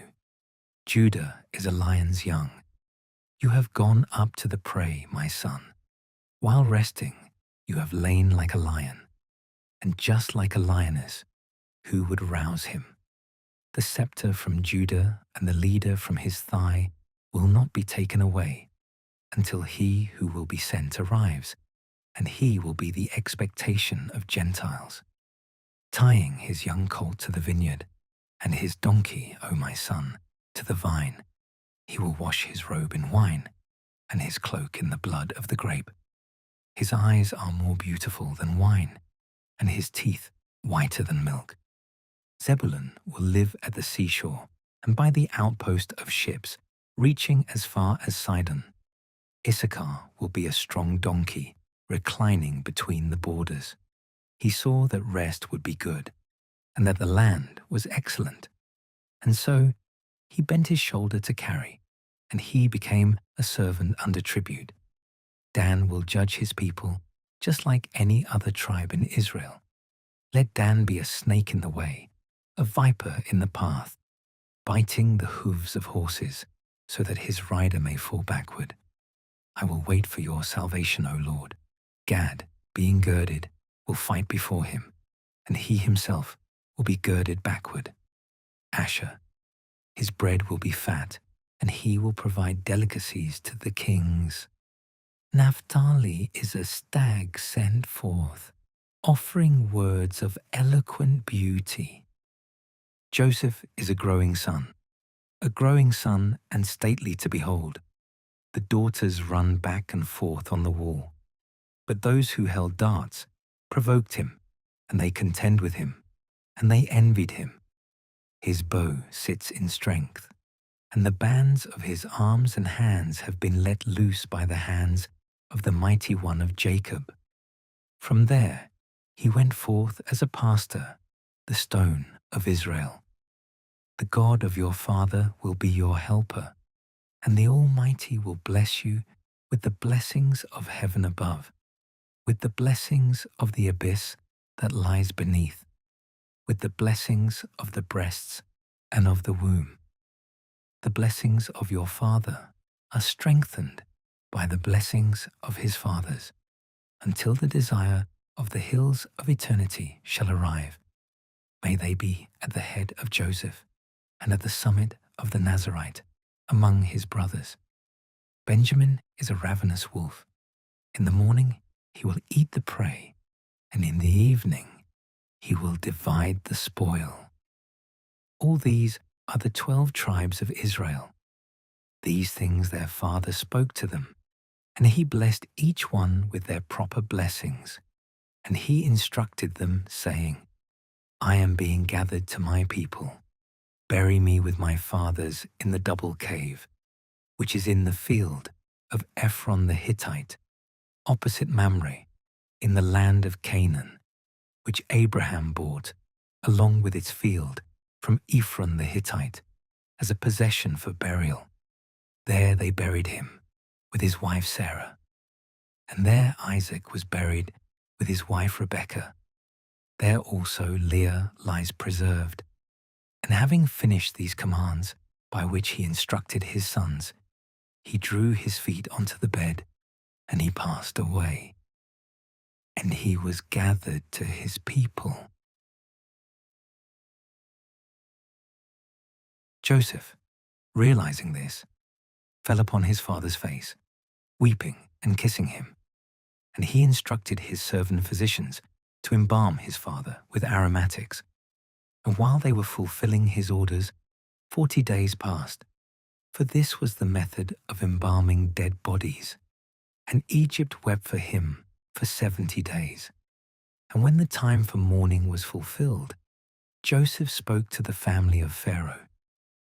If I have found favor in your sight, speak to the ears of Pharaoh. For my father made me swear, saying, See, I am dying. You shall bury me in my sepulchre, which I dug for myself in the land of Canaan. Therefore I shall go up and bury my father, and then return.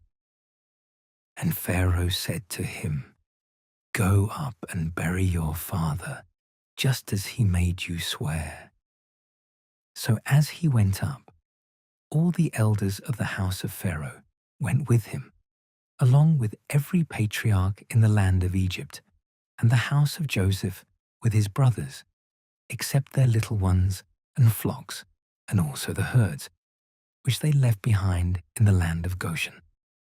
Likewise, he had in his company chariots and horsemen, and it became a crowd without restraint. And they arrived at the threshing place of Atad, which is situated beyond the Jordan. There they spent 7 full days celebrating the funeral rites with a great and vehement lamentation. And when the inhabitants of the land of Canaan had seen this, they said, "This is a great lamentation for the Egyptians." And for this reason, the name of that place was called the Lamentation of Egypt. And so the sons of Jacob did just as he had instructed them. And carrying him into the land of Canaan, they buried him in the double cave, which Abraham had bought along with its field from Ephron the Hittite as a possession for burial opposite Mamre. And Joseph returned into Egypt with his brothers and all those of his company, having buried his father. Now that he was dead, his brothers were afraid, and they said to one another, "Perhaps now he may remember the injury that he suffered, and requite us for all the evil that we did to him." So they sent a message to him, saying, "Your father instructed us before he died, that we should say these words to you from him. I beg you to forget the wickedness of your brothers and the sin and malice that they practiced against you. Likewise, we petition you to release the servants of the God of your father from this iniquity." Hearing this, Joseph wept, and his brothers went to him, and reverencing prostrate on the ground, they said, "We are your servants." And he answered them, "Do not be afraid. Are we able to resist the will of God? You devised evil against me, but God turned it into good, so that he might exalt me, just as you presently discern, and so that he might bring about the salvation of many peoples. Do not be afraid. I will pasture you and your little ones." And he consoled them, and he spoke mildly and leniently. And he lived in Egypt with all his father's house, and he survived for 110 years. And he saw the sons of Ephraim to the 3rd generation. Likewise, the sons of Machir, the son of Manasseh, were born onto Joseph's knees. After these things happened, he said to his brothers, "God will visit you after my death, and he will make you ascend from this land into the land which he swore to Abraham, Isaac, and Jacob." And when he had made them swear and had said, "God will visit you, carry my bones with you from this place," he died, having completed 110 years of his life. And having been embalmed with aromatics, he was laid to rest in a coffin in Egypt.